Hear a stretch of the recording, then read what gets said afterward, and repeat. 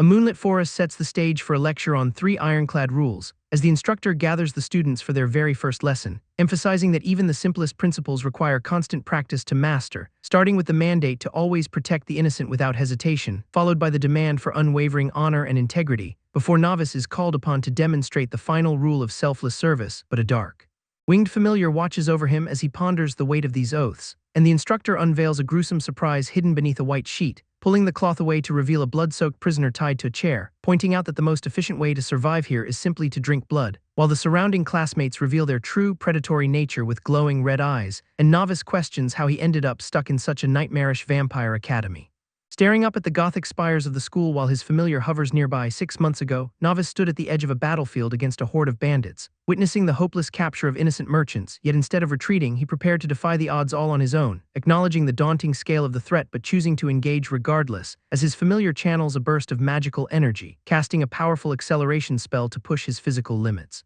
And he launches himself into the fray to carve through the bandit line. The bandit leader realizes the sheer strength and speed Novice is bringing to the fight, and Novice tears through the front line, ending his attackers in one clean lethal motion, launching the bandit leader into the air with a single devastating strike of his blade, leaving the man coughing up blood and clutching his chest, even as the bandit leader mocks Novice for finally showing a bit of backbone, and he invites Novice to claim his head as a prize. But Novice refuses to kill a man for a bounty when he holds the moral high ground, declaring himself the one in control while he stands over the defeated leader. As the rest of the bandit crew watches in complete silence, the leader spits back that mercy is just an opening for future regret, and Novice ignores the threats, focusing instead on the captured merchants he needs to save, while the bandit leader points out the chaos and destruction left in their wake, insisting that Novice cannot just walk away after killing his own men, and the leader warns that this softness will eventually be his undoing, before Novice forces the man to move, showing he has no patience for more talk, while his allies step in to remind him that their guild code is absolute, and they demand he stop listening to the bandits' manipulative excuses, questioning why Novice would show mercy to someone who slaughtered innocent people, as they arrive back at the village to report the successful, where the rest of the guild members are already waiting and clearly annoyed at the delay. Rumors about Novice have been spreading like wildfire because his party members are miraculously still alive, and the guild is calling his monster-slaying missions a beacon of hope for humanity, so his teammate pulls him aside to check if he is holding up under the pressure, but Novice just stares off, questioning if their current path really aligns with what is right, especially since the guild creed demands they treat bandits like monsters that need to be wiped out. And he cannot help but feel conflicted about whether the order would actually be proud of that, while a kid he just rescued thanks him with tears in his eyes. And though the boy feels bad about having no money to pay him back, Novice brushes it off by telling the kid to just become a proud adventurer one day, because he remembers the dark history of why the guild was formed to fight back against rising monster threats, and how the kingdom eventually turned to the system to empower warriors when monsters started getting stronger, leaving the world in a state of chaos while the king desperately searched for a solution. So the monarch eventually granted talented adventurers a special power to hold the line, and that is exactly where Novice started his journey under the guidance of the system, where he was raised on strict rules of justice, honor, and serving with total selflessness, making him one of the strongest fighters in the order and a key defender of the kingdom. But his selection was just the beginning of a long mission to repay a debt for his second chance, which is why he is so obsessed with getting stronger and climbing higher, as he currently needs to grind all the way to level 40 for a chance to reach his goal, yet his teammate just laughs off his intensity, telling him the people are already proud of his reputation. The Duskwatch Guild Hall stands quiet as Novice returns to base, and he barely has a moment to breathe before his arrival is noticed, for he walks straight to the quest board while everyone else is still winding down, immediately grabbing a dusty flyer that has been ignored by every other party, so his teammate confronts him about rushing out when they have half a day left, but Novice points to the missing person report, a job that has been rotting there for a week. Though the reward is a measly 5 silver coins and the location is a monster-infested den, and Park tries to talk him out of it, reminding him that the payout is a joke for the risk, yet Novice insists that even a slim chance of saving someone is worth the trip, even if Park wishes he cared more about the gold like a normal adventurer, because Novice genuinely believes the reward lies in the act of helping others, so Sly, who has known Novice the longest, warns the others that he is already dead set on going, while Novice clarifies that he would rather perform a rescue than hunt down mere bandits, which sounds like a final quest to his friends caught off guard by his sudden drive, and he justifies the danger by mentioning the missing man left behind a young wife. So he tells them they do not have to join, knowing the rules require a party of 3, but his friends refuse to let him go solo, laughing that someone has to protect the protector. And Novice is visibly moved by their loyalty, realizing he has saved them enough times to earn their trust, so the group agrees to head out together, leaving Park behind to rest his injuries, because Novice insists that they are enough to get the job done without risking Park further. Novice turns back to ensure the guild is covered while they are away, and the group heads out together, leaving Park behind to rest his injuries, reaching the outskirts where the missing man was last spotted near the caves. So they track down the informant, the brother of the missing farmer, who explains that his sibling chased a stray cow into the wild, and the trail simply vanished into the woods without any sign of his return, while Novice questions the brother about any search attempts made in the area. But the man admits he lacks the strength to face the monsters lurking there, and he breaks down, confessing that he only hopes to bury a body if his brother is truly gone, leaving the weight of the request heavy on their shoulders. So Sly turns to Novice to see if he wants to take the job, although Novice knows the odds of finding the man alive after a week are effectively zero. Yet Sly pushes him to decide, sensing the importance of the closure it would bring. Because he believes that returning the body is a mercy they can still provide, and Novice agrees to accept, though he warns the brother not to get his hopes up, who watches them leave with an expression of desperate gratitude while something unseen in the shadows tracks their movements, and the brother wonders if they will actually succeed in their grim task as the team marches deep into the Chlorift caves, where Novice notes the blood on the ground is still fresh, signaling they are close. Novice surveys the empty cave and wonders if they've actually found a monster's lair, while cautioning the group that sticking together is their only real insurance, because these tunnels are designed to disorient and trap anyone wandering inside. So the team continues pushing forward despite the sheer scale of the labyrinth, but suddenly a strange gust of wind extinguishes their torches, leaving the group in total darkness and confused by the sudden air current. The Novice calls for a brief halt to reassess their situation, and he activates a light spell to banish the encroaching gloom, but his magic reveals a monstrous claw lurking in the shadows just out of sight. So Novice rubs his eyes, struggling to process what he just witnessed, as a sense of dread creeps in because he knows something is definitely watching them. Then he glances back into the darkness, certain he saw a phantom figure, which prompts Sly to ask if he's alright after seeing his pale reaction.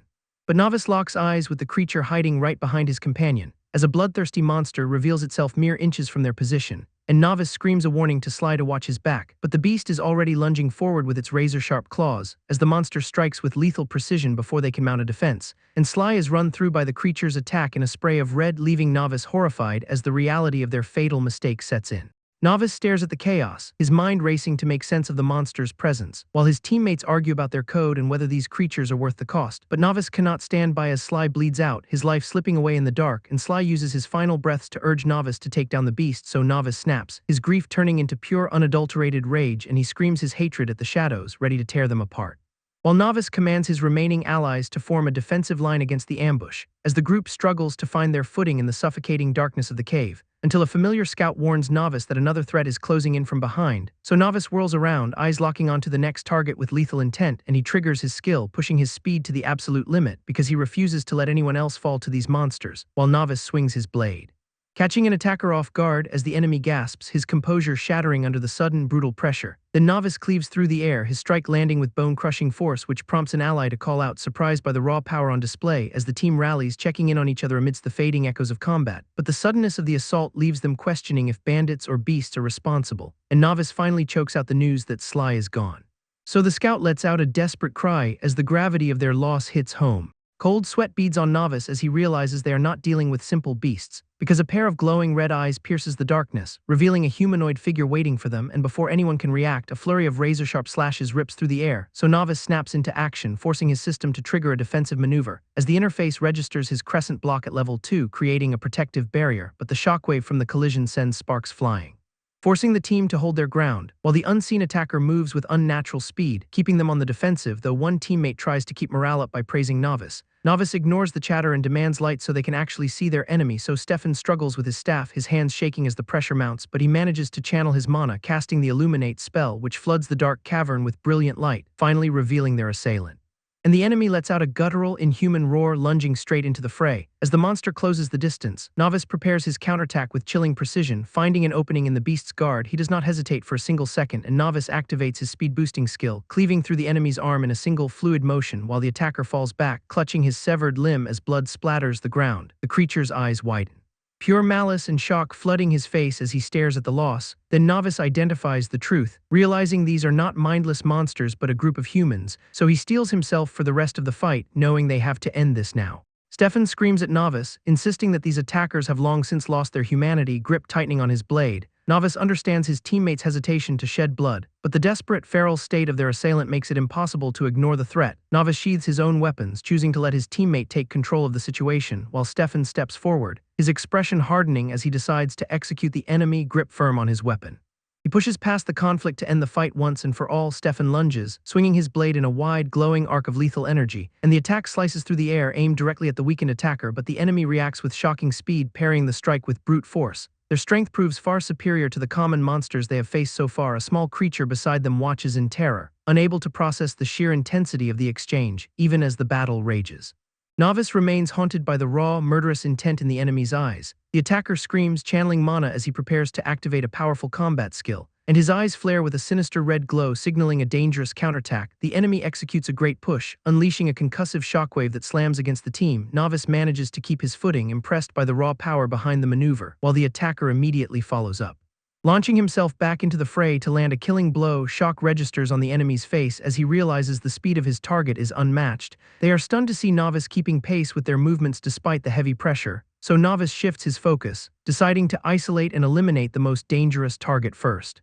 Novice calls out to Grant, but the enemy has already seized him by the throat. The dark-clad opponent lifts Grant with one hand, mocking the fragility of his staff. Grant struggles to breathe as the grip tightens. Novice screams in desperation, seeing his ally caught in such a lethal position, tears well up as the reality of the situation hits. The enemy discards the broken staff, dismissing it as a worthless toy. Stepping into the fight, Novice engages the attacker to force a retreat. He clashes steel against his opponent, desperate to create an opening. Realizing the danger, Novice forces a skill activation. A holy barrier at level 3 erupts, forming a defensive shell around them. The shimmering shield holds for a heartbeat against the relentless pressure. However, the attacker just smirks at the display, unimpressed by the glow. He drives a fist wreathed in dark energy straight into the barrier. The defensive construct shatters like glass under the overwhelming force. Grant takes the full impact of the strike, pinned beneath the wreckage of the spell. Novice watches in horror as his teammate is driven into the ground. The attacker stands tall over the fallen body. Anger consumes Novice, seeing the devastation left in the wake of the blow. Grant lies broken on the earth, bleeding heavily from the brutal assault. Novice prepares to unleash everything, vowing to make them pay for this. Novice channels his remaining aura into his blade, ready to defy the odds. The attacker barely glances back, mocking his desperate resolve with a casual grin. Sparks fly as the two lock weapons, the air crackling with their clashing energies, goading Novice. The dark-clad warrior calls him a little monster, rejecting the label. Novice screams that he is nothing like his cold-blooded opponent. Memories of a ruthless king haunt the battlefield, casting a shadow over their exchange. Chip urges Novice to burn through every ounce of his remaining strength, abandoning all caution. Novice draws his sword and prepares for a final stand. A vision of his past struggle flashes before his eyes, fueling his burning determination. He lunges forward, blade singing as he fights to rewrite his tragic destiny. Watching the charge, the attacker finds this show of defiance surprisingly entertaining. He beckons Novice to prove his worth, daring the human to push past his limits. Their blades collide in a blinding flash of crimson and blue light. Savoring the intensity of the fight, the attacker claims Novice is too valuable to kill. A sinister aura manifests behind Novice, turning the tide against him in an instant. A hidden strike catches Novice off guard, tearing through his defenses with ease. Blood sprays from his mouth as the force of the blow sends him reeling, gasping for air. Novice struggles to stay upright while his energy begins to fade. The attacker looms over him. Laughing maniacally as his dark power surges, relentless slashes rain down on Novice, leaving him battered and nearing his breaking point. A clawed hand reaches out to deliver the final blow, but the dark-clad enemy instead pulls the battered Novice close, whispering that death is not coming for him today. He sinks his fangs deep into Novice, tearing through flesh with primal hunger. Novice can only mutter about his failure as his consciousness slips away. His vision goes dark, and he collapses onto the cold ground. The enemy stands over his broken body, mocking the human's failed attempt at protection. Chip flies in, screaming in terror as he realizes the dire situation. Desperate to wake his partner, the companion fears they are both finished here. Just as the enemy gloats, a sudden violent strike pierces his chest. Stefan lunges from the shadows, blade buried deep in the enemy's heart. Stefan gasps for breath, his own body failing after so much blood loss. Staring at the damage he dealt, he finds peace in this final act. A massive wound in his chest marks the cost of his sacrifice. His hand drops, his strength finally deserting him after the strike. Memories of his role as protector flood his mind one last time. He stumbles, his legs giving out beneath the weight of his injuries. The enemy rips the blade out, surprised that Stefan was still breathing. Catching the enemy off guard, Stefan thanks his fallen comrade Sly, and as the enemy turns, Novice rises again, blade ready to keep fighting. Teeth bared in a final, desperate roar, the enemy prepares to unleash everything, mana crackling with lethal intent as he screams for Novice to die. Steel bites into the ground, a desperate anchor for the incoming surge. Blinding waves of energy erupt in a massive shimmering magic circle. Shockwaves tear through the surrounding space, pulverizing the very earth. Thunderous rumbles echo as the raw output tears reality apart. Watching the impossible display, the enemy realizes the scale of the power.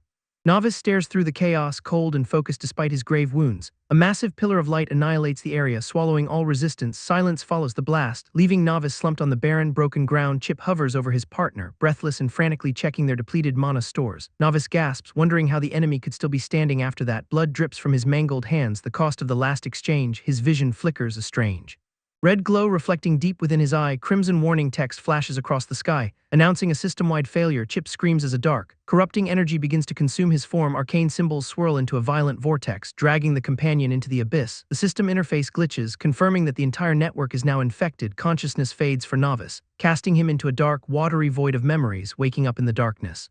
He calls out for his lost companion, only to find someone else standing there. Novice turns to find three familiar figures standing in the void, and he lunges forward, demanding to know how they arrived in this place. But the leader of the group cuts him off, asking why Novice failed to protect them, his sudden accusation freezing the protagonist in his tracks, and the three ghosts scream in agony, their eyes bleeding as they blame him for their deaths. Novice stammers an apology, desperate to explain he simply was not strong enough. Then dark, jagged energy rips through the space between them, as a pool of thick crimson liquid swallows the ground beneath his feet, leaving Novice to sink into the red abyss while he struggles to comprehend the reality of this torment. He clutches his head, begging the void for an explanation of this psychological nightmare. Suddenly, a gloved hand reaches out from the dark, grabbing his face, and the mysterious figure mocks his failed attempts at playing the hero. Novice curls into himself, crushed by the realization that his efforts were utterly meaningless. A twisted smirk forms on his face as he wonders if his self-imposed rules were the real mistake. His own reflection stares back from the pool, questioning if he could have prevented the slaughter. He begs for this to end, pleading for a release from the mental torture. The reality of the situation drips down like blood, thick and inescapable, gasping for air. Novice hopes against hope that this is all just a bad dream. He wakes up back in the physical ruins, clutching his head in total confusion, but the trauma of the vision lingers as he sees the remnants of his comrades still dying in his memory. Novice tries to piece together the events of the assault, searching the desolate ruins for any trace of the past, but the silence of the area only confirms that something went horribly wrong, forcing him to wonder if his own mind is finally fracturing under the pressure, until a familiar presence suddenly appears right in front of him, and Novice recognizes the voice of Chip, his system navigator, but the shock hits hard when he sees how much the little creature has changed. Chip explains he feels strange after the transformation, so Novice panics, questioning if he has turned into a monster himself, knowing full well that a system navigator changing its avatar is unheard of, and the realization that the system itself might be compromised starts to sink in. Then a massive system error flashes, revealing that the entire interface has been infected. Novice commands Chip to open the system interface immediately, where he finds his character status wiped clean to level 1, and the bizarre stat spread leaves him questioning the legitimacy of these new numbers, especially since his sense stat is something he has never encountered in all his training. Concluding that a system reset like this should be impossible without direct intervention, Novice decides he needs to locate the bodies of his fallen comrades before moving on. So the pair spends hours scouring the wreckage for any sign of his team, but they find nothing, leaving him to wonder if they somehow managed to escape the slaughter. Novice suggests heading to the nearest village for help, hoping they might find the others there, but Chip tells him to stop beating himself up since they have already combed through the entire area, and Novice asks if Chip knows of any monster venom capable of infecting humans or changing them entirely, though his own system interface still displays his race as a critical error. So Chip admits there are many poisonous abilities out there but questions what Novice really means by changing. Novice swings his blade while recalling the things they encountered back in the cave, and the memory of those creatures having such human-like faces starts to haunt him, making him wonder if he's becoming a monster with too many eyes, but Chip just calls him ridiculous as always. Yet Novice brushes off the comment and tries to focus, deciding he is just being paranoid as the sun begins to rise over their search, and suddenly his exposed skin begins to burn with an unnatural intensity, causing Novice to cry out in pain as the sunlight feels like literal fire on his arm, and Chip notices that Novice is clearly suffering as they stand in the open light. Then a system notification appears, confirming that his body is being affected by the sun and causing his HP to drain, while Novice stares at the red warning in total disbelief, and the system alert pings again, showing his HP continuing to drop rapidly, so Novice grabs Chip and desperately commands them to find shade, spotting a rocky outcrop nearby that might offer some shelter, and they dash behind the stone wall just in time to escape the burning rays. Then the interface pings once more, signaling that his stats have finally returned to normal now that he is out of the sun. Novice checks his interface and realizes his stats are falling apart along with his health, and a sudden system ping triggers a new quest while Chip is still in a vulnerable state. The notification explicitly tasks him to consume human blood to restore his lost HP, which leaves him questioning what kind of twisted system would demand such a thing, desperately hoping the alert is just some kind of error in the game code. Then the system updates with an even more disturbing detail about consuming different blood types, leading Novice to wonder if the system is just trying to fix his massive blood loss. So he decides to head back to the village immediately to find a real solution, but he stumbles back into direct sunlight, triggering another immediate warning from the interface, and he stubbornly insists that the system must be completely broken. However, he stops mid-stride as an unidentifiable scent catches his attention in the woods. The smell is unnervingly sweet and suggests that other people are nearby, driving him to dash through the trees with unnatural speed toward the source of the aroma, until he arrives at a clearing and finds a settlement hidden in the shadows. The sight of a figure lying on the ground stops him in his tracks, and he realizes it is a dead body discarded right in his path, reaching out to touch the corpse. Novice is overwhelmed by the intense, sickening scent, struggling to understand why the smell of blood is suddenly so intoxicating to him. While his instincts begin to warp and override his common sense, the system quest flashes again, and he starts to consider just taking a single taste. Novice hovers his hand over the pooling blood, his mind slipping into a dark haze, convinced that just one taste could satisfy the system's gnawing hunger. But he clenches his fist to force himself away from the temptation, deciding that he has to leave the corpse alone and move on, yet he laughs at his own near lapse in judgment, horrified by how close he came to crossing the line, so he tells Chip that they need to get out of the clearing immediately. However, the bloodlust feels like a physical pull behind him, dragging at his very soul, and Chip screams in panic as the sunlight begins to sear Novice's skin. The system interface pings again to demand blood while his health bar ticks downward, forcing him to watch his HP drop as the sun keeps eroding his strength. Because the system quest is still flashing bright red, insisting that he consume human blood to survive, he stumbles through the brush.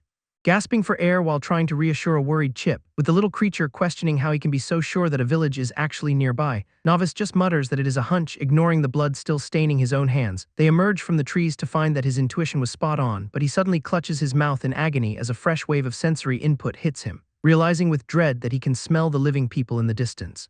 The scent of their life force is sharp and overwhelming, like nothing he has ever felt before, and he stares in horror as a group of villagers walks right into his field of vision. His body screams for him to hunt, but he desperately shouts for his own mind to stop. Novice slams his hand against a tree, trying to anchor himself in reality, but his health bar takes another hit as the physical toll becomes unbearable. Realizing he's a walking catastrophe, he forces himself to stay away from the innocent village. The sight of the unsuspecting people through the foliage sends him spiraling into a mental breakdown, doubling over in the dirt. He desperately clutches his head to suppress his violent instincts.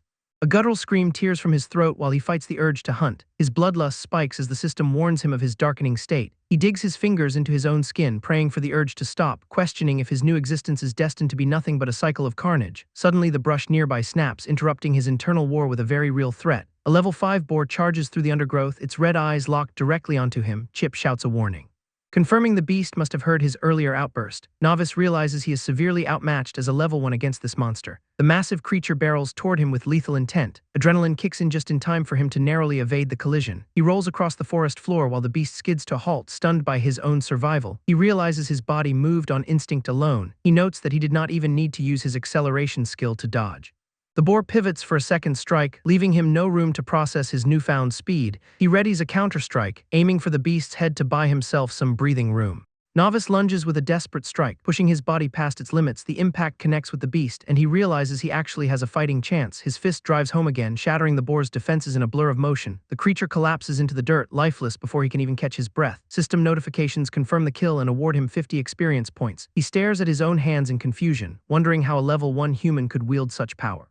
The realization dawns that the red essence clinging to him is the source of this surge. Chip hovers nearby as Novice contemplates consuming the beast's blood to silence the system's influence. His navigator admits they are in uncharted territory, though the nighttime seems to suppress their physical pain. Feeling unnaturally strong now that the sun has set, he fears what would happen if he faced this monster in daylight. He kneels beside the carcass, desperate to break the system's control before his health hits zero. The ground is slick with gore, and he decides to drown his dark urges in the remains of his kill. Ignoring his own revulsion, Novice tastes the hot blood. Chip recoils in horror, unable to comprehend the change overtaking his companion. The taste is different from what he expected, lacking the metallic tang of his previous encounters. His bloodlust spikes as his health drains, forcing him into a violent internal struggle. Phantom shadows of his past comrades materialize. Clawing at his mind and demanding submission, he screams at the hallucinations to vanish. Clawing at his own skin in agony, the spectral hands drag him toward the darkness, and he grips the boar's tusk to anchor his sanity. He plunges the blade into the earth, choosing to wound himself rather than give in to the corruption. Novice realizes the self-inflicted wound is not enough to stop the corruption, and he grapples with the dark irony that his life as an adventurer has been about protecting people. So if he has truly become a monster, he concludes that he must be the one to eliminate himself. The internal chaos reaches a breaking point just as a presence approaches from the trees. A civilian woman wanders into the clearing, completely unaware of the blood-drenched nightmare standing before her. Novice warns her to leave immediately, his voice barely holding back the predatory instinct clawing at his throat. The stranger tries to plead for her safety, but his vision is already consumed by a crimson haze. She stands paralyzed as the system highlights her vitals, marking her as a target for his insatiable hunger. He slams his blade into the ground to anchor his humanity, desperate to suppress the system's command to kill. The world shifts around them as he forces himself to confront the psychological projections of his own madness. Blood-red warning signs flood his vision, screaming at him to give in and slaughter the innocent. He rejects the system's influence, shouting that he is not a mindless puppet. She misinterprets his internal struggle for physical injury and reaches out to offer help. Novice desperately tries to push her away, knowing that his proximity is a death sentence, ignoring his warnings. The woman grabs his hand to steady him. Physical contact triggers an overwhelming sensory overload as he feels her pulse against his skin. The sound of her heartbeat echoes like a drum inside his mind, amplifying his lethal cravings. He can even sense the flow of her blood, making the temptation to strike nearly impossible to resist. Oblivious to the danger, she pulls out a healing potion to treat his wounds. And she scolds him for being stubborn, unaware that she is casually saving the monster currently trying not to eat her. Novice takes a direct hit to his health, dropping his remaining HP to a critical level. Chip snaps him out of his downward spiral, demanding he dump that suspicious potion before he bleeds out. The sudden physical intervention startles Novice, causing him to recoil from the civilian, gripping his aching head. He fights to stabilize his unraveling mind. The relentless voices of the system finally fade into silence. Chip checks in on his status. Asking if the worst of the mental feedback has passed, the woman offers him refuge at her nearby campsite, insisting his condition needs immediate care. Hearing that humans are nearby sparks a flicker of hope in his exhausted state. He wonders if the potion actually purged the bloodlust or if his resolve just finally kicked in. Chip chimes in with a dark reminder that if he dies, the system will just force him to kill her anyway. The little creature begs him to prioritize their survival over moral hang-ups. He watches as Chip lets out a dramatic, exaggerated wail about his own potential demise, noting the shift in his companion's personality. Novice realizes the system update really changed everything. The little imp continues his frantic act, displaying a level of emotional manipulation he never showed before, following the woman into the brush. Novice questions her about the strange monsters lurking near their camp. He presses for details, specifically asking if these threats mimic human appearances. She hesitates to answer his inquiry, clearly unsettled by the nature of the creatures. Tension erupts as a sudden, violent force rips through the foliage. A rope lash strikes the woman from out of nowhere, binding her limbs in an instant. Before she can even scream, she is yanked into the darkness, leaving Novice to reach out in a desperate attempt to catch her. Novice realizes the monsters are back and he is not about to let his mission end in failure, planting his feet firmly into the dirt. He prepares to launch himself into the thicket, surging forward with a burst of momentum. He tracks the direction the woman was dragged. The forest floor kicks up behind him as he sprints through the dense trees, scanning the empty trail for any signs of struggle. He finds only silence in the dark, activating his heightened sense skill.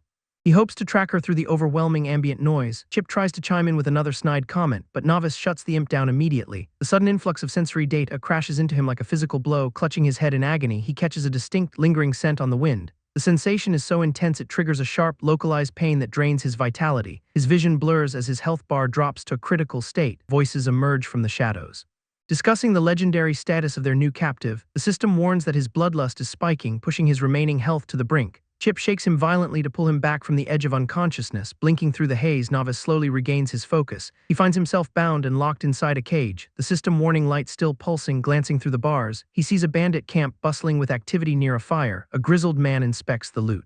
Ordering his men to keep their haul secure, the woman who lured him here watches from the shadows, smirking at his pathetic capture. Chip points out that she played them for fools from the start, leaving Novice trapped and vulnerable.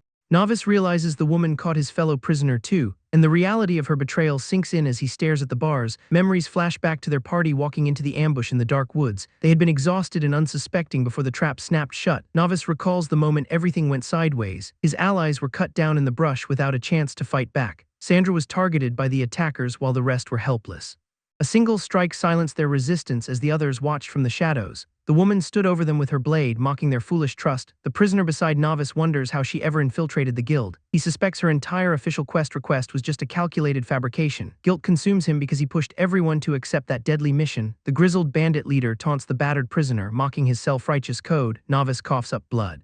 Feeling his life slipping away in the cramped cage, Chip observes the fatal wound and warns that he has less than 30 minutes. The prisoner looks at his own blood-soaked hands in total despair. A system alert triggers as his bloodlust spikes toward a critical threshold. Novice accepts his grim fate but decides to use his final moments. He asks the prisoner to carry out a final act of vengeance if they survive. The prisoner agrees to hunt them down since they are nothing but monsters.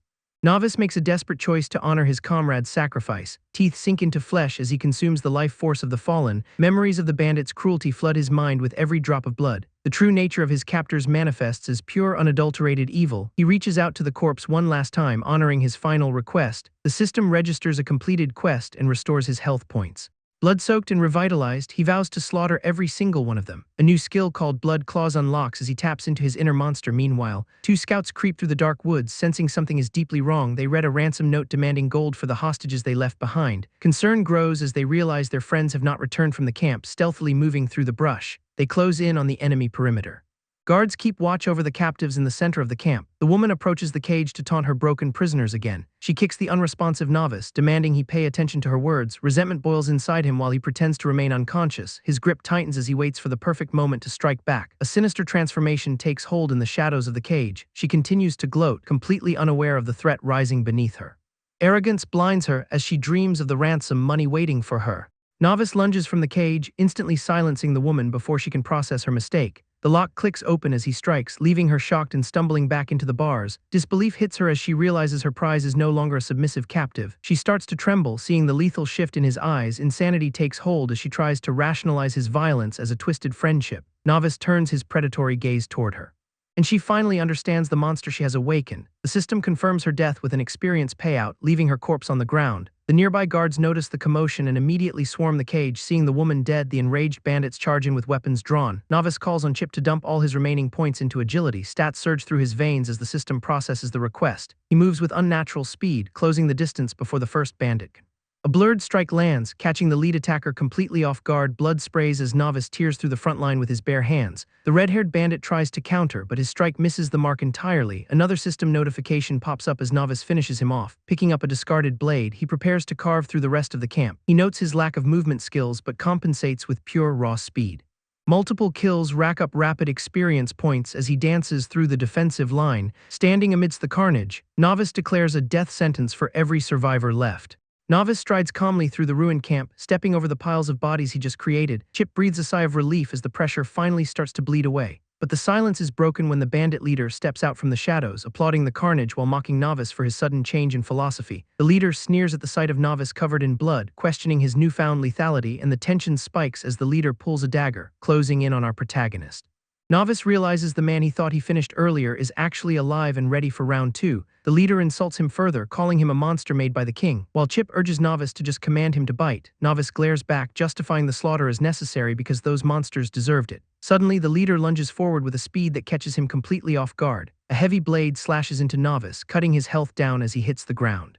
Struggling to stay in the fight, Novice wonders if he can still pull off a victory. Then the leader slams a heavy strike home, forcing Novice to block with his bare hands. The metal rings out as Novice barely parries the lethal follow-up. His opponent presses the advantage relentlessly, leaving him no room to breathe. Another deep cut tears across his chest, dropping his health bar even lower. Novice realizes he is currently outmatched and desperately needs to find an opening. The bandit leader mocks his system-granted strength, standing tall with a cruel grin, and challenges Novice to see how he measures up on the true power scale. Chip urges Novice to stop holding back, but the bandit leader just laughs at their moral code. The antagonist swings his heavy blade with lethal intent, demanding he abandon his humanity. Novice rejects the comparison while taking a direct hit that sends him flying across the ground. The leader narrows his eyes, clearly sensing a shift in his opponent's aura. Blood pours from his wounds as Novice triggers the Blood Claws skill. Sacrificing his own HP for power, red energy surges into his fist. Turning his hand into a glowing, lethal weapon, his eyes glow with a dark intensity as he prepares to counter the relentless assault. The strike connects with incredible force, tearing through the leader's defenses in a spray of blood. The antagonist recoils from the sudden, violent impact of the blood-drenched claw. Blood sprays from the leader's chest as he realizes he has been severely wounded. He questions the nature of this ability, stunned that it feeds on vitality rather than mana, coughing up blood. The leader mocks Novice for claiming to be different from the monsters they've become. Novice flashes back to the carnage of his former guild, where survival meant sacrificing everything. He stands his ground, admitting he no longer considers himself worthy of the people he once protected. The leader presses his advantage by taunting Novice about his past and his guild affiliation. A cruel smile stretches across the leader's face as he brings up the guild's corrupt money. Hearing the guild mentioned again snaps Novice back to the immediate danger of the fight. The antagonist continues his cynical rant, insisting that every single human is a monster at heart. His gaze fixes on the battered protagonist, waiting for the final breaking point to arrive. Chip watches in horror as the leader prepares a finishing blow, thinking the end has finally arrived. Novice stares down the dying antagonist, declaring he has finished the job as requested, questioning if Chip truly believes the guild would sink low enough to work with criminals. Memories of innocent lives lost flood his mind, sparking a spiral of agonizing doubt. He struggles to breathe while wondering if his entire history of fighting was a lie. Little Devil zips in to snap him out of the breakdown, warning that his HP is critically low. The system assistant reminds him that consuming the enemy's blood previously triggered regeneration. Novice recoils at the grotesque suggestion, struggling to reconcile his humanity with these violent urges. Little Devil pushes the point, mocking his sudden shift from bloodthirsty killer to moral crusader. The protagonist finally concedes the logic. Realizing he has no other path to survival, he drops to his knees in self-loathing, fearing that he is becoming a threat to everyone. Realizing the guild's corruption runs deep, he resolves that he must act to stop them. Acknowledging his current weakness, he knows he needs to grow stronger before facing them. The realization hits that drinking the bandit leader's blood is his only viable shortcut. A predatory grin spreads across his face as he accepts the dark necessity of the act. He plunges his hand into the antagonist, and a system prompt confirms the successful consumption. The taste of the blood is sickeningly sweet. Fueling a surge of raw, unbridled power, internal systems react to the intake, flooding his cells with an intense, addictive energy. He experiences a rush similar to a level-up, craving more of the forbidden sustenance. The forest around him falls silent as his hunger continues to gnaw at his sanity. Novice turns away from the consumed bandit leader, fully transformed by the dark power he just claimed. The girl spots Novice, her voice trembling as she realizes who she is facing. He stands there drenched in the bandit leader's blood, his presence warped by the new power. She does not wait to find out his intentions, bolting through the woods in a blind panic. Novice watches her retreat, his arm still coated in the remnants of his gruesome meal. She fumbles with her weapon while running, terror etched into every panicked movement. Calling out for her to wait proves useless, as she vanishes into the dense forest. Little Devil jokes that she probably feared being his next meal, which Novice grimly admits makes sense. The system alerts him that the current quest is to reach level 5. Dark thoughts plague him, wondering if the system is forcing these kills or if his own nature is shifting, tearing his blood-stained clothes off in frustration. He desperately tries to shed the weight of his actions. Little Devil questions their next move, asking if they should return to the village, admitting his lack of control. He decides that leveling up is the only path to mastery. Little Creature cheers on the decision, eager to see what growth awaits them next. Novice prepares to grind, knowing that returning to the village is a future necessity. He realizes the guild must have been behind the bandit's escape, fueling his need for vengeance. Little Devil suggests looting the fallen bandit for fresh gear. Noting the size match, stripping the corpse of his clothes feels like a new low, but he accepts the necessity. Time passes as he levels up in the wild, his strength growing with every encounter. Eventually, the path leads them back to the guild hall, the target of his growing resentment. Inside the hall, guild members toast to the missing bandits, unaware that Novice has returned for blood. The guild members are still speculating about the missing bandits, wondering if they might have survived. Park tries to reason with them, pointing out that it has been way too long for them to be missing, but the guy in the white cloak snaps back, obsessing over why no bodies have been found yet, and he refuses to accept the reality that those bandits were probably killed. Park slams her hand on the table to shut down his denial, demanding to know who could have possibly taken them out. The tension between them spikes as he glares at her. Clearly rattled by the lack of answers, footsteps echo through the hall, drawing their attention to the arrivals. Taxon struts in, openly boasting that he and his party have become the top dogs in town since Novice vanished. He smirks while mocking the idea of Novice, acting like he owns the place now. The guy in the white cloak confronts Taxon, calling out his arrogance and reminding him who actually did the hard work before. Pure fury boils behind his eyes as he listens to the blatant lies. His hand clenches into a tight fist beneath the table, barely restraining his urge to attack. Taxon boldly claims he was the one who cleared out the bandits while everyone else was busy. He laughs manically at the group, gloating that with Novice gone, the path is clear for him to become the next chosen one. Taxon continues his victory lap, walking past the table and demanding his reward for the supposed cleanup. Novice watches from the shadows, fuming at the audacity while Park tries to keep him composed. She looks at the drink in her hand, silently processing the claim that Taxon was responsible, but she knows the truth is different because she clearly remembers the bloody reality of the bandit encounter deep in the wilderness. The memory of the actual battle stays vivid and violent. While Little Devil checks in on Novice, asking if he is finally getting used to the system interface. Novice realizes his system skill does not analyze stats, but instead identifies unique blood types, and he sees firsthand how consuming specific types yields different amounts of experience. Little Devil watches him feed, noting that the rarest blood types grant him permanent buffs, specifically giving him crucial resistance to the sun, which allows him to survive longer in daylight as his level increases, so he treks deeper into the woods with Little Devil.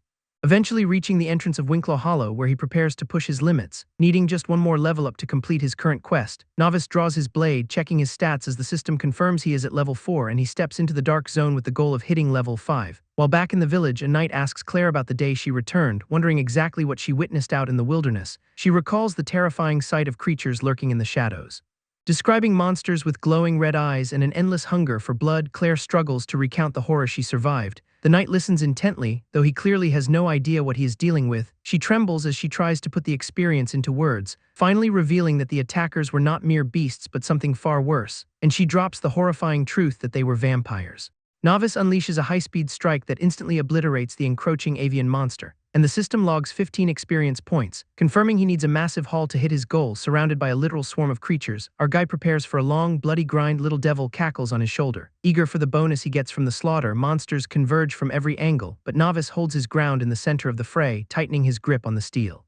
He readies himself for the next wave. A precise, sharp swing carves through the air, felling another foe in the blink of an eye. More birds dive into the fray, drawn by the carnage, activating his signature skill. He manifests the jagged, crimson light of Blood Claw, lunging forward with lethal intent. Novice tears through the front line of the horde, his hand plunges deep into the target, ending it with brutal efficiency. Another system notification confirms more experience gained as the body hits them. Despite the steady stream of kills, Novice grumbles that the base experience is far too low. He kicks a carcass aside to clear his path, searching for more valuable blood. Eyes glowing with intensity, he tracks the movement of the surviving monsters, parrying a sharp beak with his blade. He counters with a lethal strike, spinning around to face the flank. Novice cuts down the stragglers. The system detects a rare blood type, granting him a massive stat bonus on top of the kill as he drains the essence.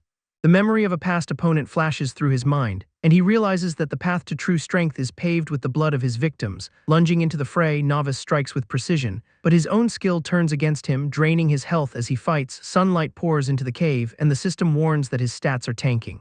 Dodging the monster's snapping jaws, he curses the light for ruining his hunting ground. Looking at his trembling hands, he realizes his power is slipping away, forced to adapt. He gathers his remaining energy to trigger his special ability. Blood Claw ignites around his arms, glowing with a desperate, crimson intensity. He closes the distance and slams his empowered fist into the beast. Impact shakes the ground, but Novice keeps the pressure locked in as he moves into the shadows. System confirms his stats are back to normal. Tearing through the monster's defense, he prepares to finish the kill. Essence splatters across the cave floor as he rips the life out. Experience points roll in, though he notes his HP has dropped to a critical 26. Realizing this high-risk cycle is his only way to power up quickly, Little Devil watches on as Novice decides to draw his steel for the next wave. A wicked grin spreads across his face, embracing the path he chose, weapon gripped tightly. He charges forward with renewed, savage energy. He closes in on another target, moving with the speed of a predator. Nothing will stop him now that he has committed to this brutal lifestyle, and with one final, clean slash, he carves his victory into the cave walls. Novice keeps the momentum going, driving his fist straight into the monster's skull, the impact cratering the beast as he pours every ounce of strength into the blow. Steel bites deep into flesh, and the system confirms he has finally crossed the threshold. Leveling up to 5 completes his quest, but the rewards are just getting started. Little Devil hovers close as Novice checks the interface, finding a major shift in his status. His biology undergoes a fundamental rewrite. And the system announces his new race. The label burns into his vision, declaring him a vampire. Shock hits him hard as he realizes the horrific truth behind his recent cravings. Memory flashes back to the monsters and their weakness to sunlight, confirming his new nature. The reality of becoming a creature of the night finally settles into his mind. His eyes shift with the change, scanning the new world unfolding before him. The system demands a class selection. Presenting options through a series of floating cards, each choice carries a heavy weight, and the system warns that the decision is permanent. Little Devil watches him weigh his future in the middle of the dark, silent cave. These class names are completely unfamiliar, leaving him to guess at their true potential. He reaches for the Night Warrior card, testing the feel of the power it offers, focus locking onto the selection. He prepares to commit to a path. System text highlights the Night Warrior's focus on raw physical prowess and speed. A preview of the class potential flares up, showing a warrior overflowing with destructive energy. Novice and Little Devil share a look of disbelief, questioning if they made the right call. Novice figures touching the cards might reveal more secrets, so he reaches out to tap another one despite Little Devil's frantic protests. The system displays the Blood Manipulator class, which forces him to sacrifice health for every attack. This combat style demands a high-risk approach by trading life force for raw damage. He groans in pain as the card's feedback hits. While Little Devil begs him to stop touching the dangerous items, a new card reveals the Scarlet Spellbinder class.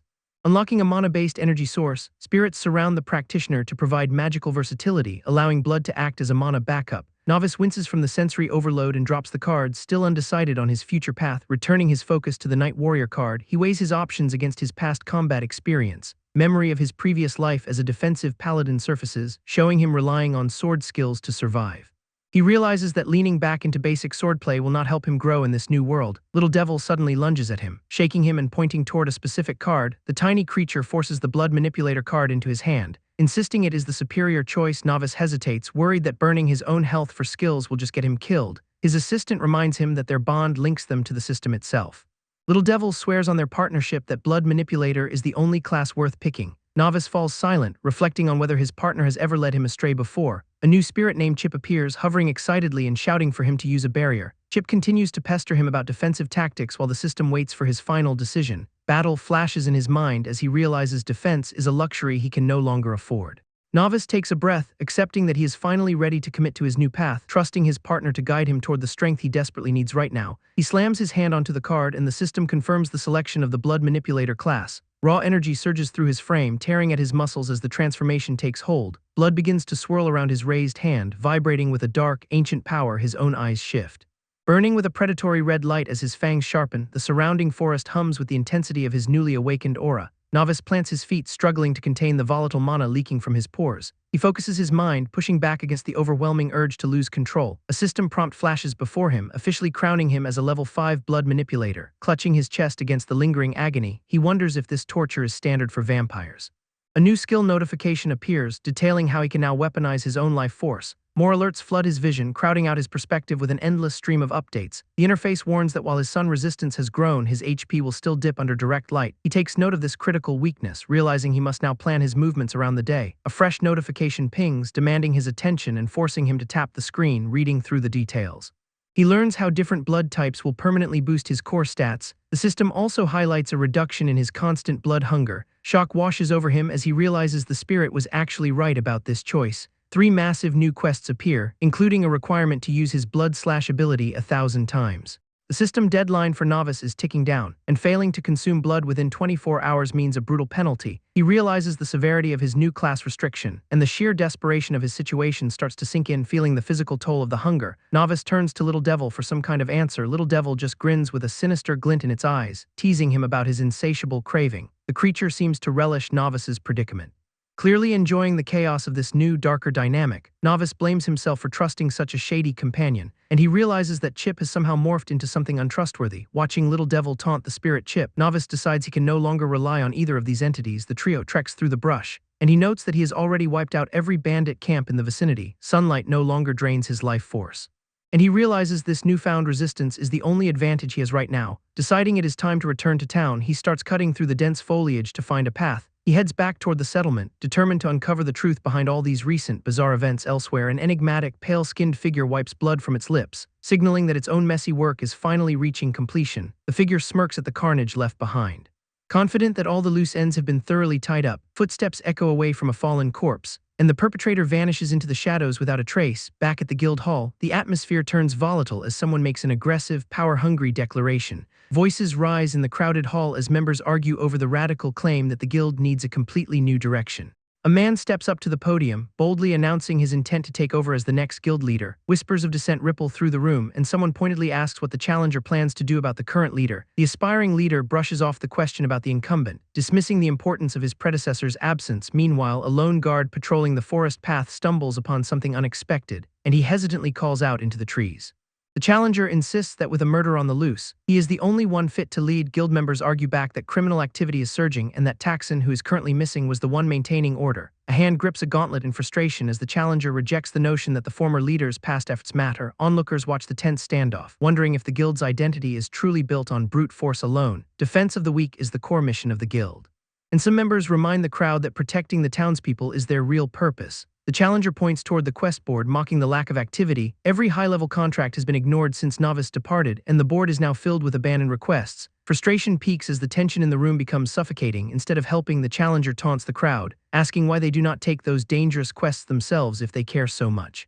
Claiming his squad is the only one capable of handling elite-level threats, he demands the most lucrative jobs for his own profit. He insists that true strength should be rewarded with the best gear and pay. Some members realize the challenger is trying to force everyone to join larger, more powerful organizations. Realizing the challenger is inches away from seizing control, the established members worry about the future of their home. The challenger challenges anyone who disagrees to duel, betting everything on his own raw power. A fellow member tries to hold him back, warning that fighting only validates the challenger's twisted ideology. The challenger shrugs off the warning and accepts the duel, fully prepared to take the leadership by force. News of the brewing fight in the square spreads like wildfire through the town. Bystanders drop their chores and hurry toward the center, eager to witness the clash between the challenger and the guild loyalists. The square erupts into chaos as the two sides clash, bodies flying through the air as the duel turns into a full-blown brawl. Blades are drawn and the situation spirals out of control, leaving the guild's future hanging by a thread. The challenger steps forward, blade drawn, and declares the duel must end before sunset. He lunges with a massive aura-infused slash that forces his opponent to leap backward. The defender narrowly evades the strike, his eyes darting to find an opening. Steel clashes against steel in a blinding shower of sparks as they trade blows. Another heavy swing from the challenger tears through the air, barely missing its mark. Taunting his foe, the challenger remarks that his opponent is all muscle and no brain. The defender grits his teeth, realizing he is being baited into a reckless mistake.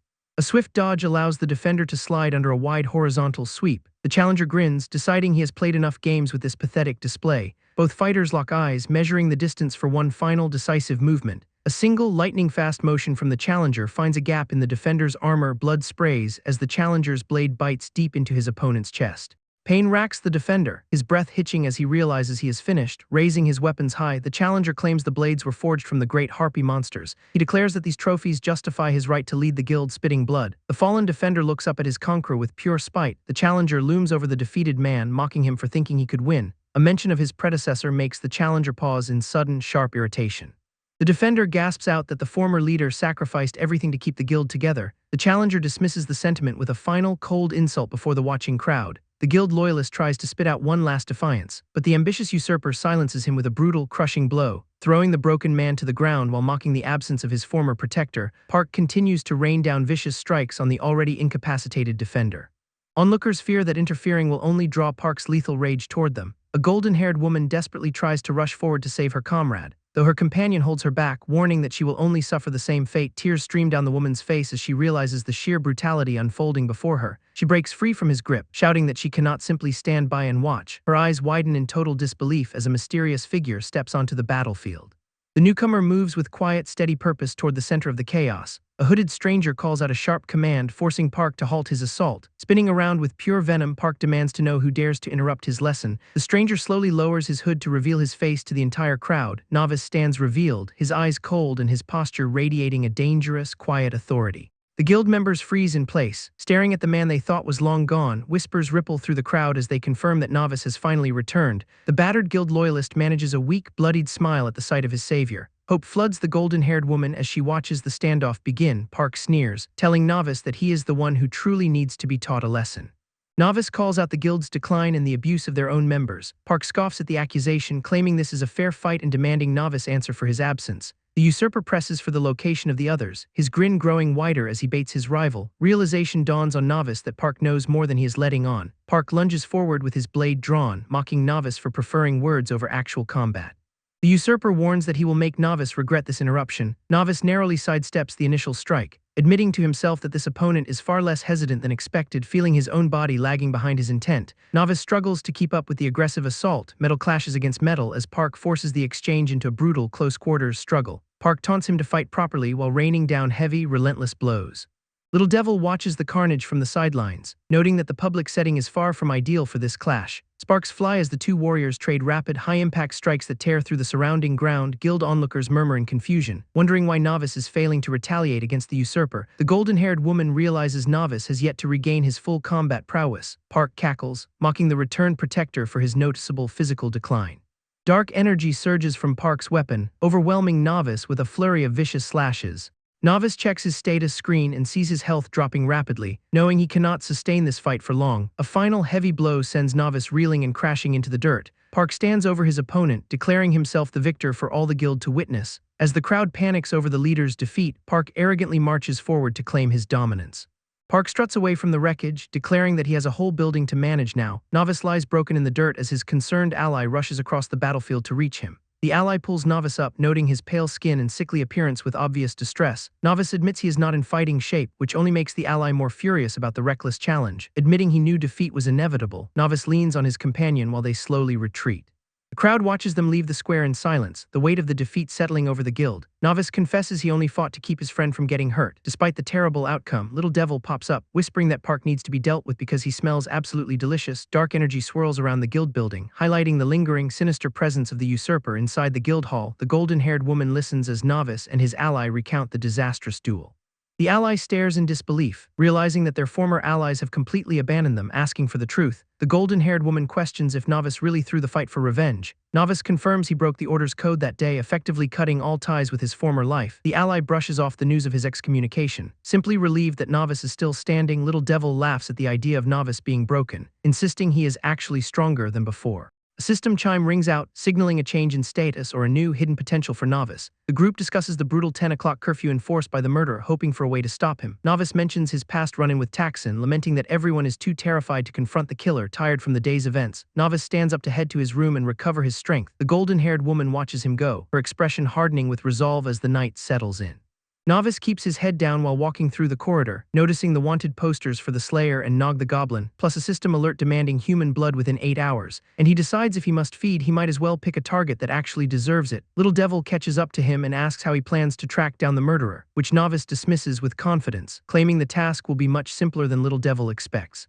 They reach the terrace as a frantic cry for help echoes through the night. Someone is clearly struggling down in the dark streets. Novice watches from above as a panicked knight breaks the curfew and regrets his decision. The knight spots Novice on the balcony and frantically waves him down for assistance, claiming he only left his wallet behind and ran into a mysterious guy in black. Novice descends to meet the knight, who seems desperate for help.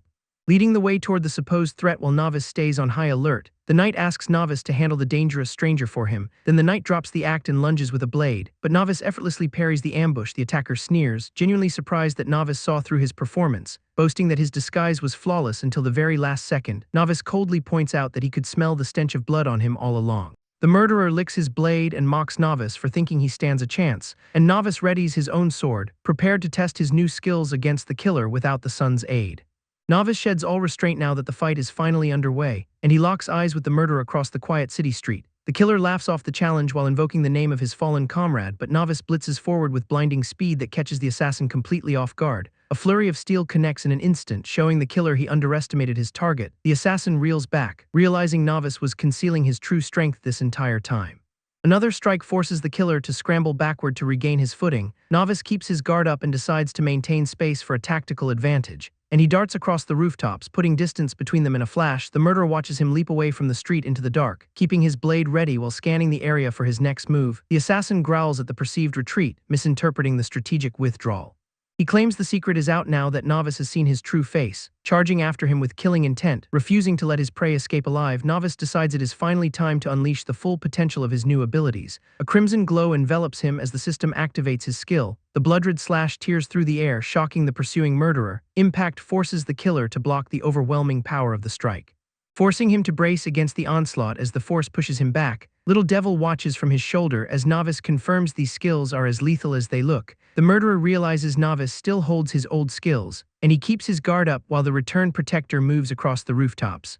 Crimson energy surges as Novice unleashes a massive blood-based strike, but the attack narrowly misses its mark against the agile assassin. Realizing his medium-range slash failed, Novice decides to close the gap. The murderer swings his blade in a desperate counterattack, yet Novice pivots midair to land right inside his opponent's reach. Switching to a blood-infused claw strike, he forces the killer back. The assassin laughs off the initial pressure, mocking Novice's strange red power.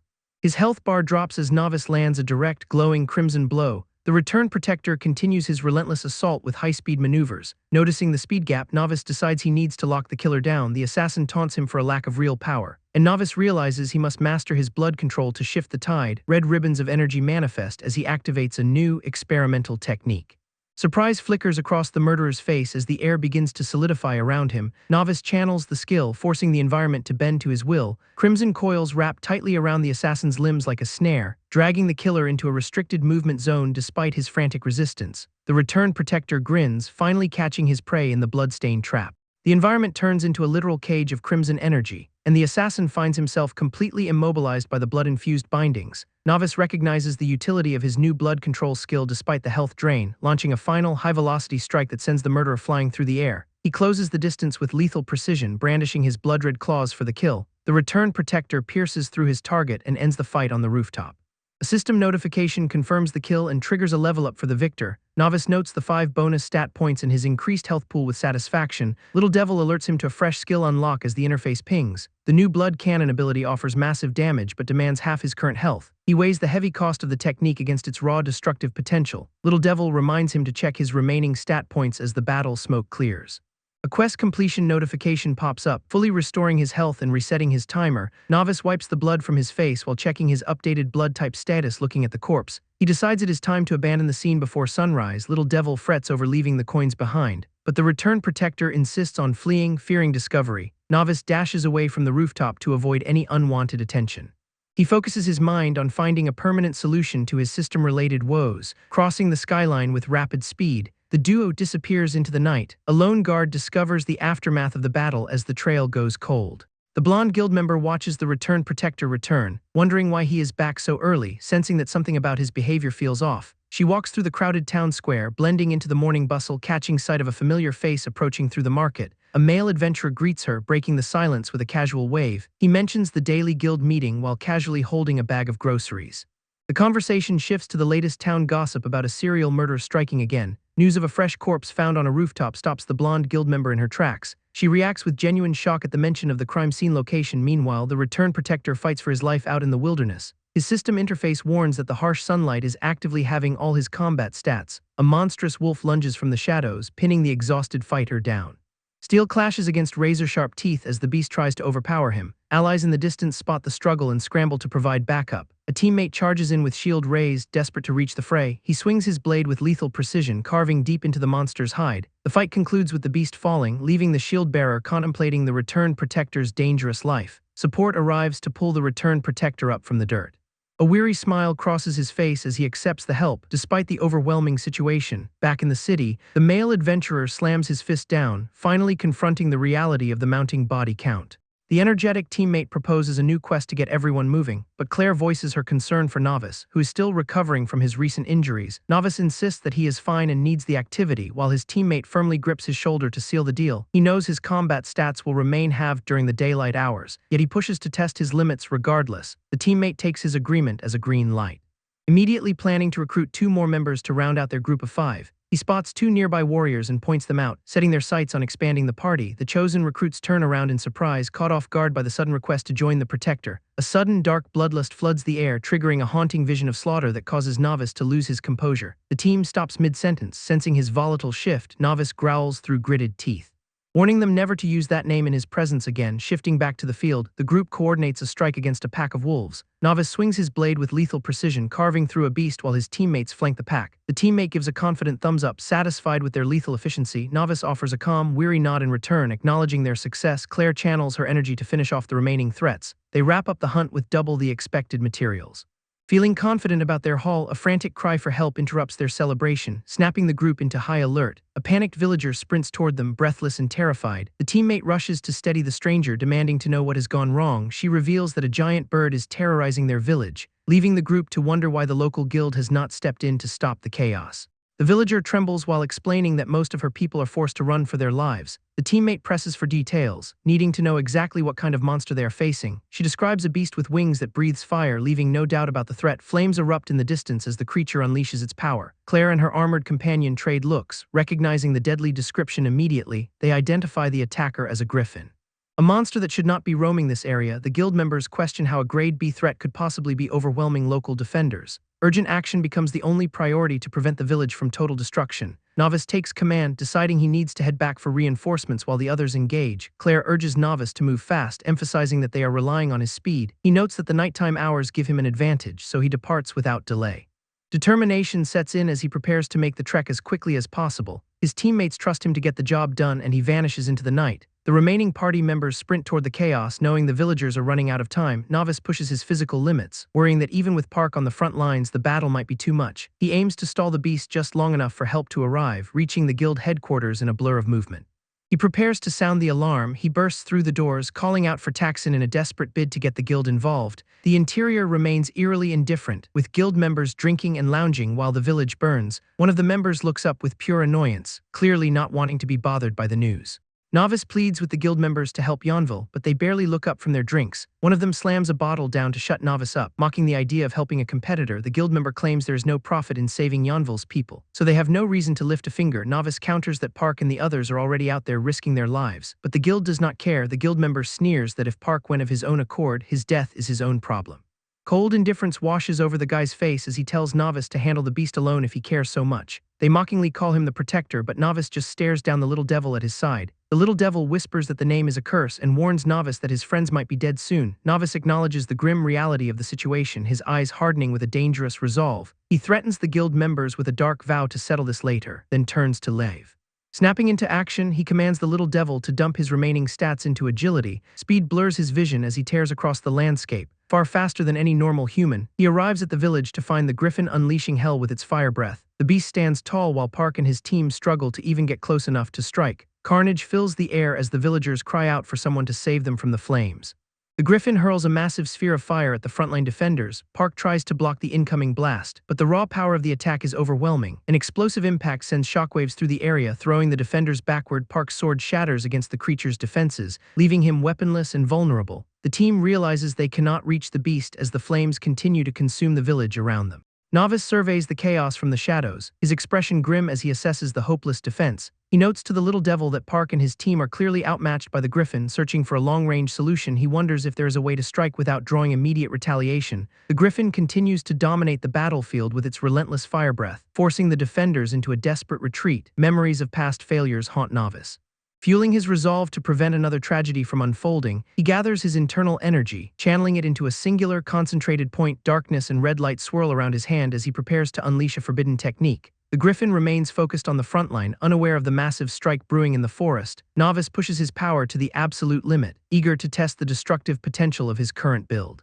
Crimson Vortex erupts as he activates the blood cannon, sacrificing half his health to power the shot. Park prepares for a final, suicidal dash at the beast, unaware that death is mere seconds away. A sudden, overwhelming pressure forces Park to stop in his tracks, his eyes widening in alarm. The massive energy beam screams across the distance, slamming directly into the griffin's chest. The frontline fighters watch in disbelief as the lethal projectile clears the path. Park stares toward the forest.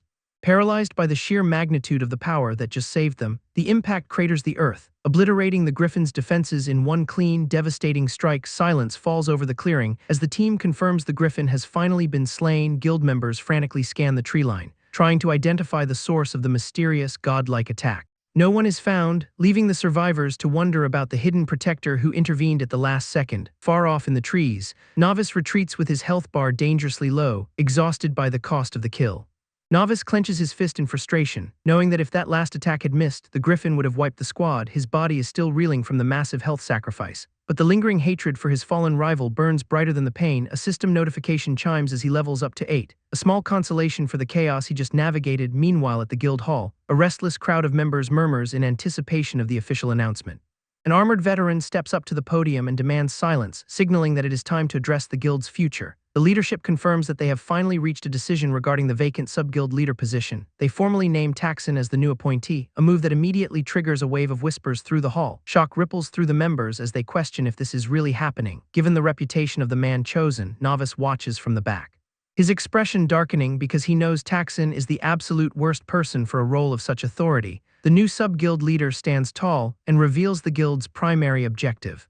A massive goblin camp has been spotted near the kingdom's borders. Royal orders have come down from the king himself, demanding that the guild mobilizes to eradicate the threat immediately. A sinister grin spreads across the face of the new leader, who clearly views this mission as a personal playground. Novice realizes that this guy does not give a damn about the mission. He only cares about the power the king's mandate provides him. Taxon announces that they will split into scouting parties to cover more ground, while warning everyone not to underestimate the goblin threat. The armored veteran nods in agreement, officially handing full command of the operation over to the new leader. Everyone begins to murmur as the teams are organized, with the new leader holding all the cards for the upcoming raid. Park and his companions exchange worried glances, sensing that the tactical choices being made here are completely nonsensical. The new leader begins calling out names, placing Park and Claire into Squad B to keep them separated from the others. A chilling smile forms on the leader's face as he turns his gaze toward Novice. He forces Novice into Squad A, leaving the rest of the group in total disbelief as they realize they've just been maneuvered into a trap.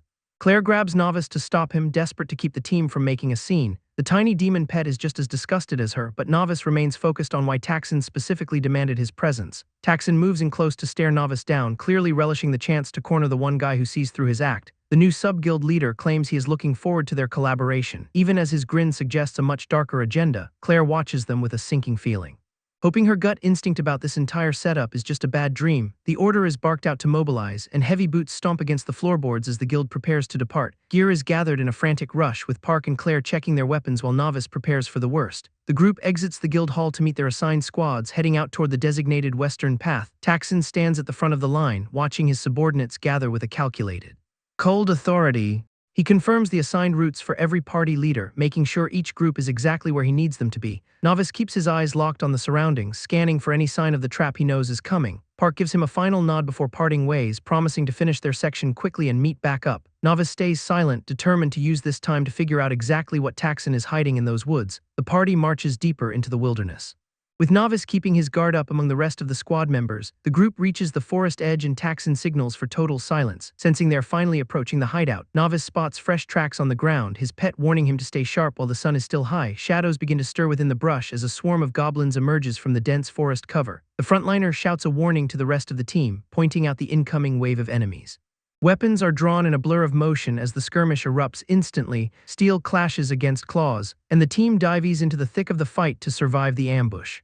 The ambush is brutal, with the goblin swarm relentlessly hammering the squad. Novice and his teammates stand their ground, parrying wild swings and trading blows in the chaos. Precision pays off as Novice finds an opening, cleanly dispatching a goblin with a single, sharp motion. The frontliner follows suit, his blade finding its mark as he drives the attacker's back. Spotting a chance, a goblin retreats into the dense foliage, forcing the team to pursue him to keep the pressure on.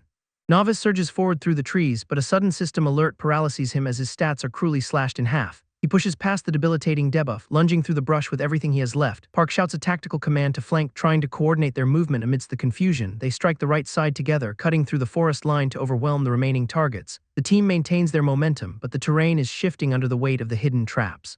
Suddenly, a heavy mace swings from the shadows, catching the group completely off guard. Another attacker lunges out from the darkness, forcing Novice to prioritize his defense. He focuses his gaze, trying to track the incoming blow before it lands. The strike hits home with devastating force. A heavy weapon connecting directly with Novice's skull. His health drops sharply as the system warns of a critical strike, pushing him toward the edge of consciousness. Novice collapses under the weight of the hit. His vision blurring as his body fails him, the attacker looms over him with a wicked grin, savoring the sight of a fallen prey. Shadows stretch across the forest floor where Novice now lies bound and helpless. He realizes with mounting dread that the rope restraining him is no ordinary material, but something woven from monster fibers. Paralysis sets in as Novice struggles to regain control, realizing he is trapped and completely at their mercy. The captor taunts the restrained Novice, noting his return to consciousness with a mocking grin. He explains that the ropes are crafted from high-grade beast sinew to seal all magic and drain physical strength. Park realizes the identity of his betrayer is actually the man he trusted, Taxon. Taxon reveals the king ordered this hit because news of Novice losing his powers reached the royal court. The revelation that the king is behind this betrayal hits Park like a physical blow. He remembers the king was his original benefactor, making the betrayal feel even more personal. Park screams that the king would never do such a thing, refusing to accept the truth. Taxon sneers that a system user without powers is just dead weight to the crown. He draws closer, whispering that he's learned a dangerous secret about the system's mechanics. The truth dawns on Park that Taxon intends to harvest his power. His captor confirms that killing a system user transfers their abilities directly to the murderer. Taxon fully expects to become unstoppable once he claims Novice's stolen strength for his own. The forest clearing is filled with more of the betrayal squad. Closing in on the helpless pair, Taxon laughs, promising he will not deliver a quick death because he still has a plan for the victim. Park spits back that Taxon is nothing more than a coward hiding behind a scheme. The traitor finds the insult hilarious, enjoying how much power he holds over a fallen hero. He reveals the plan is to frame Novice for abandoning a dangerous goblin subjugation quest. The narrative of the hero's disappearance will be perfectly crafted to ruin Novice's reputation before his friends. Once his allies are dealt with, Taxon intends to finish the job and claim the final prize. Park realizes this ambush in the cave was never an accident, but a calculated setup from the start. Taxon openly mocks the hero's accusations, acting like he has no idea what cave mission he is talking about. He even plays the victim by thanking the hero for supposedly cleaning up those bandits. Novice realizes the sickening truth that Taxon was actually the one who orchestrated their release. The traitor just grins, refusing to give a straight answer while clearly enjoying the hero's mounting rage. Pure, unadulterated malice radiates from the enemy as the realization hits Novice like a freight train. Taxon drops the act to reveal he's working directly with the guild for a cut of the profit. Shock registers on Novice's face as he hears a familiar admission of guilt for the second time today. The traitor casually brushes off the past, claiming he only dealt with the bandits because they were getting chatty. He sighs with fake annoyance, lamenting how those thugs were constantly threatening to spill the beans. Park watches the exchange, completely rattled by the depths of the betrayal he is witnessing. Taxon gestures for his goons to haul the pair deeper into the woods. The squad marches them toward a dark clearing while the traitor boasts about becoming the new guild hero. He orders his men to pay close attention to his next move. Novice is kept alive for the moment, but the traitor makes it clear he has no intention of letting them go. The hero tries to struggle against his bonds, but the traitor just scoffs at his desperate attempt to escape. Taxon finds it deeply satisfying to watch a former legend fall from such a prestigious position. Novice seethes with burning hatred, swearing that Taxon will eventually pay for this ultimate act of treachery. The sun begins to set behind the trees, casting long shadows over their dire situation. A sudden system ping notifies Novice that he is no longer being affected by direct sunlight. A small creature pulls on the hero's ropes, pointing out that the cover of darkness is finally here to help him break free.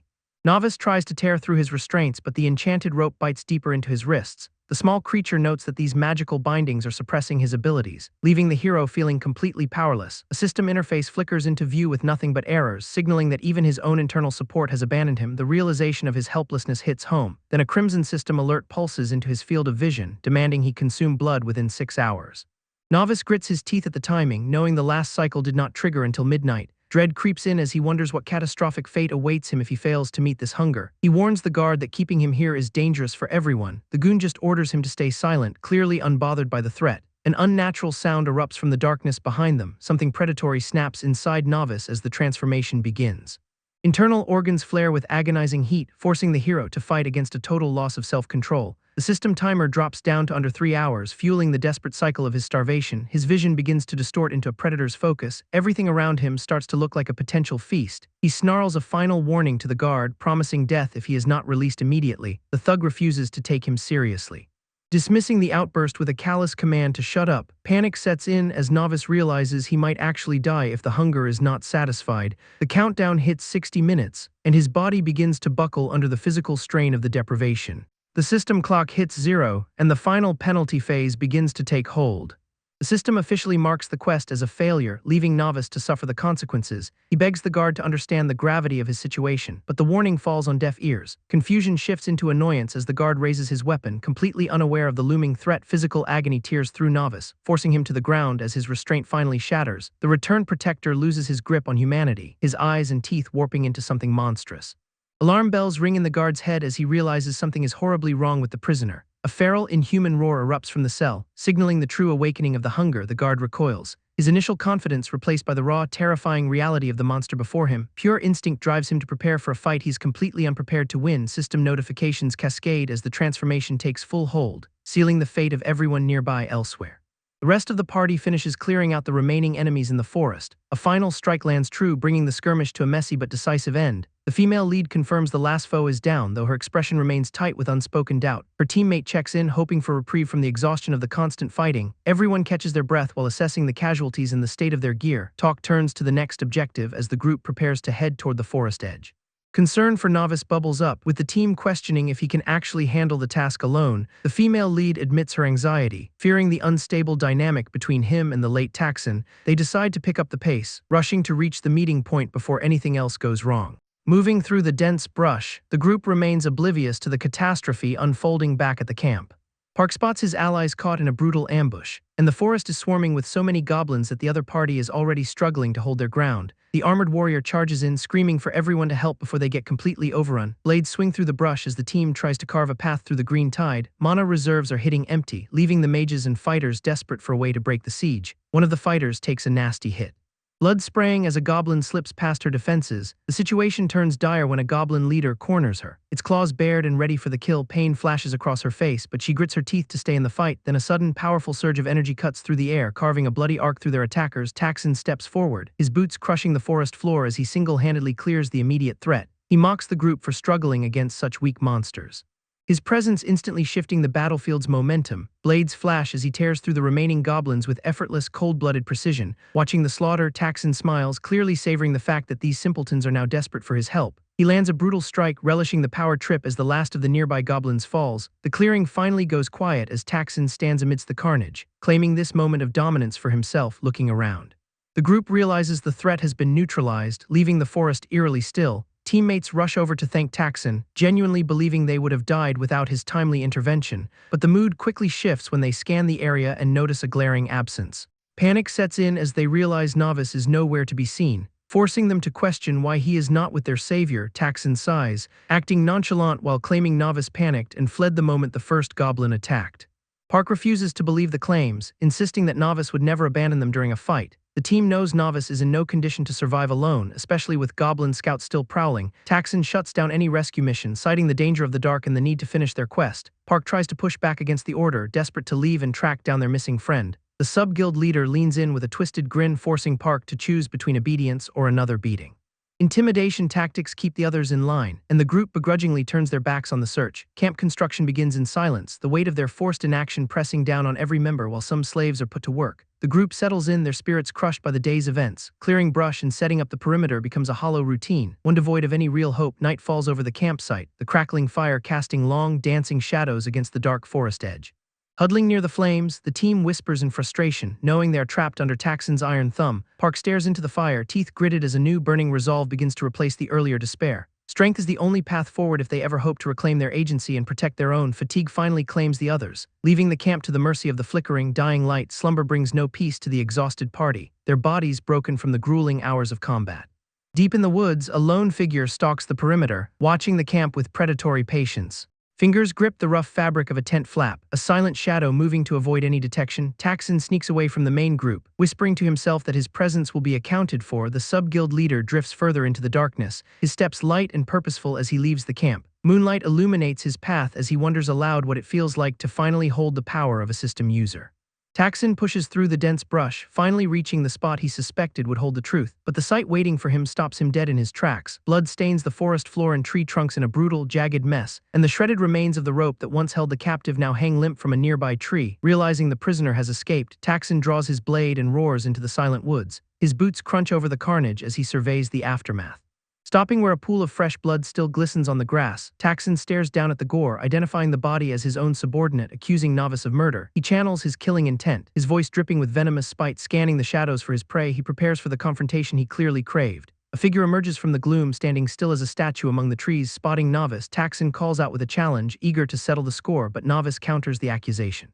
Calling out Taksin's own duplicity and manipulative schemes, stepping forward, Taksin prepares to strike, his weapon raised for the kill. Yet the moment his eyes meet the figure in the dark, he realizes something is terribly wrong. Novice lunges with monstrous speed, his features twisted into a predatory, blood-red nightmare, driving his hand straight into Taksin's chest, the force of the blow obliterating his defenses.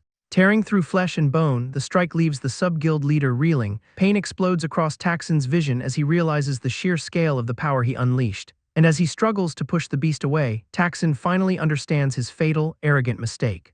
Taksin swings his blade in a desperate arc to fend off the monster, but the beast ignores the steel and closes the distance in a blur. And Taksin realizes he's staring at something that has completely lost its humanity, as Novice radiates a suffocating, blood-red aura that makes his former appearance seem like a total lie. Now the battle erupts into a whirlwind of violence, with Novice moving faster than the eye can track. Taksin desperately parries another strike.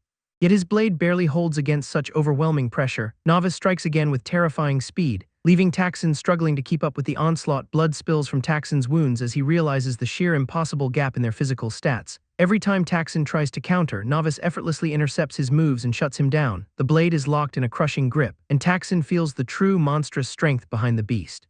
Morning light breaks over the forest where the guild adventurers were supposed to start their mission. But the plan fell apart when the goblins launched a brutal, coordinated ambush of their own. Fighting to survive the chaos, the surviving adventurers finally managed to push the horde back. Now the group gathers to assess their heavy losses and take a quick ragged head count. Checking the ranks, they realize the sub-guild leader is missing from the muster point. Members of the party scan the campsite, wondering where Taksin could have possibly vanished to. Realization hits the group that the ambush was far more calculated and dangerous than they anticipated. Deciding that searching for a lost leader in the woods is too risky, they prepare to move out. The party trudges through the debris, speculating whether Taksin was taken out or fled the scene. Then one of the scouts spots something on the ground that stops them dead in their tracks. The path ahead is littered with broken gear and fresh blood, revealing the aftermath of a truly one-sided slaughter. Stepping into the clearing, the adventurers realize the sheer scale of the destruction left behind. Claire and her companion survey the gore, concluding that only a monster could inflict such savage carnage. Spotting a body slumped in the brush, they rush over to identify the fallen. Recognizing the bloodied figure as Novice, they hurry to his side to check for signs of life. The guy hoists the unconscious protector up, urgently asking Claire to help him get Novice to safety. Despite the heavy trauma covering his body, Novice remains barely alive. The guy carries the weight of his comrade, but Claire lingers behind, staring at the ground. Claire fixates on a discarded blade nearby. her expression shifting into something unreadable, shaking with a sudden onset of nerves. She realizes the implications of the scene. Taksin lies dead in the dirt. And Claire understands the subguild leader will never threaten them again. They make the long journey back to the quiet outskirts of Mosswood Village. Arriving at a sanctuary, they settle Novice into a bed to recover from his brutal ordeal. The guy strains to keep Novice steady as he begins to stir from his deep stupor. Coming to, Novice reaches out and frantically demands the curtains be drawn shut. The guy quickly obliges, hoping to soothe the disoriented man. Claire presses Novice for answers. Demanding to know exactly what transpired in those woods, memory flashes back to a monstrous transformation, burning with a predatory, inhuman hunger. His mind relives the moment the beast took control, overwhelming his senses with raw power. Waking in the room, Novice stares at them, terrified by the realization that he is the only one who survived the massacre. Claire presses Novice for details on the massacre, hoping he can shed light on his actions. The missing protector winces in agony, his mind flooded with the violent, distorted memories of the fight. Fragmented flashes of the beast taking control tear through his consciousness, leaving him crippled by a splitting headache. The companion steps in to stop the interrogation, reminding Claire that Novice is still recovering from his trauma. Leaving the room, the two adventurers decide to give him space while they deal with the fallout within the guild. Once alone, Novice calls for his familiar to materialize. Desperate to see what the system reveals about his condition, staring at the floating interface, he notes his rapid growth to level 12 after the recent slaughter. The familiar questions why he hides his true status from the others, suspecting he remembers far more than he admits, confessing the truth. Novice admits he recalls every gruesome detail but insists he was not the one in control. He identifies the subguild leader as the initial catalyst, but fears what might happen if another victim triggers his hunger. Haunted by the possibility of hurting his allies, he knows he has become a threat to those he cares about. Rising from the bed, the guy decides he cannot stay here while his monster side remains unchecked. The realization that he is a danger to everyone forces him to take immediate, desperate action. Grabbing his gear, he commits to finding a cure for his condition before he loses his humanity completely. Only one group possesses the knowledge to help him, and he sets his sights on the vampires. The weight of his mission settles in as he prepares to leave the village behind. Outside the door, Claire and the companion return to check on him, unaware he is already preparing to flee. Silence greets their repeated knocks, and the companion turns the lock to see if Novice is still inside. Exchanging a worried glance, they push the door open to find the room completely abandoned. Empty space is all that remains where Novice once sat, leaving them with nothing but questions about his sudden departure. Claire scans the empty room, realizing the missing protector has taken all his gear. The guy spots a letter left behind on the bed, and they move closer to investigate, snatching the paper from the sheets. The companion confirms the handwriting belongs to Novice. The message reveals he is seeking a vampire to cure his condition, begging them to protect the village in his absence. Miles away from the guild, the missing protector treks across the barren wasteland. A distant group of adventurers calls out for assistance as they struggle with a downed beast. Novice sprints toward the shouting party, intent on ignoring the distraction to stay on his own path. Bickering breaks out among the strangers as they mock the utility of their weakest member. Stepping into the fray, Novice silences their petty arguing with a sharp command. The internal struggle against his own predatory nature flares, forcing him to keep his distance from everyone else. Flashing back 1 week. The lone traveler moves through the dark forest with his small companion. The tiny demon familiar mocks him for his past actions, reminding him of that gruesome meal. Novice admits he left the village to avoid hurting anyone else while he hunts for a solution to his hunger. The little creature questions how he plans to find his target when the initial search of the cave yielded nothing. Pulling up his system interface, the missing protector studies the vampire's data. He realizes he has been hoarding his stat points, but now he knows exactly where to allocate them. Power surges through the familiar as Novice begins to channel his energy. Steadying his hand, he pumps his remaining points directly into his sense stat. The system registers a massive jump in his perception, triggering a brand new skill. The Bloodhound skill activates, allowing Novice to track the scent of blood directly to his prey. Novice brushes off the familiar's skepticism, claiming he had a calculated plan all along. Using the Bloodhound skill, he spent days tracking scent trails through the forest hoping for a lead, finding only a fresh corpse. The missing protector comes up empty-handed once again. He inspects the body for clues but realizes the trail has gone cold. The familiar suggests they harvest some blood now to avoid a hunger-driven breakdown later. Kneeling beside the fallen adventurer, Novice gathers the necessary supply. He discovers an adventure tag on the victim, realizing it could be useful for blending in. They continue their search, eventually arriving at a busy town center to hunt for information, mingling with the locals. The missing protector finds that even in the city, the trail remains elusive. The familiar demands a new strategy, prompting Novice to suggest the same method they used before, approaching the Moonshield Guild headquarters. He prepares to infiltrate their ranks to gain access to intel. Joining a new guild feels like entering a strange family, but he knows they are far enough from home to hide his identity. Stepping forward to meet the local party, he formally integrates himself into their group. A female adventurer urges them to hurry, warning that avoiding direct confrontation is the safest path. Noticing a teammate's injury, she checks if he is holding up. Sensing the lingering scent of blood from the wound, Novice struggles to maintain his composure. He successfully masks his predatory instincts as the group wraps up their latest successful mission. A male party member pulls Novice aside, revealing their plan to tackle a rank C quest tomorrow. The group leader invites him to join the attempt. Hoping to secure their promotion to the next rank, Novice accepts the offer, knowing that sticking with this party provides the perfect cover to keep hunting vampires. Novice assures the team that he can handle the heavy lifting on this upcoming mission, but the party member just laughs, telling the new guy to stick to the back like usual. The morning sun hits the forest trail as the full group finally heads out on their journey. Reaching the designated area, Novice checks the details of their objective with the rest of the crew. The party member points toward a nest tucked in the brush, revealing they only need to gather 3 eggs. Suspicion creeps in when Novice questions why a simple egg-gathering quest is rated as rank C. Something about the location triggers a dangerous memory, and he realizes this might be a trap. The party member ignores his hesitation, grinning as he urges everyone to keep moving forward. Trekking through the dense and magically charged woods, the group draws closer to their mysterious destination. Dark energy pulses from the terrain ahead, signaling that they are finally reaching the target site. The party member promises the meeting point is just around the corner. His grin widening in anticipation, catching a familiar, foul scent on the wind, Novice detects another presence lurking nearby. Peering toward the clearing, the group spots a rival party already staking their claim at the location. Insults fly between the two groups as the party member blames Novice for their slow pace. Introductions begin between the leaders, with the party member shaking hands with a guy named Kaiser. Kaiser waves over his own team, fully prepared to defend their claim to the egg-gathering quest. The rival party stands ready, their gear glinting under the dim, oppressive canopy of the forest. Shock paralyses Novice the moment he recognizes a familiar face among the rival group's members. Claire locks eyes with the newcomer, her composure shattering at the sight of the man standing there. Their gazes remain locked in a tense confrontation, as the past suddenly catches up with them both.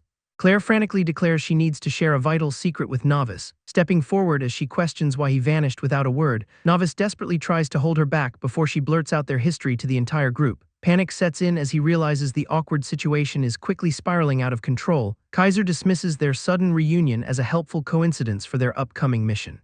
The group leader urges everyone to focus on the objective and start hunting for the monster eggs. Despite the order, Novice feels an immediate sense of dread as they approach the dark, web-choked cavern entrance, warning the party about the poor visibility. The team begins their cautious descent into the shadows. Silence fills the damp air while they navigate the treacherous, narrow tunnels. Noticing his stats returning to normal in the darkness, Novice realizes the environment might actually favor their survival. His heightened senses pick up the distinct scent of predators lurking in the gloom. Claire keeps her eyes locked on Novice from across the cavern, still determined to find a moment to talk. The party moves deeper into the web-covered lair, assuming the quest is just a simple egg hunt. Unseen eyes watch their every move from the rafters above. A monstrous creature suddenly reveals itself, lunging from the ceiling with lethal intent. Novice reacts instantly, drawing his blade to intercept the beast before it can claim a victim. Realizing the threat is far larger than a single scout, he shouts a warning to his distracted companions. More movement ripples through the webs as dozens of creatures begin to emerge from the dark. Chaos erupts in the narrow corridor as the swarm descends upon the party. The ceiling gives way to a full-scale ambush, forcing the team to scatter as the spiders rain down from above. Kaiser rallies the group as the first wave of spiders crashes into their line. Novice cuts through the carapace of a nearby beast to hold the perimeter. Claire weaves through the swarm with precise strikes, clearing a path for the others. Watching the speed of his blade, Claire realizes Novice is hiding far more power than she ever imagined. The immediate threat subsides as the last of the spiders falls. Party members catch their breath and acknowledge the warning that saved their lives. Kaiser stresses the importance of constant vigilance while scanning the dark. Deeper into the web-filled tunnel the group ventures, moving with renewed caution. Claire corners Novice to finally confront him about his secret past. Just as she confesses her feelings, a sudden movement from the shadows interrupts them. Memories of the bandit encounter resurface for Claire, making her look at Novice with new understanding. Deep in her eyes, she sees the same burden he has been carrying all this time. Their private moment gets cut short when the party shouts for them to regroup. Pushing aside her confession, Claire tells Novice they need to prioritize survival. Novice is left stunned by her claim, wondering how much she truly knows about him. Gathering at the center of the lair, the team finally spots the target eggs. Massive webs stretch across the cavern's ceiling, cradling the precious haul. Retrieving the loot without triggering the mother spider seems nearly impossible. Park recalls a terrifying rumor about the lair's defenses and warns the others that the queen spider senses every vibration through her web. Fighting the queen head-on is a suicide mission, so the team needs a smarter play. The plan involves a two-pronged distraction where one group lures the queen away from the nest, while the second team raids the eggs to force the guardian into a split-second choice. And just before the queen reacts, they plan to destroy one egg right in front of her. The scent of her own broken offspring will trigger a blind rage that grants them a clean escape.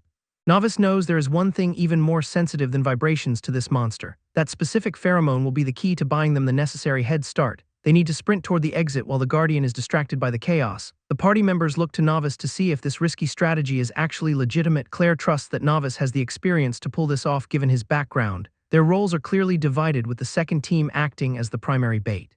They negotiate the terms of the heist, offering 3 eggs to those who take the heat. A firm handshake seals the deal between the groups. Novice lingers with a heavy heart, needing to resolve the tension left by Claire. He finds himself distracted by her earlier confession while the mission kicks off. The first team moves in and makes their grab for the prize. They pull an egg free from the webbing, and the weight of the haul confirms the mission is now officially underway. The Queen immediately picks up on the intrusion.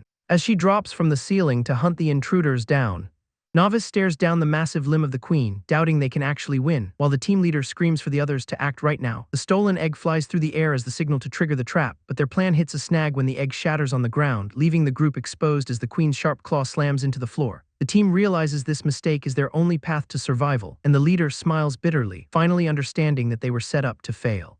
While the rest of the party scrambles away from the collapsing webbing, the leader shouts in fury at the traitors who abandoned them, but he has no choice and draws his sword to face the incoming fire. His companions look on in terror, wondering how they could possibly fight back. The terrifying Spider Queen descends fully into the chamber to hunt them down, looming over the small group as they brace for a hopeless engagement. Novice watches from the shadows, questioning if anyone can actually make it out alive. The party tightens their formation, weapons drawn and ready for the first strike. A massive obsidian limb descends from the darkness to crush them, forcing the group to scatter as the Queen launches her relentless assault. She slams a needle-like spike into the middle of their defensive line, and the impact instantly impales a party member through the chest. Novice and the others watch in horror as the carnage begins. The party realizes they can't tank those hits and orders a desperate split, but a massive blade limb slams into the ground right where they stood. An unnamed archer notices the creature's raw power and prepares to retaliate. Suddenly, a thick strand of webbing fires out from the shadows, catching the archer before he can even release his arrow. He gets yanked violently through the air while tangled in the sticky trap, screaming for help as the Spider Queen reels him toward her waiting fangs. Park stares at the chaos. Refusing to abandon his comrade to such a fate, Claire draws her weapon and vows to land a decisive strike on the monster, letting her projectile fly with lethal intent toward the beast. The Spider Queen intercepts the attack midair with impossible speed, leaving Park and Claire frozen in disbelief at the creature's reflexes. She's moving on a completely different level than anything they've faced before. The Queen prepares a counter-barrage of webbing to pin them down. Forcing Park to dodge the incoming projectiles while trying to close the distance, Claire narrowly evades another strike as the battlefield becomes a death trap. Novice watches the struggle, calculating a risky move to exploit the creature's pattern. Just as he prepares to act, a massive web limb traps Claire's leg. She realizes she's completely immobilized and vulnerable to the next strike, while the Spider Queen towers over her, ready to finish the job. Claire realizes she cannot dodge the incoming strike in time, but Novice lunges forward to intercept the monster's limb with his bare hand. The sheer force of the impact leaves Claire stunned in her tracks. Novice decides he can no longer hide his true power while protecting her. As he deflects the massive blade, Claire wonders how he could possibly be this strong. She screams a warning as the Spider Queen prepares another lethal follow-up. Novice triggers a blood slash skill to cut through the creature's defenses. His crimson aura tears through the air with a deafening sound. The strike carves a clean path through the monster's outer shell, forcing the Spider Queen to recoil as her eye catches the brutal damage. She lets out a piercing shriek of pain while the red energy dissipates. Novice lands on his feet and regains his footing amidst the debris. An unnamed party member watches in awe as the tide of battle shifts. He tells Claire that their ally has always been this powerful. The creature recovers and lunges again. But Novice meets the attack head-on. He struggles to break through the monster's thick hide with his blood claw, moving with blinding speed. Novice delivers a flurry of strikes to the beast. He notes the monster's health bar is finally dropping under his relentless assault, activating a blood control skill. He coats his blade in a lethal crimson glow and declares that his old limits no longer apply to this fight. Novice sheds his previous combat style as crimson blood threads swirl around him. He raises his blade while preparing to unleash a more aggressive offensive. Spinning into a violent arc, he lunges forward to close the distance. The edge of his weapon slices clean through the monster's defensive appendage, leaving the Spider Queen to howl in agony as her guard finally breaks. Claire and the unnamed party member watch the exchange in disbelief. Novice discards all restraint. Channeling his power into a singular lethal strike, blood sprays everywhere as the creature reels from the repeated heavy hits. Watching the beast struggle, the unnamed party member realizes the tide is turning. A grin spreads across his face as he acknowledges their potential victory. Novice charges deep into the creature's reach, ready to finish the fight. His blade crashes down, but the monster's hide proves far too resilient. The impact sends shockwaves through the air, yet the beast barely flinches. Glancing at the shallow gouge in the armor, he realizes it is not deep enough. The Spider Queen retaliates with a massive swipe that pushes Novice back. Claire observes his erratic fighting style with growing concern for his safety. She notes his exhaustion and fears his current pace is completely unsustainable. Novice struggles to maintain his momentum while the monster continues to attack. His health drains rapidly from the constant activation of his blood skills. Claire realizes even with his raw power, his current output still is not enough.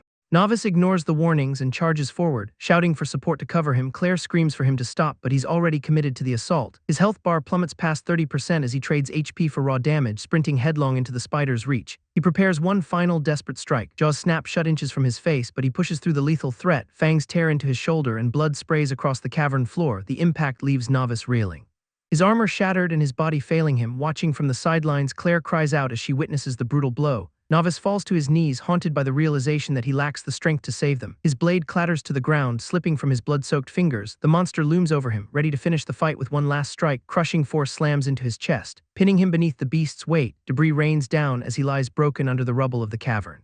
A small familiar swoops in, urging him to combine his blood skills for a final gambit. Crimson energy coalesces around his arm, forming a deadly set of claws. Launching himself into the air, Novice burns the last of his reserves to accelerate. Red light tears through the darkness as he unleashes a flurry of frantic strikes. Shards of the monster's chitin fly everywhere, finally yielding to his overwhelming pressure. His HP drops to a critical 18%. And the cost of his power becomes clear. The system locks his blood cannon skill due to low health, leaving him completely defenseless. The Spider Queen shifts her focus away from the rubble, targeting Claire as she stands frozen in the path of the beast. Seeing this danger, Novice screams out a desperate warning across the cavern. The monster lashes out with a whip-like tongue, aiming to impale her. She barely manages to deflect the blow with her weapon, but the sheer force of the impact sends Claire crashing into the wall. Blood sprays from her lips as she hits the stone. Staring up at the creature, she realizes her strength is finally failing. A second strike descends from the ceiling like a falling spear, slamming into the ground exactly where she was just a moment ago. The creature shrieks in anticipation, sensing that its prey is cornered. Then Novice lunges through the smoke, pulling Claire into his arms, weak and gasping for breath. She can barely voice his name, telling her to stay silent. Novice tries to suppress his own mounting wounds despite his broken body. He insists they are close to ending the fight, looking at him with disbelief. Claire questions if he is pushing past his limits, brushing aside her concerns. Novice maintains his resolve to finish the job. He grips his blade tighter, preparing to sacrifice everything for one final stand. Noticing the gravity of his plan, Claire realizes what he intends to do. She offers herself as the final resource, telling Novice to use her. Novice stares in disbelief at the sudden, desperate offer. Claire coughs up blood and insists he use her life force, wondering how she could possibly know about his hidden requirements. The realization hits him that she has seen through his tactical necessity. His system interface glows red, flashing a locked status for the blood cannon. With his own health bottoming out, the skill remains stubbornly unavailable. That monstrous predator closes the distance with terrifying speed. Novice screams a warning, shielding Claire as the entity prepares to strike. A massive bladed appendage crashes down and tears through the floor. The shockwave sends them both tumbling through the debris. Novice takes a direct hit to his back, shielding her from the worst. Crashing into the wall, he struggles to keep his footing. Claire gasps as she realizes how close that attack came to killing them both. He tries to push her away, but she refuses to back down. She commands him again, eyes burning with a fierce, dying resolve. Novice hesitates, trapped between his morals and the need for survival. Seeing her firm nod, he accepts that they have no other options. Analyzing the logistics of extracting blood from a dying host, he steels himself. Novice makes the brutal choice, driving his hand into her to harvest the energy. He grits his teeth against the guilt, preparing to turn her sacrifice into power. The Spider Queen shifts her massive frame, ready to strike, launching herself into the air with terrifying speed. The beast slams into the ground, shattering the floor upon impact. Her multiple eyes lock onto Novice as she readies a killing blow. He stands his ground in the dust, waiting for the perfect opening. Blood absorption triggers, pushing his HP back up as the red energy surges. Seeing the queen turn, Novice prepares to unleash his final trump card. Gritting his teeth, he commits everything to this single, desperate attack. His hand pulses with dark energy, gathering the stolen power. Crimson tendrils whip out, lashing the monster's carapace, channeling the life force into a focus point. He prepares the cannon, sprinting forward. Novice dashes through the debris to close the distance. The Spider Queen lets out a piercing shriek as he lunges. He strikes with precision, driving the energy deep into her hide, ignoring the danger. Novice pushes his body past its physical limits. Swirling red mist envelops his arm, turning it into a weapon. Screaming his intent, he forces the unstable energy to stabilize. The blood cannon detonates at point-blank range, shredding the monster. A massive beam of concentrated gore erupts, engulfing the queen completely. The explosion obliterates the beast, leaving only the aftermath of his sacrifice. The battlefield falls silent as the monster collapses into the dust. One final twitch marks the end of the Spider Queen's reign. System notifications confirm the kill and shower Novice with experience points. Leveling up mid-battle leaves him gasping for air and clutching his chest. Stat points flood his interface, but he barely has time to register the gain, dragging his exhausted body toward the fallen Claire. He calls out her name, her life is slipping away, and the realization hits him like a physical blow.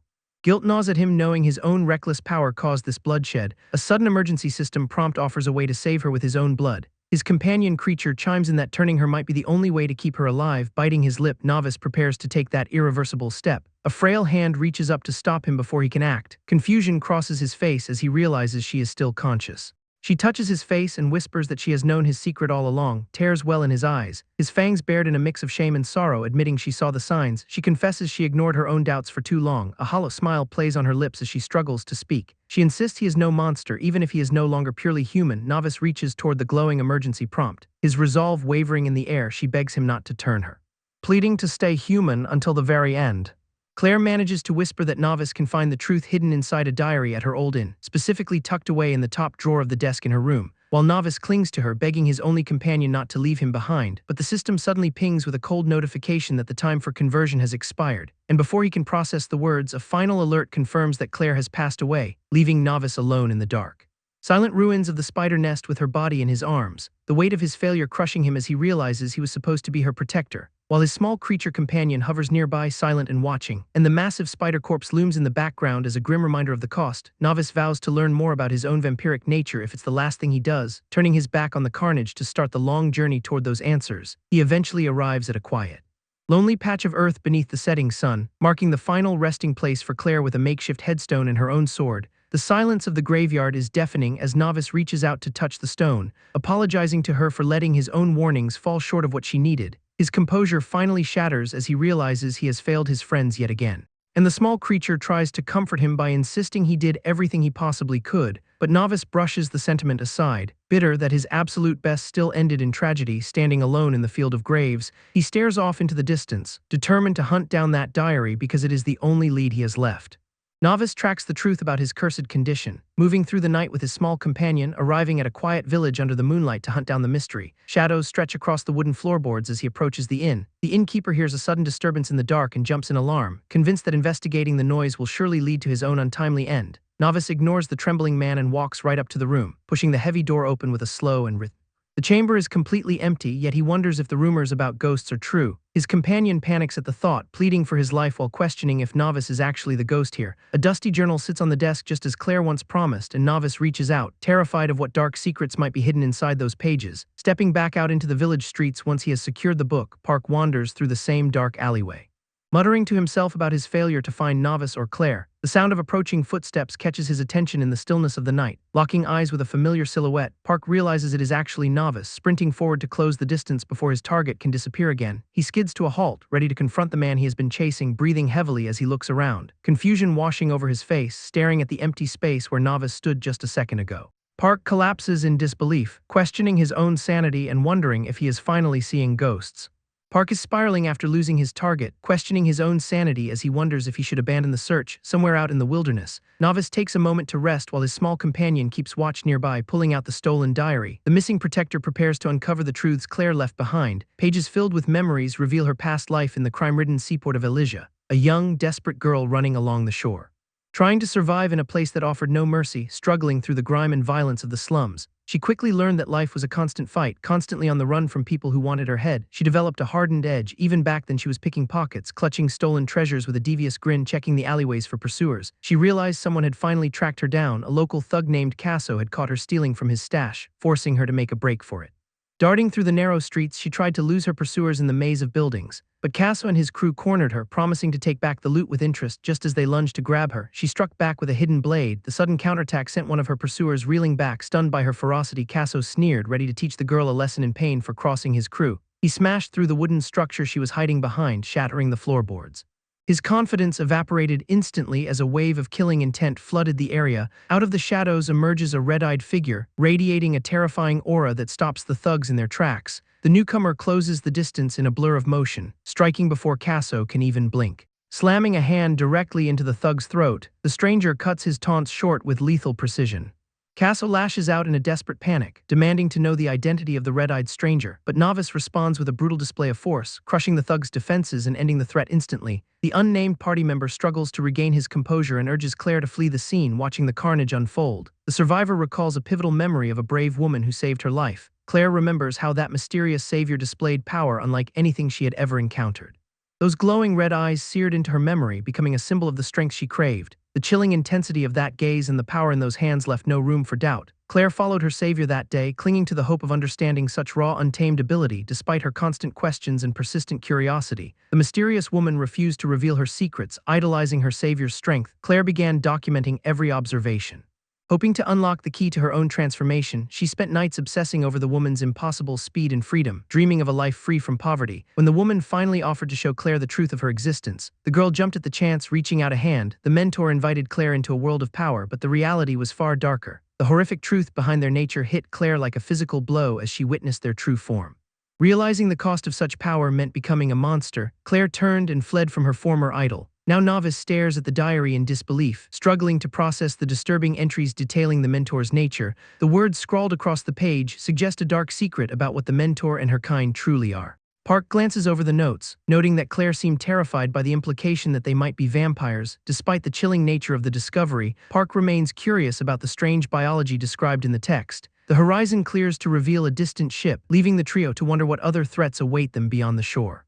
Novice studies the diary entries, convinced that the coastal town mentioned inside is their only real lead. But the vastness of the port city makes the task seem impossible, and even his familiar grumbles in frustration. Stepping into the bustling crowd, Novice scans the docks for any trace of the trail they are desperately chasing. Taverns are usually the best source for rumors, and he figures that is exactly where Claire would have hidden. Clenching his bandaged fist, he steels himself for the search ahead and strides toward the local drinking dens to start his investigation. The interior of the tavern is packed with travelers and locals, creating an overwhelming wall of noise. Novice tries to make conversation with a patron, but the man is too busy drinking to offer any real help. Finding no useful information among the patrons, he accepts the cold reality that this will be a long night. The tavern atmosphere is raucous, with patrons clinking mugs and celebrating. Then a sudden, ominous shift in the air triggers a violent reaction from Novice. His eyes glow with a predatory intensity, cutting through the haze of the room. A group of adventurers nearby toast to someone named Alfred, laughing about their recent success. Catching the name, Novice realizes these are the very people who abandoned them to die. Memories of that betrayal surge forward, revealing the horrific moment they were left to fend for themselves. The anger is visceral, and he grips his drink so hard his knuckles ache.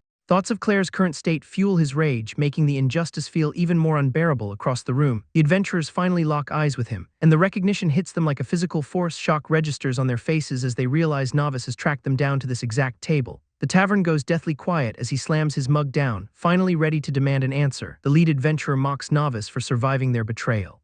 Smirking as he towers over the man he left for dead, Novice demands to know the fate of his companions, and the realization hits him that Park and Claire are gone. The lead adventurer dismisses their deaths as standard business, telling Novice to keep his mouth shut if he wants to stay in one piece, mocking his isolation as they turn to walk away. A familiar demonic presence whispers that these men deserve a violent end. The system interface flickers with a blood consumption countdown. But Novice realizes these pathetic excuses for heroes are the perfect solution to his hunger. Trailing the group as they head toward the docks, stalking them through the shadows of the quiet town, the party laughs while stumbling toward the local brothel, oblivious to the predator closing the distance behind them. Until the lead adventurer senses a presence and whips around, Novice steps forward with eyes glowing, fully embracing his monstrous nature. The adventurers recognize him and start cracking jokes about his thirst for revenge, mocking him for being a lowly E-ranker not worth their time. One pulls a shield as if Novice is just another pack mule, but the predator lunges, turning their arrogant laughter into pure, immediate terror. Novice lands a brutal strike that sends the lead adventurer sprawling, and with a single motion he tears the man's arm clean off. The remaining party members scramble back in horror as he reveals he survived the spider nest. Admitting he slaughtered the beast using the very blood of his fallen friends, disbelief ripples through the group as they realize he took down such a monster single-handedly, while Novice seethes with the memory of how they would have once turned him in. Declaring that his old self is gone and he has no need for their pathetic rewards, his eyes lock onto them with a predatory intensity that freezes their blood. Lunging forward with a demonic, clawed hand outstretched, he grabs the next victim by the throat, ignoring the man's desperate pleas for mercy, vowing that their betrayal will be paid for in nothing but their own blood. The town air turns crimson as Novice systematically executes every single one of them. Leaving the docks littered with the corpses of those who left his friends to die, the system confirms the consumption of their blood types as he feeds his growing power, wiping the gore from his face. He notes that he still requires ob-type to satisfy his hunger. Checking his updated status board, he sees the permanent stat boost from the carnage. A small devilish familiar appears, questioning why he leaves the bodies behind instead of hiding them, ignoring the creature. Novice demands the potion bottles from the stash. The familiar warns him that the blood spoils after 14 hours, but Novice just crushes the bottle, having no intention of storing such tainted remains. Novice leaps across the rooftops, leaving a trail of crimson mist in his wake. Blood splashes against the wooden structures as he moves with predatory focus. Pouring the remainder of the stolen supply into a basin, he paints the entrance in red. The ceramic bottle shatters against the floor, signaling the start of his lure. Clutching the final, potent vial of blood, he prepares to bait his hidden targets. He pours the thick liquid over his own head, letting the scent carry through the night air. The small devilish creature whines about the wasted resources, hoping the reckless move finally works. Novice focuses his demonic vision, calculating exactly how long the scent will take to draw them out. Drawing his blade, he readies himself for the inevitable confrontation in the shadows. A massive blood-red moon looms over the city, casting an ominous glow on the streets below. The unnamed female vampire emerges from the darkness, her red eyes locked onto his position. She stands beneath the crimson moon, questioning his foolish attempt to reveal himself. Novice smirks as the familiar confirms that his plan has successfully baited the trap. Tracking her movements with his sharpened senses, he prepares for the coming clash. The vampire recalls the creature that ruined her life and turned her into this abomination. Memories of that betrayal flash through her mind, fueling her hatred for those who hunt her kind. Recognizing the threat, Novice realizes he is facing a genuine vampire. She notes that he does not belong to the group that initially attacked her, yet he wears the same markings as his predecessors, forcing her to demand an explanation. She steps forward, confronting him on why he would choose such a reckless path to get her attention. A sudden surge of power erupts behind Novice, forcing him to react instantly. The unnamed female vampire blurs across the distance between them in a heartbeat. Unable to track her speed, Novice barely manages to pivot his body around, realizing he is completely outmatched by her lethal grace and raw physical dominance. Novice questions if she is the same creature Claire described in her haunting diary. That journal spoke of a vampire within the seaport, which fits her perfectly. Noticing her hesitation, Novice wonders if there is a deeper reason behind her restraint. The familiar watches closely, sensing the shift in the air as she finally moves. Novice plants his feet and readies his blade for the incoming assault. She lunges with terrifying speed, closing the gap before he can even blink. Turning to face her, Novice desperately brings his sword up to intercept the strike. Their weapons collide in a shower of sparks, ringing out through the empty street. He is shocked to feel her bare hand parrying his steel like it were nothing, acknowledging his own naivety. Novice realizes she has no mercy for any human present. The unnamed female vampire praises his reflexes, but she clearly wants to test his limits. Gathering dark energy into her hand, she prepares to shatter his defenses entirely. Novice grits his teeth, warning the familiar that she is launching another attack. She strikes with overwhelming force, sending Novice reeling back from the sheer impact. The blow lands clean, knocking the wind out of him before he can counter. Novice drops to his knees as his health bar drains, realizing he is in deep trouble.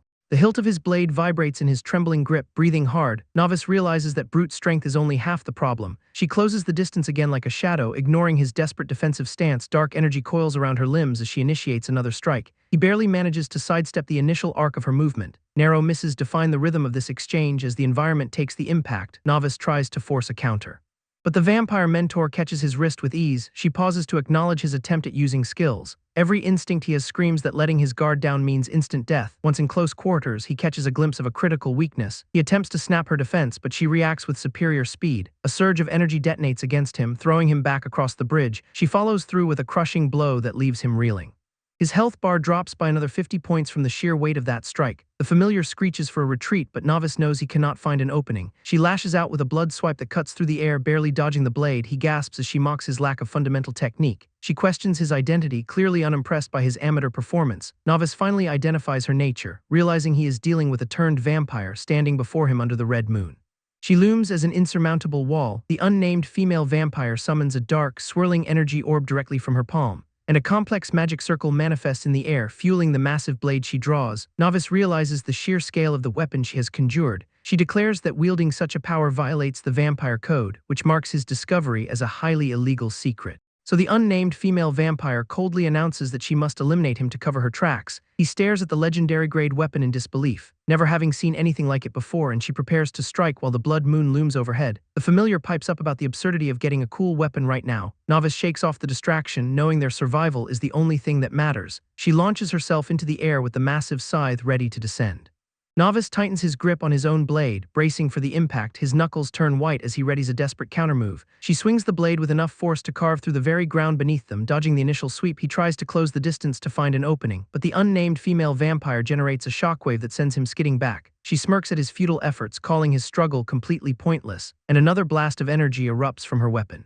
Tearing up the surrounding area, Novice tracks her closing speed, realizing she is already on top of him again, then she delivers a crushing blow that shatters the floorboards into dust. The unnamed female vampire realizes her target has vanished from her immediate line of sight, leaving her standing alone in the debris as she questions where he could have gone. Novice manages to slip behind her in the chaotic smoke to land a surprise strike. She turns around and tells him he should have just run while he had the chance. The cost of the exchange shows on his face as he coughs up a spray of blood. She looms over the wounded man and mocks the pathetic state he has fallen into. Telling him with cold detachment that she will allow him a few final words, he grabs her hand and chokes out that the blood on his hands is not even his own. A system ping confirms his health reserves have suddenly jumped back up to 92. He channels a massive surge of crimson energy directly into her point-blank range. The sudden blast forces the unnamed female vampire back and breaks her offensive hold. She stares in disbelief and demands to know when he managed to pull this off. The ground erupts into a violent vortex of dark power that swallows the entire battlefield. Nearby bystanders cower as the shockwave tears through the remnants of the buildings. Dust and rubble fill the air while he stands firm amidst the wreckage of the fight. His internal system logs show another skill activation as his health dips slightly lower. The familiar pops out to gloat that they are lucky he packed those extra blood vials. He wipes his mouth and notes that the supply is worth more than wall paint right now, admitting that he usually prefers not to waste potent blood supplies on daily tasks. He downs the last of the vial and knows he would have been dead without it. The small devilish creature mocks the lack of intel Novice sighs that killing the target was a necessary evil. A massive shockwave ripples through the area as the fight reignites. The vampire mentor emerges from the dust without a single mark on her. A sudden, powerful grip snaps onto Novice before he can react. She flings him across the battlefield with overwhelming force. His body slams into the distance as he loses control of his movement. The impact sends him crashing deep into the woods outside the city walls. Following closely, she delivers a brutal strike that sends him spiraling. He hits the ground hard as his health drops to a critical 7 points. The vampire mentor looms over him and declares that his time is up. She prepares to finish him off without giving him any room for tricks. Realization hits Novice that his strongest attack failed to even scratch her. Another figure steps out from the shadows with a predatory, cold grin. Novice cries out in desperation that he never wanted to be turned. The vampire mentor calls him an illegal creation that must be purged. He begs her for a way to reverse the transformation process.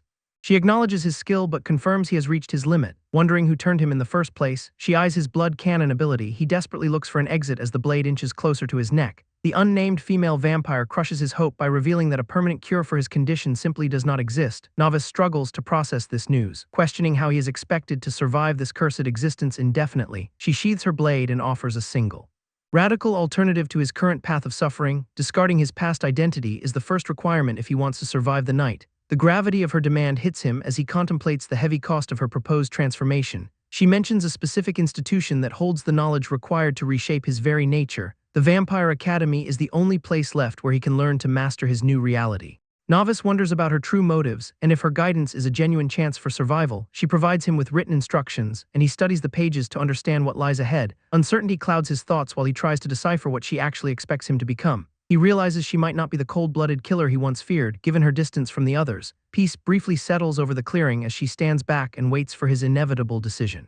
Remembering the sacrifice made for his sake, Novice finds a new reason to push forward. His resolve hardens as he clenches his fist, refusing to let the previous sacrifices be in vain. Finally accepting his path, he declares that he will not give up on his own life just yet. He demands that she lead him to the academy, choosing the path of the vampire to survive. A ship carries them across the water toward the distant, mysterious spires of their destination, standing on the deck.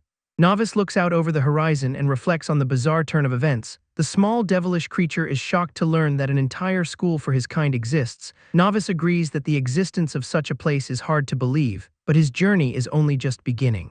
The sea voyage continues, but the unnamed female vampire suddenly decides to test Novice's limits. A blinding strike connects, and the force of the impact sends him reeling across the deck. He barely manages to stay on his feet while the pressure of her aura fills the air. His body slams against the ship's railing, barely holding together under the sudden, brutal assault. The unnamed female vampire stands completely unfazed, and he realizes just how massive the power gap is between them. His system interface flickers with his current stats, confirming that his abilities are severely weakened by the sunlight. Remembering his past battles, Novice knows he would not have stood a chance even before he was turned. Sweat drips down his face as he realizes there are monsters far more capable than he ever imagined. She confirms his worst fears, proving that he is truly a small fish in a very dangerous pond. The small devilish creature looks up in terror.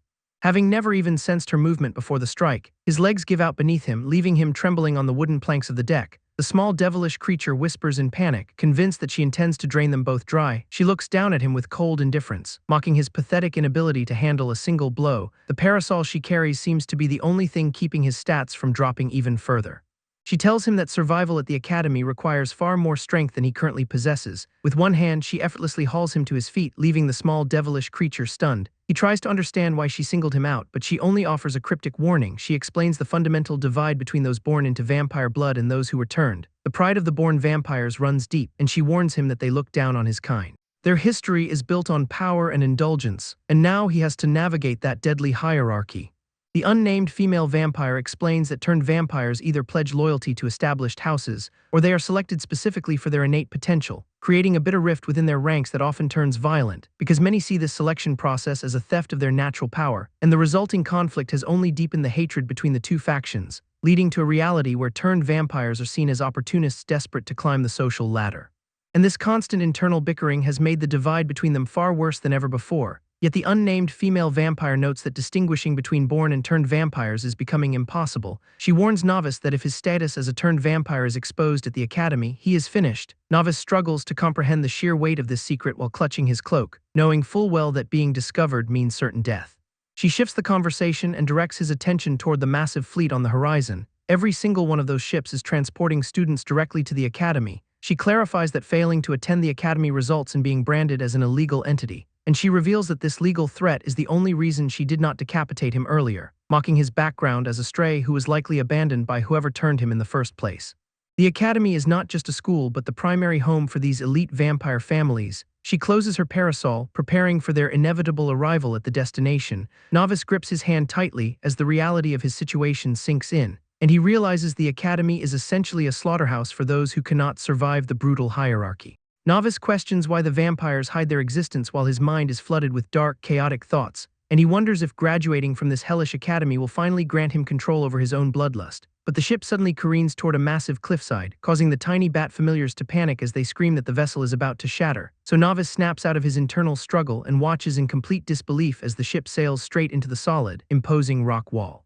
But instead of splintering into wood and debris, the ship passes through the stone like it was never there, prompting him to ask if the entire entrance is just a massive illusion spell, which the vampire mentor dismisses with a cryptic remark as the ship emerges on the other side into a hidden bay, where the sun never reaches the dark, isolated waters, and a sprawling, Gothic academy complex looms over the shoreline, hidden away from the rest of the mortal world. Where the vampire mentor tells him this place is his new home, and Novice stares at the architecture with a mixture of dread and growing realization, as the massive ancient windows of the main hall look down on their arrival, and a booming voice echoes across the docks to welcome the new class, while the entire fleet anchors in the moonlit harbor and the vampire mentor gestures for him to finally step off the deck, leaving Novice to prepare for the brutal trial that awaits him inside. Novice takes in the massive, hidden academy campus, and the vampire mentor warns him to keep his cover while reminding him that he needs to act like a real vampire now. As they walk through the crowded streets of the sanctuary, seeing a sea of students who are all vampires, then he notices a specific student wearing the same uniform as a man from his past, realizing that he might be forced to confront that person here, so they stop in front of the main academy gate, where the vampire mentor tells him it is time for them to separate, and he panics at the thought of being left behind alone, but she dismisses his concern since she must enter with the others, pointing him toward the group of new students waiting for assessment, because the academy only accepts those who have turned 18 or been recently turned, and she explains that turned vampires who fail to graduate are considered outlaws, reminding him that she found him abandoned after his own turning.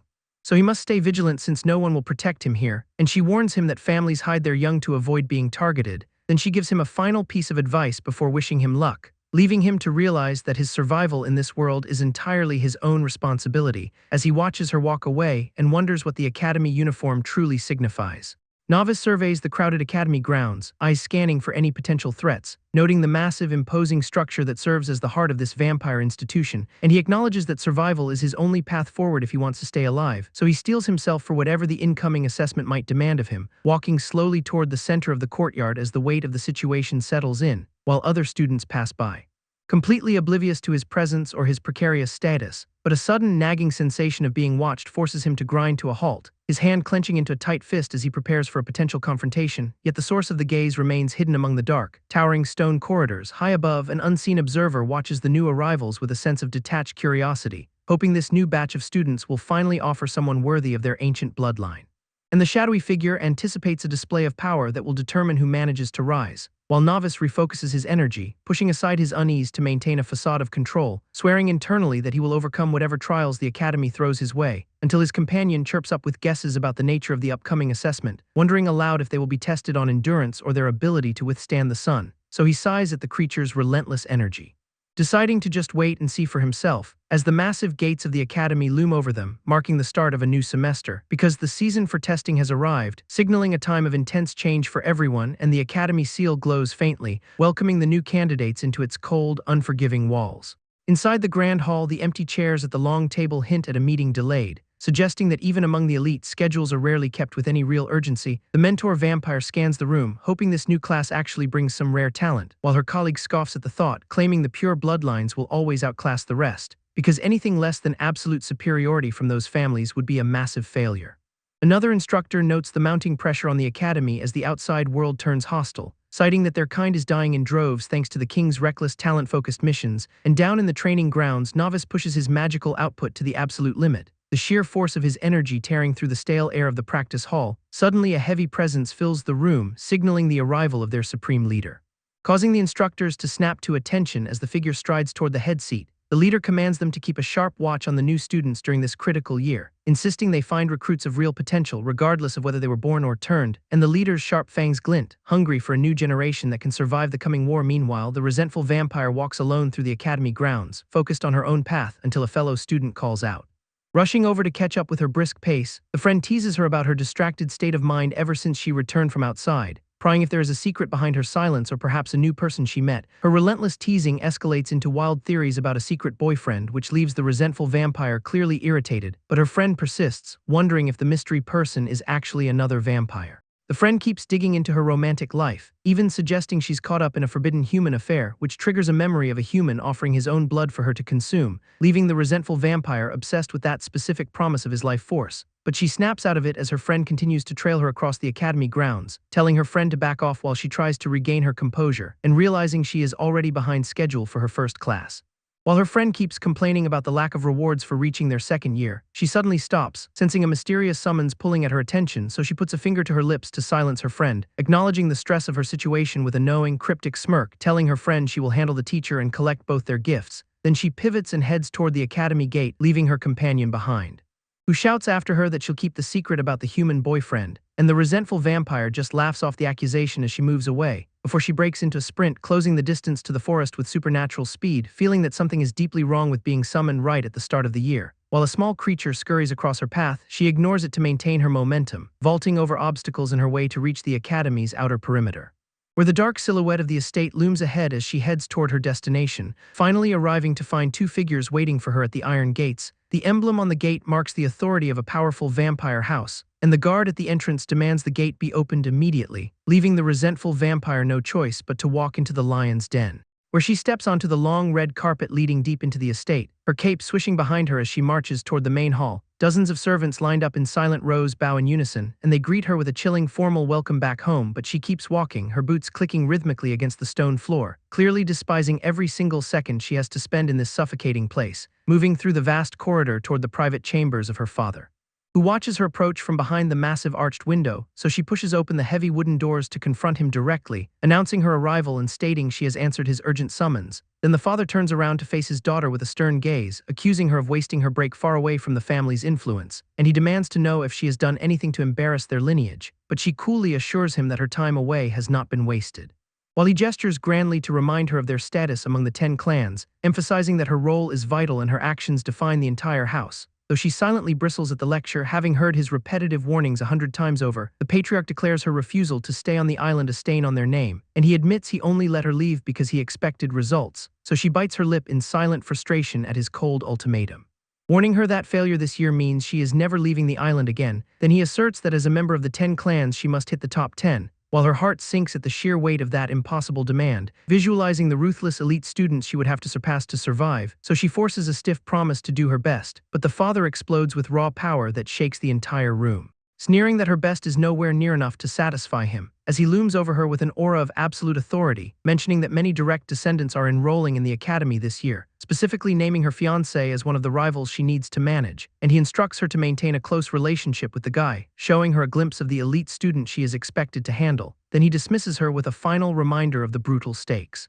So she turns and walks out of the chamber, feeling the heavy chains of her heritage, reflecting on the irony of being a vampire who is never allowed to choose her own path, and she heads out into the night, realizing that freedom is just an illusion in this settlement, where she runs into a mysterious newcomer who mocks the length of her stay. The newcomer steps into the light, revealing a corridor packed with other students, and the resentful vampire realizes she's surrounded by a massive crowd of vampires, wondering just how much blood this entire academy actually burns through. Then the newcomer compliments her on her current attire, though she feels physically ill just wearing the same uniform as the rest of them, unable to suppress her disgust at being lumped in with the masses. She scans the courtyard and notices almost everyone there is a first year, which leaves her reeling at the sheer number of potential rivals, while her small companion explains that the population is actually quite a mixed bag, so she processed the news with a cold, analytical stare, until a sharp glare from across the path catches her attention, and the stranger demands to know if she has never seen a dark-skinned vampire before, standing tall with a defiant attitude that demands respect. He suddenly lunges forward to pat her shoulder, laughing off her awkward silence and introducing himself as Styles, extending a hand to bridge the gap between them, so she hesitantly accepts the gesture, though his presence reminds her uncomfortably of another cunning peer. Styles throws an arm around her, declaring that everyone here is just trying to make friends, as the campus fills with groups of students starting their first day of the assessment.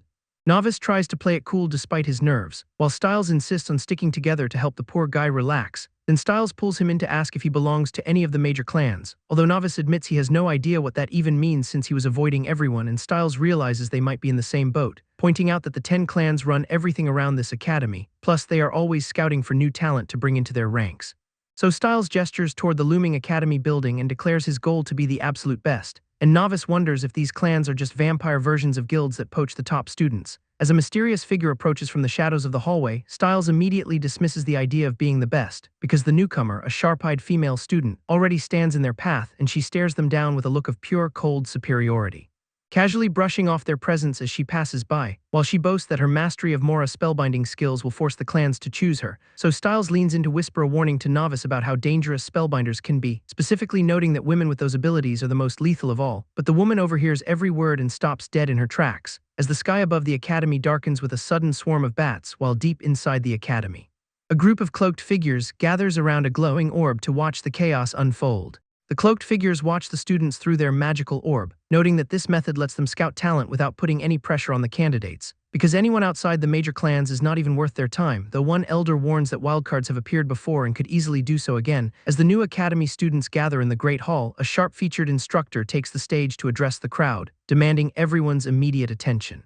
And the room falls into absolute silence as the students lock eyes with him. He explains that this upcoming assessment will define their status at the academy, emphasizing that their individual worth is tied directly to their performance, because in this place, raw power is the only thing that actually matters. While one student finds the whole ordeal utterly boring and starts to yawn, the instructor clarifies that their final ranking will be marked by one of 3 distinct color pins.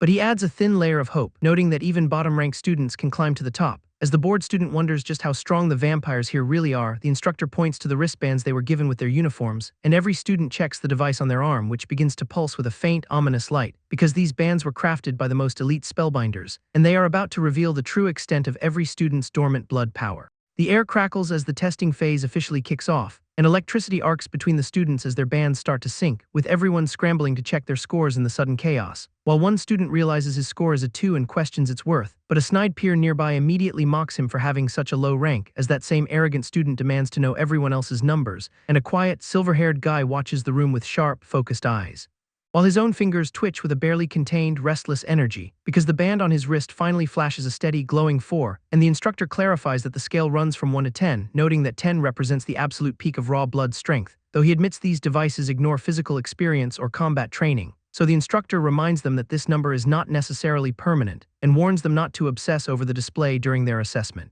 As the surrounding crowd begins to move and chatter in the background, while one guy brags loudly about hitting a 5 to his gloomy friend, and a girl nearby realizes she only pulled a 3 and looks genuinely annoyed because she hates being seen as weak among such competitive company, so the others around them just shrug off the rankings as irrelevant noise, while the silver-haired guy keeps his own counsel, waiting for the real test. The arrogant student mocks two others for sharing a low rank of 2, as the unnamed female vampire from the Mora clan sneers at their shared weakness, clearly disgusted that she spent even a moment acknowledging their presence, and she turns her back on them to stalk away with a dismissive huff, while the silver-haired guy notes her high blood strength despite his own confusion because his own display hits 5, yet the system notes reveal complex blood-type mechanics.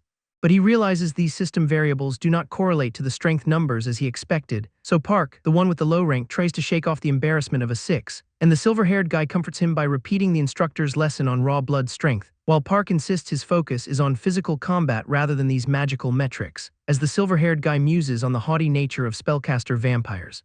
Though the mention of physical versus spellcaster types triggers a sudden memory, recalling the class selection cards he encountered earlier in the assessment, specifically the Night Warrior and Scarlet Spellbinder archetypes flashing in his mind, so he asks if there is a third, more obscure vampire classification, but Park frantically shuts him down, warning that nobody speaks of that useless type, and Park pushes forward, claiming they are both just simple physical-type vampires, while demonstrating his confidence through a flurry of intense, energetic movements, as the silver-haired guy stares at his own low number and questions his place here, just as the arrogant female vampire watches the crowd with total contempt. The silver-haired guy notices a sudden commotion as the crowd shifts, and Park explains that 5 descendants from the 10 clans are currently enrolled, while the silver-haired guy observes their terrifying, aura-dripping presence as they emerge, noting how Tanya from the Velmoa clan stands out with an intimidating flare, followed by Silonet of the Varkath clan radiating an equally oppressive magical energy. Then Jagdar from the Marquis clan steps forward with a sharp, calculated stride.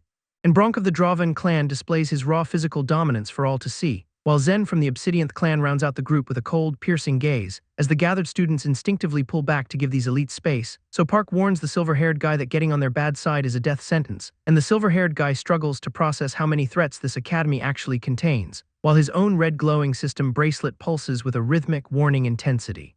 As he questions if these descendants truly represent the absolute peak of vampire strength, so Park sighs and clarifies that nobody is superior to the original clan founders, while the elite group continues to draw attention with their overwhelming dark presence, and the silver-haired guy feels an uncomfortable weight as Zen locks eyes with him, so he tries to dismiss the feeling, hoping he just imagined the intense stare, but then a random guy taps his shoulder and interrupts his internal panic. And the guy offers a friendly, casual wave that seems completely out of place. While the silver-haired guy looks back at the elite group, wondering what that interaction meant, the silver-haired guy questions the point of these displays if they are just going to be assessed, while he adjusts his glowing wrist device, feeling like the system is rigged from the start.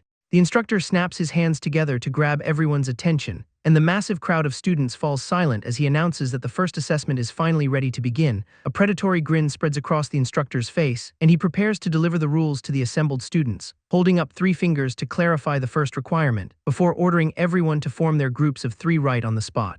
The details of the test remain a mystery to keep the playing field level. Tension ripples through the crowd as students scan the room for potential teammates. The instructor reveals that speed is the only metric that matters for their final grade. Murmurs of dissent break out as students argue that the strong will naturally gravitate toward each other, and the chatter grows louder while they worry the elite descendants will just dominate the rankings.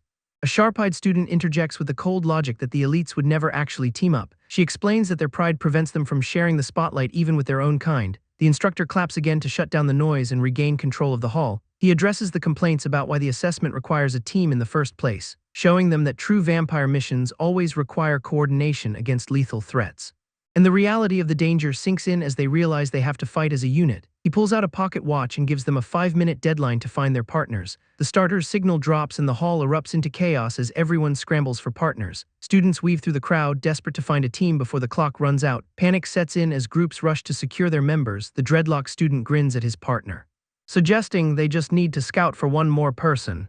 A small bat-like creature watches the interaction, skeptical that anyone would actually want to join them. Novice keeps his distance, internally doubting that anyone would willingly choose to align with his team, attempting to initiate contact with a passing student. Novice reaches out with a polite gesture. The student freezes, clearly uncomfortable as he glances at the number on his own wristband. A tense silence follows as the student turns and walks away without saying a word. Meanwhile, the dreadlock student laughs off the rejection, proposing they form a dream team of 2. His grip tightens on his gear, signaling his resolve to push forward despite the setback. He physically pushes his teammate away, insisting that working as a pair is a recipe for failure, determined to reach the next level. He starts walking away to hunt for a third member, complaining loudly about his unpopularity. He admits that nobody seems to want them around. His teammate stares back in realization.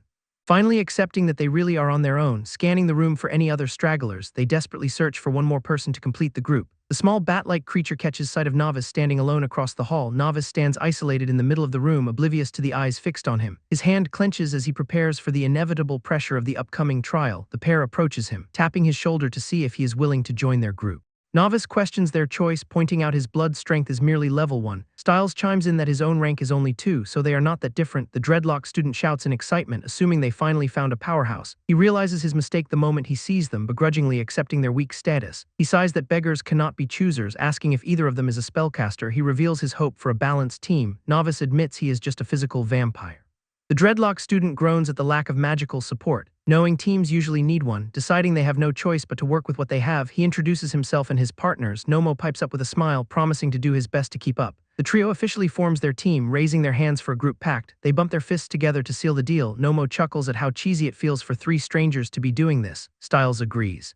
Noting that they really will need to watch each other's backs, the room clears out as other students finish forming their own groups. Styles observes that while the others look stronger, they seem just as desperate. The instructor announces the 5-minute limit has expired. Confirming everyone is ready, he declares that the assessment begins for any students whose bracelets are currently glowing. Magical energy sparks across the wrists of the participants as the system activates.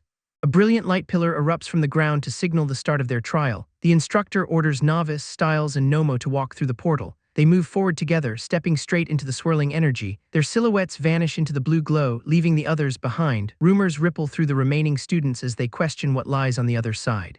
Time passes in a blur until figures finally stumble back out of the gate. The team collapses onto the floor, visibly battered and covered in fresh wounds. One of the students has an arrow buried deep in his shoulder. Novice winces at the sight, realizing the arrows are coated in something that burns. Other students watching in the crowd start to panic. Realizing this trial is lethal, the instructor calls out for the next group to step up.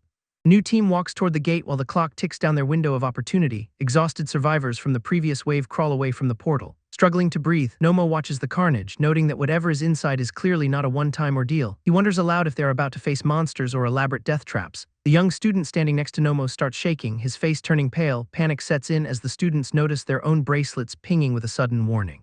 Styles takes a steady breath, reminding the group that there is no turning back now. The portal hums with anticipation, waiting to swallow the next set of victims. Nomo tries to stay positive, hoping the girl who ignored them earlier survived her run. A tiny demon creature perches nearby, watching the entire spectacle unfold with a nod. Novice steals his resolve, finally embracing his path as a vampire. The team steps into the shimmering portal, disappearing into the unknown. Silence greets them on the other side as they stand in the middle of a vast hall. The unnamed male student panics. Wondering if they already failed the trial, Nomo shuts that talk down, insisting they just need to reach the door ahead. An unexpected sound cuts through the air, sharp and rhythmic. Novice spots the danger, screaming a warning to the rest of the team.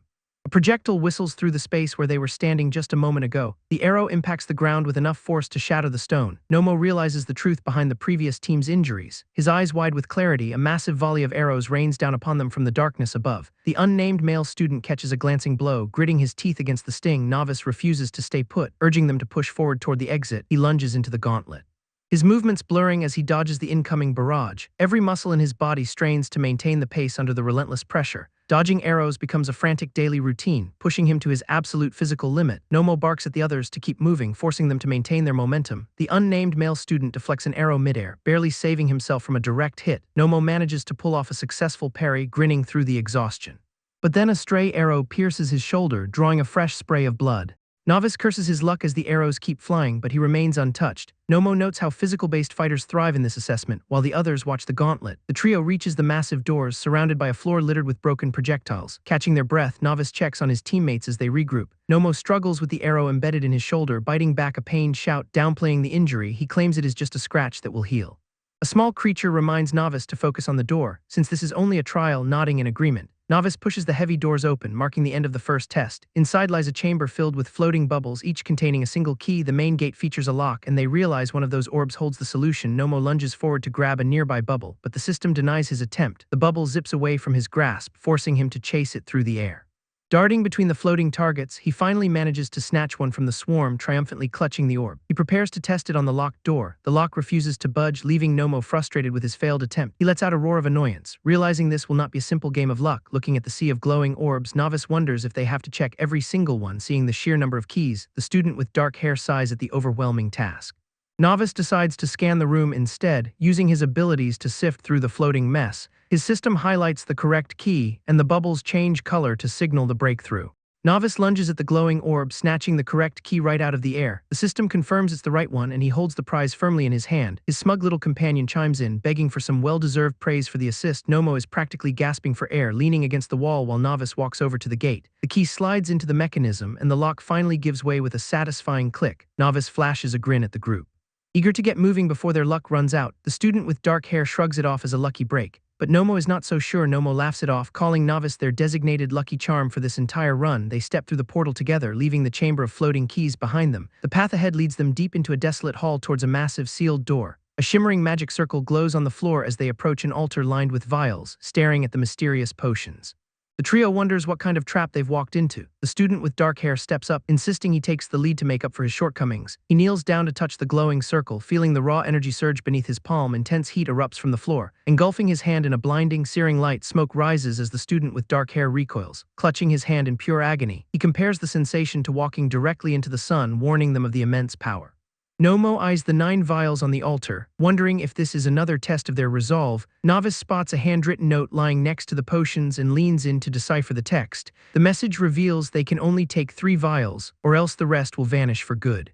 Novice realizes the vials must be protected by a spell, and they need a way to bypass it. The glowing liquid inside each container pulses rhythmically as they hover over the altar. Observing the setup with a keen eye, Novice analyzes the potential for a hidden trap. System notifications suddenly flood the air, labeling each item with unique, cryptic information. Individual tags display various effects like increasing blood aura or resistance to the sun, reaching out with certainty. Novice identifies the specific vials they need to survive the path, questioning why the altar holds 9 distinct blood types. He weighs the tactical implications. Deep in thought, he wonders if there is a specific pattern to the collection. Nomo slams his hand down on the table, frustrated by the lack of clear instructions. Suggesting that one person could just power through the trial, he waits for a reaction. The unnamed male student agrees, wanting to finish the task and stop wasting precious time. Reaching for the bottles, Nomo is stopped by Novice, who warns against acting on impulse. Proposing a fair distribution, Novice decides they should split the 9 vials into 3 each. He grabs the necessary items, planning to use the regeneration effects to cross the floor safely. A small creature appears, mocking Novice for hoarding the sun resistance vials for himself. System messages confirm the B-positive blood type provides the resistance they desperately need, realizing the random nature of the drops. Novice worries about finding the right type again. Assuming the vials are interchangeable, the team accepts the plan and prepares to move. Energy surges across the floor trap as they stand ready to step onto the runes. Nomo shouts for them to charge forward, signaling the final push across the chamber. Novice and the student with dark hair launch themselves across the trap, pushing through the magical barrier while Nomo follows closely behind them. Intense heat immediately batters Novice. System alerts warning him that direct sunlight is draining his stats. Health points begin to plummet as the trial's environmental debuffs kick in. The small mocking creature watches, noting that the heat here exceeds the actual sun. Magic circles pulse beneath Novice as he struggles to maintain his forward momentum. Agony flares through the group, the student with dark hair reeling from the burning sensation. Novice manages to keep his health steady for now, though the oppressive heat significantly slows him down. Glancing back at his allies, he realizes they are taking the full brunt of the damage. Choosing to intervene, Novice uncorks a precious resistance vial, tipping the contents into his mouth. He swallows the concoction to force a status adjustment. System messages confirm his resistance has increased to 6. And he channels that energy into a sudden burst of speed. The student with dark hair stumbles, confused by the sudden change in their leader's pace. Novice surges ahead, placing himself directly between his allies and the worst of the magical discharge. Nomo watches from behind, calling out in shock as Novice takes the lead. The student with dark hair struggles under the strain, so Novice grabs him to provide support, moving as a single unit. Novice maneuvers through the deadly runes while shielding the others from the heat. Nomo realizes what is happening, unable to believe Novice would sacrifice his own safety for them. The student with dark hair watches with wide eyes. Understanding that Novice is absorbing all the pain, the small creature cackles, mocking Novice for acting out of guilt because he took those resistance vials for himself. Novice admits he might have discarded his humanity, but he remains determined to uphold the Order's code, propelling himself forward in a blur as he drags the student with dark hair through the remaining gauntlet. The heat flares intensely around them, forcing both students to their knees. A voice suddenly announces they have finished and orders them to rest. Novice and Nomo catch their breath, completely drained from the ordeal. Time ticks away as the next group of candidates steps onto the burning floor. The magical pressure crushes the newcomers immediately, causing them to collapse in agony. Novice watches the carnage with a sharp look, surprised by the low number of survivors. Noting that the assessment was brutal, he remarks that many will inevitably fall before the end, observing the lack of empathy from the surrounding students. Novice questions their cold indifference. The instructor strides into the center of the arena to announce the final standings. He reveals that the bands will illuminate based on the speed of their completion. Light ripples through the rows of students as their results are displayed. The group led by the red-haired student is revealed as the fastest. Murmurs ripple through the crowd as everyone realizes the top 5 spots are already locked. A confident student named Bronk celebrates his team securing the second position. Whispers confirm that Bronk and his team have indeed outperformed the others. A rival student grins despite his frustration, acknowledging that Bronk narrowly beat him. Accepting the outcome, the rival decides he is satisfied with third place for now. The arena glows as the next team's results manifest for everyone to see, and the crowd erupts into genuine shock upon realizing Novice and his team took third. Nomo stands tall alongside the silver-haired guy while the rest of their group beams. Disbelief turns to vocal protest from the onlookers who cannot process the unexpected ranking, questioning identities and demanding answers as the murmurs grow louder among the ranks. The silver-haired guy realizes his plan to stay under the radar has officially failed. Scanning the area, he notices the shift in tension as the other candidates react. News travels that the student known as Jadgar has been pushed down to fourth. Jadgar stares at his wristband in disbelief, unable to accept that he was surpassed. His frustration boils over because he has never fallen below the top 3 before, accusing the group of cheating or using underhanded tricks to secure their position. He begins to manifest a dark aura, determined to confront them and expose their methods, while the rest of the candidates continue to gawk at the silver-haired guy and his team, speculating if these outsiders belong to some secret powerful clan. Someone points out that they seem to have no known affiliations or backgrounds at all, confirming they do not recognize any of the team members from the common circles, dismissing them as mere nobodies despite the undeniable numbers displayed on their wrists. Eyes watch from the shadows of the arena, observing the rising hostility in the crowd. Novice remains composed, sensing the brewing storm while the atmosphere turns heavy with intent, and the hidden observers agree that this sudden success surely reeks of pure luck. The hidden observers downplay the achievement as mere luck, noting that Novice displays a strange sixth sense for finding the objective, and they suspect his team's physical stamina carried them through the initial trial, but they remain convinced the next assessment will finally expose the truth, just as the instructor steps forward to address the exhausted candidates, announcing the end of the first phase and ordering everyone to return to their dorms. Because the real challenge resumes tomorrow under the watchful eyes of the staff, so the crowd of students begins shuffling out to follow the hooded assistants, while Jagdar glares daggers at Novice, his resentment clearly reaching a boiling point, though the night holds no peace as the facility looms over them like a cage, and the assistants gather the participants to distribute random room assignments for the night, warning that anyone found wandering outside their assigned dorm will be immediately disqualified.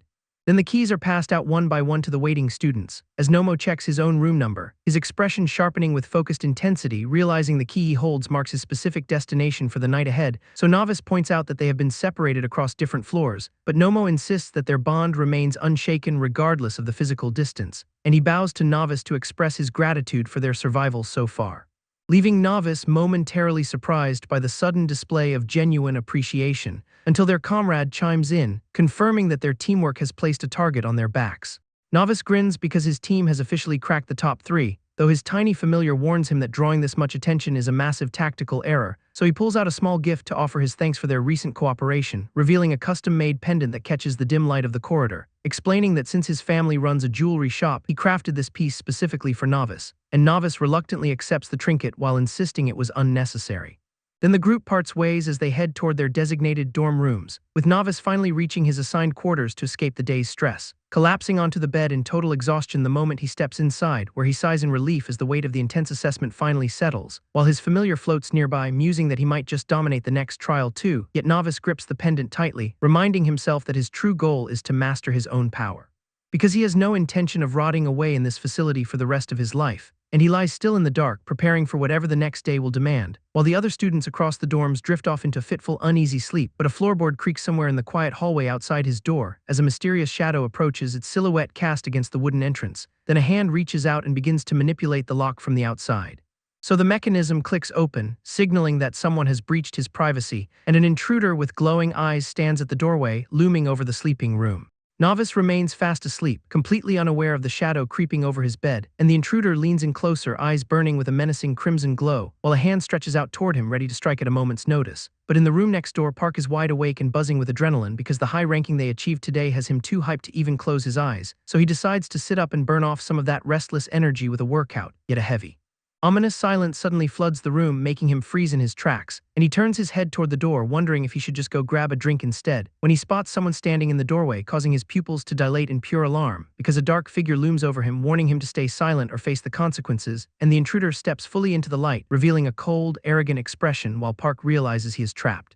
Staring up at the guy who clearly means business, so he swallows hard, feeling the sheer weight of the threat pressing down on him. As the intruder narrows his eyes, his gaze piercing through the tension in the room, and he demands an explanation for their team's suspicious rise in the rankings, while a dark aura flares around his hand as he grips Park by the throat. Yet he moves with a chilling calm, pacing the floor as if he owns the place, and the atmosphere thickens, leaving Park breathless and cornered against his own bed.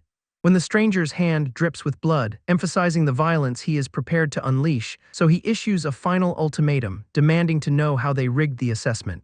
The intruder admits he might have used too much force on the student, but Park stays silent despite the crushing grip on his throat, and the intruder scoffs at how pathetic the victim's fighting skills really are, questioning how they could have possibly cleared the assessment with such weak abilities. Then he screams at Park to spill the secrets behind their high ranking, while a surge of dark energy repels the surroundings in a violent burst. And the intruder wipes the victim's blood off his hands with utter disgust, before dropping the bloodied cloth and deciding to interrogate the next target, so he orders his lackey to stand watch while he handles the rest, and he walks out of the room with a menacing, purposeful stride, heading down the hallway toward his next objective with total confidence, until he reaches room 506 and taps on the door. Then his clawed hand reaches out to force the door open. Though a sudden jolt stops him cold as he realizes he is not alone, so he turns his head to see who is blocking his path, finding a second-year student standing right there with her arms crossed, and she demands to know why he is trespassing in this specific dorm, while noting that a first-year student like him has no business being here, yet she agrees to overlook this incident because of their past connection, although she warns him that any further trouble will force her to act. The intruder clicks his tongue in pure annoyance, before telling the senior that he was only checking on something. Then he steps closer and leans in to deliver a chilling ultimatum, threatening that any attempt to use their past engagement against him will cost her life, and he turns his back on her to storm down the hallway, leaving the senior to sigh as she watches him disappear, while she reflects on how Novice managed to clear the first stage. But she remains deeply troubled by the possibility of Novice crossing paths with Jagdar, and she wonders why the intruder had fresh blood on his hands earlier, which leaves her suspicious as she contemplates his true intentions. Meanwhile, Novice sits alone in his room, exhausted and nursing his wounds, noticing that the sun still has not risen despite the passage of time, so his pet familiar makes a snide remark about his sleepless state, while Novice brushes off the comment with a tired, sarcastic laugh. Then he decides it is time to stop waiting for others to arrive, and he prepares to head out to find the rest of his team, so Novice pulls on his coat and steps out into the quiet corridor, where he begins searching for the others to discuss their upcoming assessments, until he finally tracks down room 210, and Novice knocks on the door to see if his teammates are inside. Novice calls out to the room, hoping to catch his teammates for a quick conversation, but silence greets him from behind the door of room 210, and his familiar wonders aloud if everyone inside is just sleeping soundly, so Novice pauses, catching a faint, metallic scent drifting through the air, and his eyes sharpen as he realizes what that smell actually is, for a thick, crimson trail of energy begins to manifest in his perception, revealing the undeniable stench of fresh blood leaking from the other side, which forces Novice to grip the door handle with sudden, sharp urgency, and he kicks the door open with enough force to shatter the lock, sending the barrier flying inward as he charges into the dark room. But the scene inside immediately stops him dead in his tracks, because a body lies sprawled on the floor in a growing pool of red, and Novice recognizes the fallen man as his teammate, who is bleeding heavily onto the wooden planks. So Novice rushes to his side, finding his friend barely clinging to consciousness, and the dying man gasps out his name in a ragged, pained whisper, while Novice kneels, frantically checking for a pulse as he tries to process the carnage. Then he desperately begs his teammate to speak and stay with him, wondering in horror how such a brutal attack could have happened so quickly, especially since it has only been one day since they last stood together, questioning why everyone around him seems destined for tragedy. Novice desperately urges his teammate to keep holding on, when a sudden system alert identifies the dying man's critical status, and a prompt appears offering the chance to initiate a blood bond, so Novice wonders if this unknown ritual is the only way to save him, recalling how he failed to save a previous companion because he lacked this exact knowledge. Yet he hesitates, knowing his teammate is already a vampire, ultimately deciding that he refuses to let another friend die on his watch.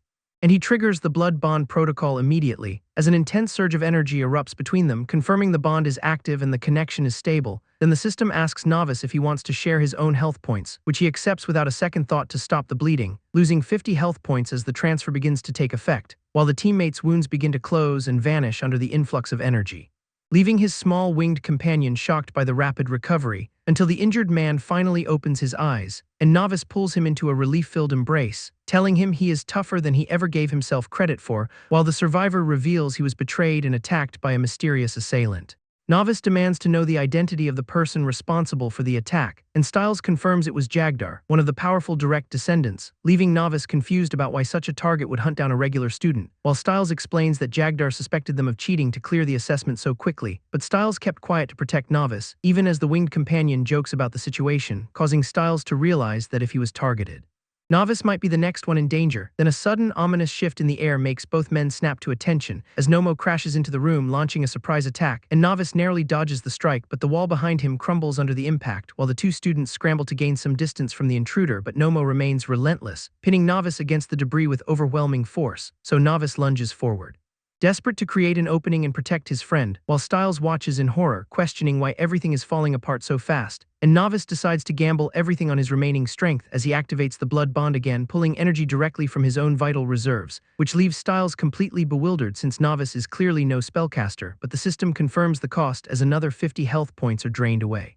And Novice feels the toll of the sacrifice as his body suffers from the rapid depletion, while Styles stares in disbelief, unable to process the unnatural display of power, so Novice brushes off the concern, knowing they have no time to waste on questions.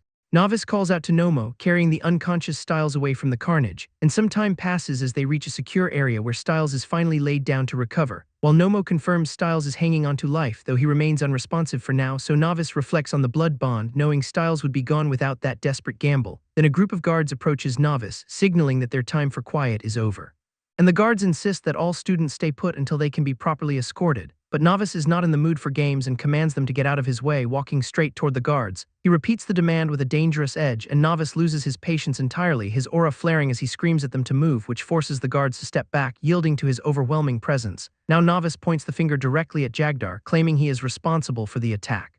But the guard questions the accusation, asking if Novice has any actual proof, and Novice demands they look at the facts, gesturing toward the scene of the crime, yet the guard counters by suggesting a rival might have framed Jagdar to get him expelled, which leaves Novice stunned that they would even consider doing nothing about the assault, because the guard explains that they live in a world where their kind is constantly hunted, and there are no rules to protect them outside of their own strength.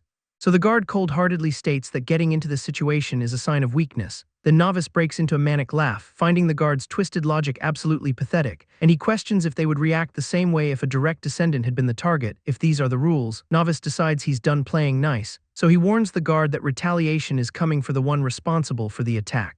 And he vows to mirror the violence inflicted on his friend, regardless of who it is, turning his back on the group to storm off while he tosses a final warning over his shoulder to stay out of his way. As the rest of the gathered students watch his departure from the courtyard, meanwhile, rumors ripple through the crowd about why their numbers have suddenly dwindled, and a student notes that an instructor pulled some top-tier teams away earlier this morning, leaving only the elite survivors to face what comes next, while Novice forces himself to hold back his rage, knowing now is not the time for a kill, though his hand tightens into a fist as he searches for a loophole in the academy rules. Just then his small companion pops up, noting the silver-haired student is looking particularly bloodthirsty, and the instructor arrives to explain that only 28 students remain from the original 30, announcing that the next phase of the assessment will be a series of sparring matches, which sparks immediate whispers among the students about whether they have to face the direct descendants, until the instructor reveals that participants will be chosen at random and granted the right to pick their own opponent. And this realization hits Novice with sudden, intense clarity, because he finally sees a legal path to settle his grudge with Jagdar without getting expelled. As the instructor confirms, there will be 14 matches total, and adds that the results do not matter as much as the performance they put on for the crowd. The massive crowd gathers in the arena, but Novice scans the empty space while wondering where everyone is. Then magic circles flare to life underfoot, signaling the arrival of the combatants in a burst of energy, and Jagdar appears alongside the other participants, his glare fixed on the arena floor, while the remaining students teleport into the center to find a sea of spectators watching from the stands, prompting a ripple of shock as they realize the entire academy has come to witness the sparring. And a student points out that second-year seniors are also among the massive audience, which leads a pair of female students to comment on how unexpected it is for the upperclassmen to attend, though the black-haired girl remains focused on her companion, questioning why she chose to follow her here, and the red-eyed student teases her about acting strange lately, noting that she seems even weirder than last year, so the companion retorts that she simply had to see the drama for herself, pressing the black-haired girl on whether her interest is tied to a certain human fiancé, which forces a flustered reaction from the black-haired student as she tries to downplay the rumors. But the red-eyed student keeps digging, joking about the complicated love triangle between her and the human, and she asks if the girl is planning to abandon the academy to chase him or choose the young prince, so the black-haired girl coldly insists she is not here because of that human. Though she admits the guest list includes many people from outside the school, and she notes the presence of 3 top professors who have arrived to oversee the entire event, while the high-ranking officials take their seats in the shadows to observe the upcoming matches, and a shadowy elder remarks that this year promises to be particularly interesting due to the number of descendants participating, before adding that there is a surprise hidden within the group, and he is curious to see how Novice performs. The announcement rings out that students can now pick their own opponents, and the entire group marches toward the arena floor to find their match, while Novice realizes that keeping his head down is no longer an option because this event offers a golden ticket to settle the score with Jagdar. Though he knows that making such a move will definitely come with a steep price, the match selection process officially starts as the gate lights up, and a signal pings on the wristband of a confident student.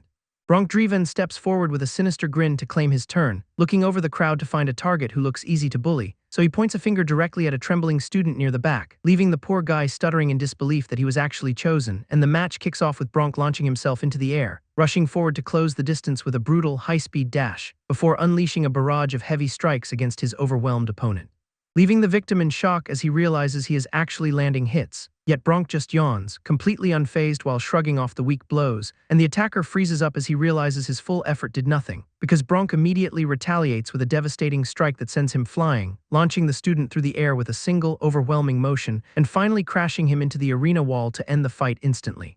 The crowd erupts into cheers as Driven strolls away from the wreckage, clearly relishing the spotlight while he brushes off his uniform, and his fan club loses their minds, screaming about how unmatched his strength is, but Novice watches from the sidelines, his eyes fixed on the display of raw power, fully aware that the divide between these direct descendants and the others is massive, though seeing the sheer scale of the output only hardens his own resolve, knowing that if Bronk can hit this hard, his upcoming fight with Jagdar requires a real plan, so he starts calculating exactly how to inflict equal damage when their time comes, just as the next match ignites with an aggressive student lunging at an unsuspecting target, connecting a heavy fist directly into his opponent's face with a sickening crunch, following up immediately with a brutal slash that draws blood from the victim's chest, and the poor guy crumples to the dirt, clutching his side as the life leaves his eyes, while the victor stands over him, gloating that he should have just stayed down. Meanwhile, a female student scans the arena, noting the absence of any real leadership, dismissing the participants as mere first-years who lack any true world-ending talent. But she admits there is another reason she is actually bothering to observe this mess, and she suddenly launches herself into the fray, closing the distance in a blur, grabbing the nearest fighter by the throat before he can even process the movement because she prefers using a whip, but she will make do with her bare hands. Then she delivers a precise, lethal strike that sends her opponent flying in a spray of red. The victim screams in agony as the female student makes her point, claiming such brutality is just how the elite assert their natural dominance, and she stares down the arena with a cold, piercing gaze, while in the shadows a hidden observer watches Novice through a magical projection, as an older mentor points out to his hooded companion that they are tracking him again, noting that while Novice reached the top 10, his low blood rank is suspicious, though the companion senses something unusual about those recorded stats, revealing that his blood power has mysteriously spiked from a 2 to a 3, and the mentor wonders if the recent trials triggered such an impossible growth, suggesting they investigate the discrepancy personally since it bothers them so much, while the companion admits he cannot shake this uneasy feeling, ordering that Novice must survive the arena matches only to be eliminated later, so he decides to handle the verification himself and leaves the observation room. Meanwhile, back in the arena,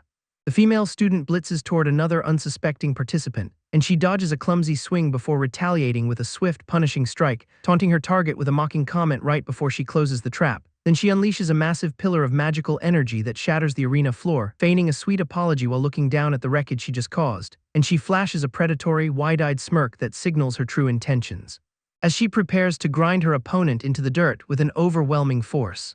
Novice makes his way down the arena steps with a heavy, deliberate pace, and the crowd instantly recognizes him as one of the fighters from the silver-haired student's team, while a teammate wonders why he would risk his health by returning to the arena so soon, but Novice just stares ahead, his arm still bound in a medical sling, thinking that his presence here is a necessity he cannot ignore despite the warnings, because Park grips his crutch tightly, telling him he has no obligation to share in their suffering, just as the arena announcer calls out the next match for the top-ranked student, and Zen enters the field, drawing an immediate roar of excitement from the onlookers, while his massive opponent grins, foolishly claiming he will not go down without a fight, but Zen just locks his gaze onto the man, his eyes glowing with cold intensity, and the match begins without a single word exchanged between the two combatants. So Zen closes the distance in a blur, landing a strike before his opponent even reacts, leaving the spectators confused as they struggle to process how he moved that quickly, because even the most observant students admit they could not track the speed of that attack, while the mysterious student stretches out, telling her peer that the real show is only just starting, and she maintains her composed, chilling demeanor as she watches the chaos unfold as Zen flexes his hand, the magical energy around his fingers pulsing with lethal intent, while the system prompts him to select his next target from the remaining challengers, so Novice steps forward into the light, accepting the challenge as he locks eyes with the top ranker, and the tension between the two reaches a breaking point as they prepare for a collision. Zen points directly at his next target, signaling that Novice is officially on the clock, and the surrounding students watch in silence as the top-ranked fighter makes his choice, While the smug challenger known as Jagdar grins, clearly relishing the chance to prove himself, but deep in the shadows, a hidden overseer focuses on the red crystal monitoring the students' wristbands. As this overseer reaches out to touch the artifact, linking his intent directly to the arena's tracking system. And he commands the magic to reveal the hidden data belonging specifically to novice Stormrider, while the system begins its scan, rapidly cycling through secure files and restricted biological records, so the overseer leers with anticipation, eager to expose whatever secrets the silver-haired student has been hiding. But the monitors suddenly glitch, flashing red warnings as the system struggles to process the incoming data, and the screen finally displays the profile, revealing that novice is classified as both human and vampire, while the overseer recoils in total disbelief, his eyes widening at the impossible hybrid status on the display as he stumbles back from the crystal, desperate to deny the reality of the genetic anomaly he just witnessed, because the implications of a human-vampire crossbreed threaten to unravel everything he knows about the tournament. So he clenches his fist in a panic, realizing that Novice's presence in the arena is a colossal, dangerous mistake, and he decides the match must be aborted immediately before the truth can be exposed to the public. Then he breaks into a desperate sprint, abandoning his post to intervene in the fight before it escalates, while he curses his luck, aware that this tournament was orchestrated specifically to showcase pure-blooded vampire power. But now he realizes the entire academy is at risk if that unstable hybrid is allowed to keep fighting, so he pushes himself to the limit, rushing through the dark corridors toward the arena gates, and he prays he can arrive in time to stop the collision before the secret changes everything. The overseer skids to a halt at the arena railing, only to realize the duel has already kicked off, and he can only watch in dismay as he acknowledges he's arrived far too late to stop the match. While Jagdar mocks his opponent in the center of the arena, calling him a complete fool for even showing up, since he believes a direct descendant is far beyond the reach of a mere student like Novice. So as the tiny familiar checks in with a worried prompt, Novice remains eerily focused on his opponent. Despite the obvious gap in power, he keeps his eyes locked on Jagdar, calculating his next move. Then he clenches his fist with a single, brutal thought in mind: he's not here to talk.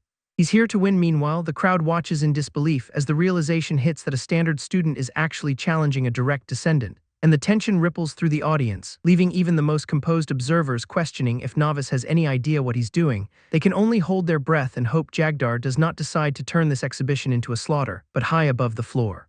Another spectator notices the overseer's return and points out the foolishness unfolding below. The overseer is now desperate, frantically searching for an excuse to shut down the match before the hybrid secret is laid bare. Yet he forces himself to stay calm, knowing that he cannot draw any more attention while all eyes in the academy are fixed on the stage. The signal sounds and the fight officially commences, with Jagdar lunging forward to initiate his dominance.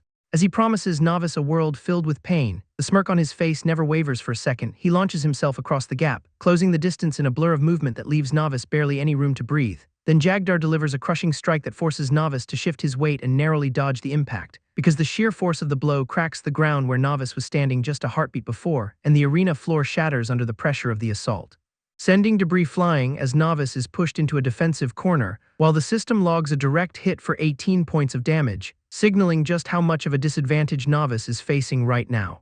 Novice realizes his health is draining fast despite blocking the initial strike, and Jagdar mocks him for his reflexes before promising a much more brutal round. He closes the gap instantly to deliver a vicious slash across the student's chest, then follows up with a heavy thud that rocks Novice to his core, before unleashing a flurry of blows that send the silver-haired fighter reeling. System alerts flood the air as the rapid-fire damage counters stack up against him.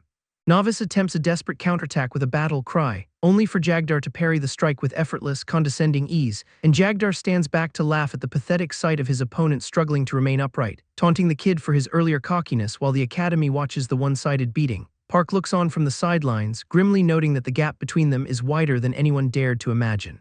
He laments the grim reality that students like them can never hope to overcome the descendants, watching as the hopelessness of their situation is laid bare for every witness to see. Nearby students observe the carnage, realizing that the beating is far from over. The girl with purple hair smirks, fully aware that Jagdar is just getting warmed up. Novice ignores the pain and stands tall, finally asking Jagdar a direct question. He waits for the answer while Jagdar assumes it is just a plea for mercy. The silver-haired student demands to know if Jagdar was the one who hurt Nomo. Sudden flashes of the bloody memory confirm the trauma inflicted upon the mentor, and the weight of the past collision hits home as the fight takes a deeply personal turn.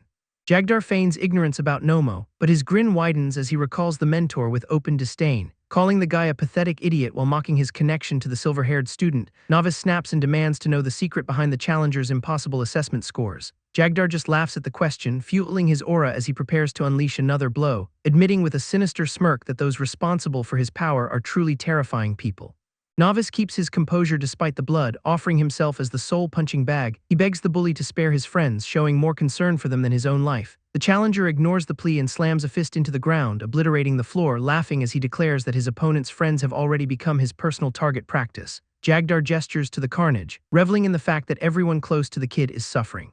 Silence falls over the silver-haired student as he processes the cruelty of the admission. He takes a deep, steadying breath, the weight of the moment shifting his entire demeanor. Novice grips his pendant, a surge of raw energy beginning to pulse through his veins. The student vows to never let anyone close to him get hurt by this monster again. Crimson energy erupts around him, tearing through the arena floor with an oppressive, dark pressure. Jagdar freezes, his cocky grin vanishing as he senses the sudden, violent spike in power. The silver-haired student stares him down, promising that Jagdar will pay for every single injury. Onlookers in the stands recoil, shocked by the sheer intensity radiating from the boy. The proctor panics, realizing the match has spiraled out of control and must be stopped. He screams for the guards to intervene, desperate to prevent a total disaster before someone dies. The proctor insists that he is not worried about the student, but he is terrified that Novice might actually kill Jagdar, sweat beading on his face as he realizes the sheer scale of the danger. Novice lunges forward with a wave of dark energy that sends Jagdar flying. Jagdar shakes off the impact, laughing off the display as a cheap bluff. He cracks his knuckles and claims that intimidation will not work on someone like him, while Novice narrows his eyes, focusing through the haze of his own burning rage. Memories of past battles flood his mind, reminding him how to handle this kind of threat. Jagdar charges in with a glowing fist, closing the distance in a heartbeat. Novice manages to maintain his cool, calculating the timing as he prepares to counter. The challenger screams as he swings, pouring everything into a single lethal blow. Novice meets the attack head-on, the collision shaking the very foundation of the stage. Jagdar is sent skidding backward from the force of the block. Although Novice takes 15 points of damage, he realizes his defense actually held. His opponent misinterprets the damage as a weakness and dives in for another strike. Jagdar rains down a flurry of blows, convinced the silver-haired student is running out of steam. From the sidelines, the watching students observe the one-sided exchange with growing concern. Every hit lands with heavy impact, leaving Novice struggling to keep his guard up. The girl watching the match sighs, noting that a regular vampire stands no chance against such power. She concludes that the gap between them is simply too wide to overcome. The girl watching the match challenges the idea that stubbornness is the key, and she points out the real divide between direct descendants and everyone else, teasing the idea until she realizes she's pushed too far and quickly backpedals. She clarifies that blood weapons are the true mark of their ancient lineage. The hereditary power within these weapons only grows more potent with every generation. Sitting back, she notes that even without these relics, direct descendants hold innate superiority. She insists that raw strength alone should be enough to squash an opponent, and she explains that this philosophy brings two more crucial factors into play. She compares the situation to a human boot crushing a tiny ant on the ground, yet she warns that even a small creature can force a grown man to his knees. Highlighting the danger of underestimating an opponent who has nothing left to lose, she predicts that the smug challenger will not even bother using his full strength here, because he assumes it would be beneath him to do so against such a foe. A sudden surge of power erupts as the challenger launches a massive, blinding attack. Novice barely clings to his health, watching his stats drop as the pressure mounts. Meanwhile, the hooded mentor questions why his peer was so worried about the challenger earlier. The trembling student stares at his own hands, haunted by what he saw in the crystal. He desperately prays that the vision was nothing more than a glitch or a mistake. High above the arena, the arrogant challenger declares that his opponent is not worthy of the top 5, and he leaps into the air to deliver what he expects to be the final blow. Novice realizes he cannot afford to take a direct strike from the descending Jagdar, so he commits to a desperate high-speed dodge to avoid the lethal impact. Dodging the blow creates a massive explosion that tears up the arena floor, leaving the spectators in the stand stunned by the sheer force of the collision. The watching student realizes that she and Novice might be the only ones who notice the truth, confirming that something is fundamentally wrong with how Jagdar is behaving. Jagdar screams in frustration at his failure to land the killing blow on his target. He channels even more energy into his fist to prepare for another relentless assault. Launching himself forward again, he forces Novice back to the very edge of the arena. Novice gasps as he feels the boundary behind him and realizes his movement is now completely restricted, acknowledging that Jagdar is far too fast to allow for a simple counterattack. He knows a drawn-out battle would mean certain defeat against such a superior opponent. Deciding he has only one option left, he checks his remaining health at a precarious 62 points, and he prepares to force a risky maneuver while he still has the strength to execute it. From the sidelines, Zen calls out to Novice, lamenting that he can do nothing to help, watching as the situation spirals out of control while he remains trapped outside the combat zone. Novice suddenly collapses onto a bed as if teleported away from the heat of the fight. Blood begins to pool around him on the floor, leaking from wounds he sustained during the match. A dark, winged familiar appears and watches as a system message signals the activation of a blood bond. The connection draws power from bonded targets, finally stabilizing Novice as his health starts to climb again. Novice watches his health points tick up to 71, uncertain of the technique's true nature but fully committed to the path he has chosen. Channeling every bit of his remaining resolve into a crimson sphere of destructive energy, Jagdar charges forward, unaware that his own life force is being siphoned away to fuel his opponent. Novice feels his health climb to 76 as the raw power flows directly from the challenger, snarling with newfound hunger. He decides it is time to make Jagdar pay for the earlier beatdown. Unleashing the blood cannon skill, Novice sacrifices half his maximum health to create a massive projectile. The condensed energy erupts from his body, slamming into Jagdar with the force of a wrecking ball. A violent explosion of red light tears through the arena, engulfing everything in its path. Jagdar is blasted backward by the sheer magnitude of the impact, pinned against the far end of the stage. Convinced this is the only way to secure a win, Novice pours his soul into the attack. Laughing as the energy surge tears through the air, he hopes the agony is finally reaching his rival, gritting his teeth against the massive recoil. He refuses to let the pressure drop even for a second. The crimson beam pierces through the arena defenses, leaving no room for Jagdar to dodge or parry. Spectators in the blast zone scream as the shockwave forces them into a panicked retreat. Blood splatters across the protective barrier as the force of the collision shatters the air itself. Bystanders scramble to survive the carnage. Realizing the fight has turned into a lethal hazard for everyone nearby, the entire arena lights up with defensive glyphs struggling to contain the overflow of raw, bloody power. Novice drops to one knee, completely drained as the massive output of energy finally dissipates. And a system warning flashes red, signaling that his health has plummeted to a single point. Novice struggles to stay upright, his body reeling from the massive toll of that final attack. He realizes the blood bond granted him a surge of power, but it came at a brutal cost. Recalling how he used the same skill on Nomo, he begins to piece together the mechanics of his own ability. The realization hits that he was unknowingly siphoning health from his allies whenever they were in danger, and when he needed power, he inadvertently drained them to fuel his own strength.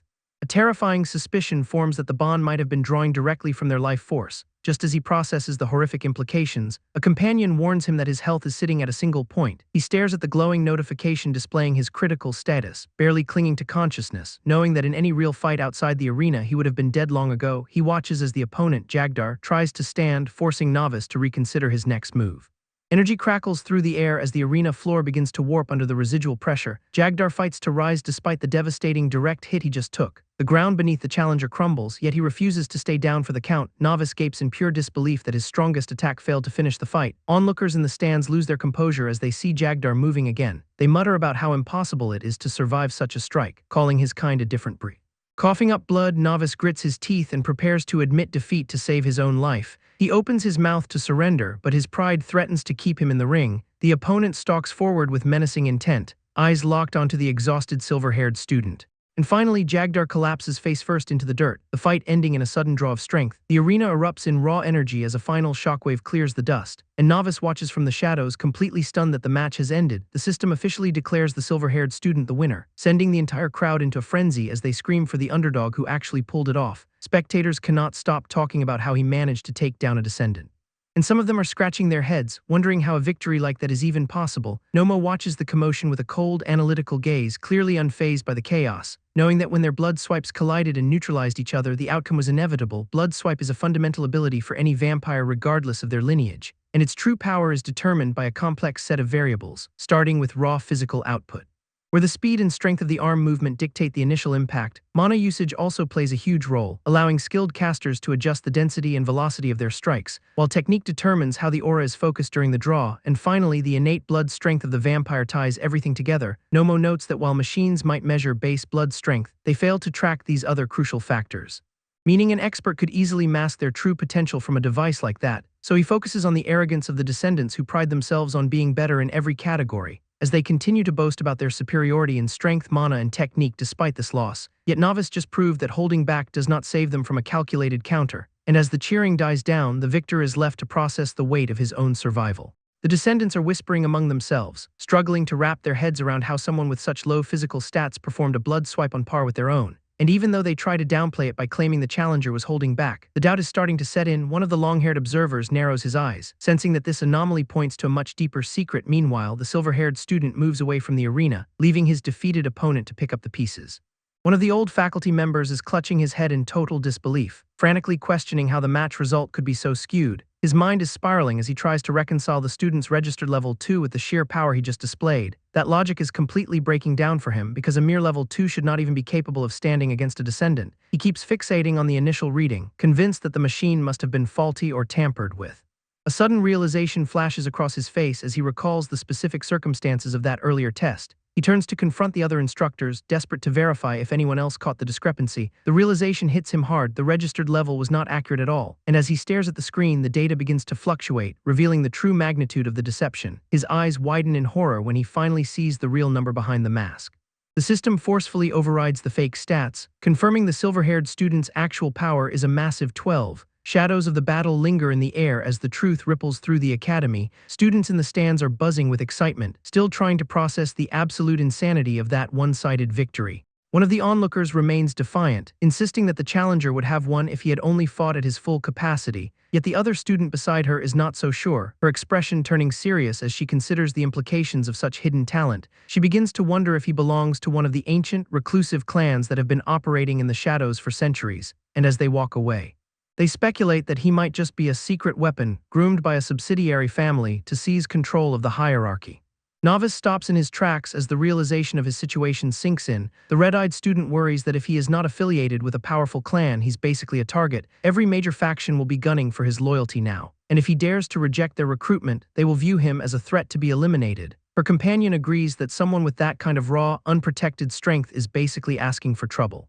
She curses the silver-haired student for being such an idiot and drawing all this attention to himself. But the danger is even worse than they thought, because if the world finds out he used to be a human, an entirely different group of hunters will come for his head. This power shift is going to tear through the clans like a wildfire, and there will not be a soul left to protect him. Suddenly, her friend suggests that she should just recruit him into her own powerful clan.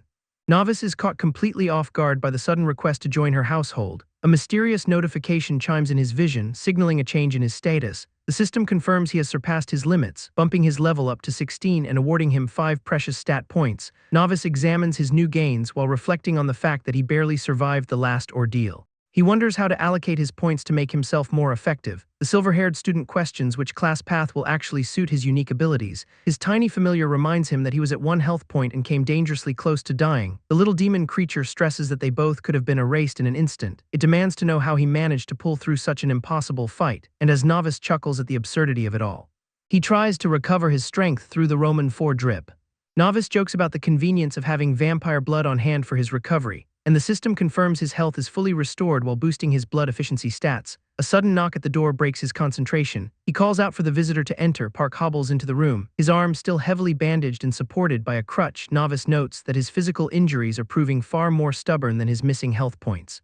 Park asks how his recovery is going after the intensity of their recent trial, admitting he feels significantly better now that his health is back to normal. Park laughs at the understatement, suggesting that if he had taken down a direct descendant like Jagdar, he would be flaunting it in everyone's face. The mood turns serious as he voices concerns about Jagdar and his clan retaliating. Novice swallows hard, clearly feeling the weight of that incoming threat. Acknowledging that despite being told to keep a low profile, he has done the exact opposite, Park thanks him for the effort, admitting that Novice accomplished something he never could have managed on his own, mentioning that Nomo has finally regained consciousness. Suggesting they head over to visit him in his room nearby, Park observes that Novice is tougher than he initially gave him credit for. They walk into the room where Nomo is sitting up in his bed. Nomo greets them with a grin, offering his congratulations for the victory over Jagdar. Nomo asks Novice how he managed to pull off such an impossible win, noting that the entire island is buzzing with the news of his victory. Nomo then offers his sincere thanks for saving them during the fight. Novice deflects the praise, insisting that he could not have survived the encounter without Park and Nomo. Park immediately shuts down the sentiment, even as a tiny imp creature playfully yanks at Novice. Novice insists on his gratitude, admitting he felt completely overwhelmed during the climax of the battle, remembering how he lacked the strength for the blood cannon and felt desperate for more power. Realizing that in that moment of need, he felt like the strength he received came directly from his companions. Park and Nomo exchange stunned looks. Processing the idea that Novice felt their support during his fight, Nomo pushes for answers, demanding to know how Novice became strong enough to take down a descendant like Jagdar. Asking about the strange nature of the blood attacks Novice used, which seemed powerful yet physically lacking, Novice admits he is just as confused about his own abilities and asks for their insight, explaining that he suspects his unique class might be the source of these strange powers. Nomo pauses, wondering if Novice is some kind of vampire-type combatant, but Novice firmly rejects that label, clarifying that his class is something else entirely. He finally reveals his true class identity. Calling himself a blood manipulator, Park and Nomo lose their composure completely, their jaws hitting the floor in pure disbelief. The sheer shock of the revelation hangs in the air as the room goes quiet. Nomo stares at him with a predatory, intense gaze, clearly intrigued by this rare power. While Park and Nomo struggle to process the implications of having a blood manipulator in their midst. Novice brushes off their concern, challenging the idea that having a rare class is inherently a problem, and he recalls that a little devil-like creature named Chip was the one who actually pushed him toward this path, even though he realizes now that a creature like Chip probably did not have much real-world knowledge to begin with. So Novice starts questioning his own past judgment for trusting such a cryptic advisor so blindly. Park listens intently as Novice mumbles about his doubts. Though the injured student seems hesitant to fully agree, Nomo jumps in with a harsh reality check, pointing out that nobody chooses the blood manipulator class unless they have no other options, citing the lack of any clan heads or mentors who actually know how to teach the path, and he describes the typical fate of students who try it, noting that most end up failing to achieve any real results, explaining that the class demands a massive amount of blood sacrifice for very little offensive gain, eventually forcing those students to quit and desperately switch classes after wasting their potential. Nomo insists that this specific trajectory almost always leads them to the absolute bottom of the rankings, while Park nods along, clearly agreeing that the class is a trap most people are smart enough to avoid. Novice stays silent, his hand tightening as he contemplates the grim reputation of his own abilities, and he wonders aloud if his success against a descendant like Jagdar was just a fluke.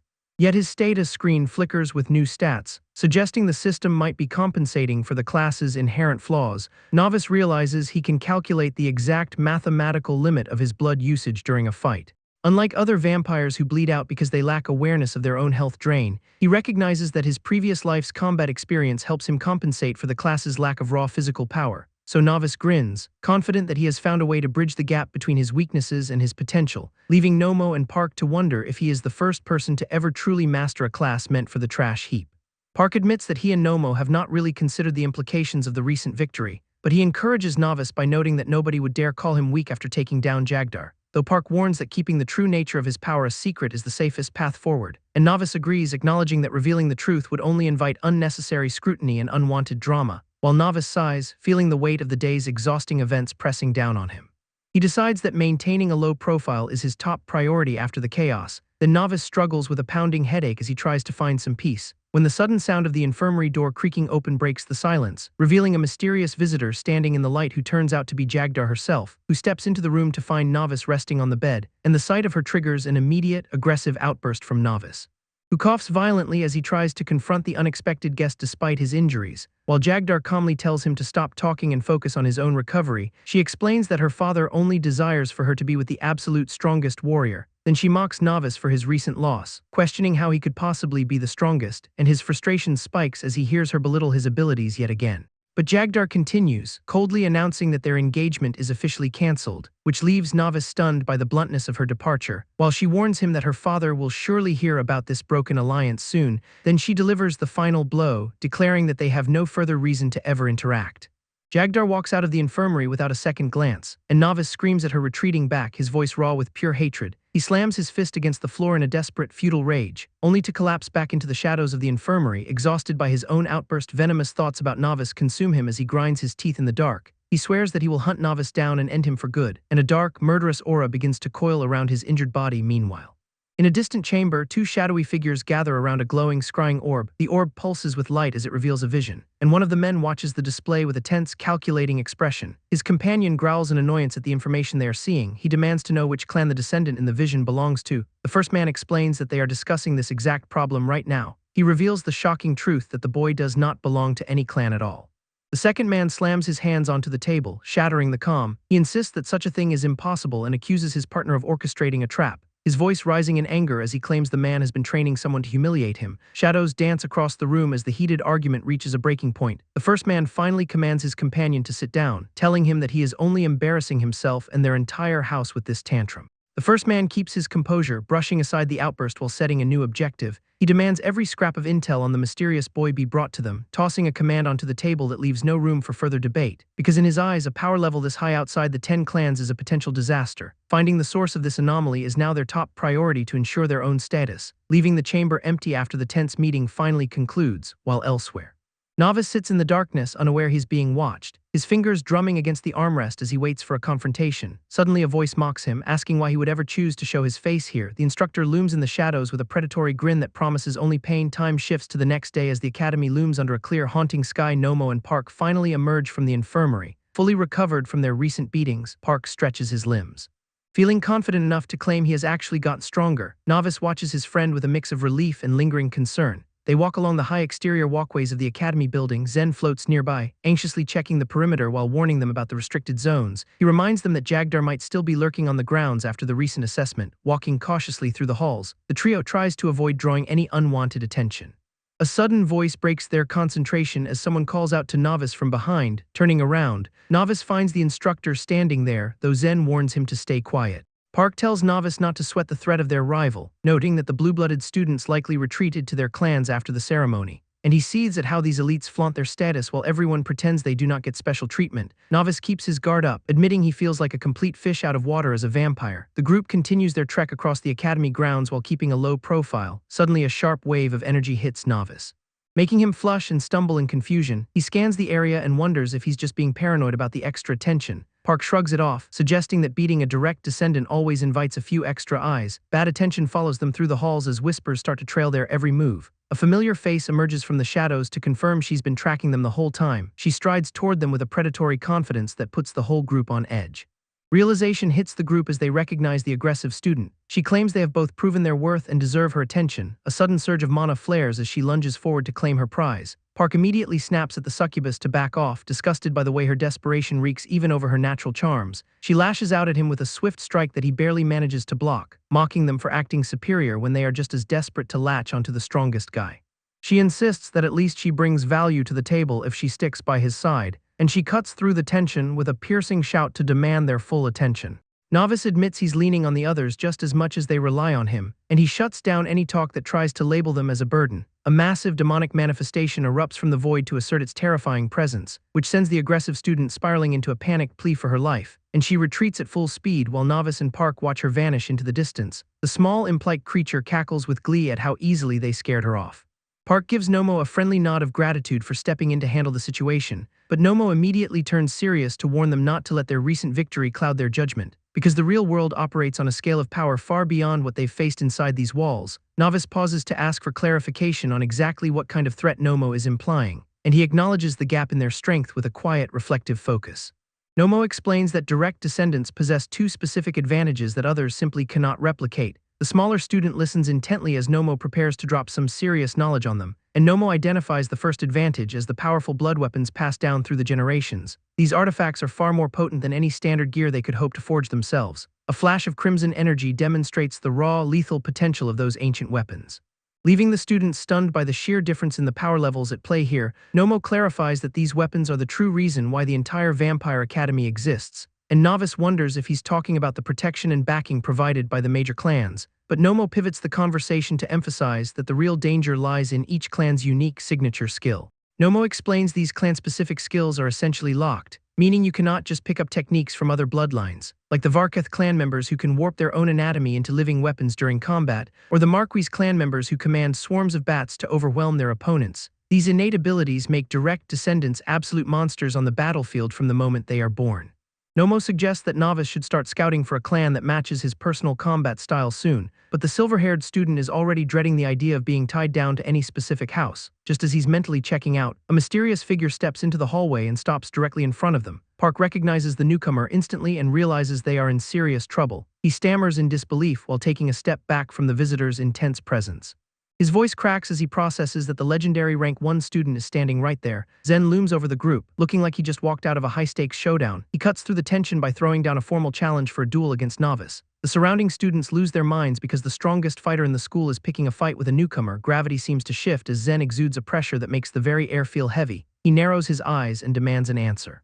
Making it clear he isn't here to play games, onlookers start whispering in the halls as the news of the challenge spreads like wildfire. They can barely process the absurdity of the top ranker actually targeting a student like Novice. Zen continues to stare down his target while the crowd keeps murmuring about the sudden confrontation. Park mutters that Novice has a strange way of attracting the worst kind of attention. And Novice wonders to himself why the strongest guy in the academy is so fixated on taking him down.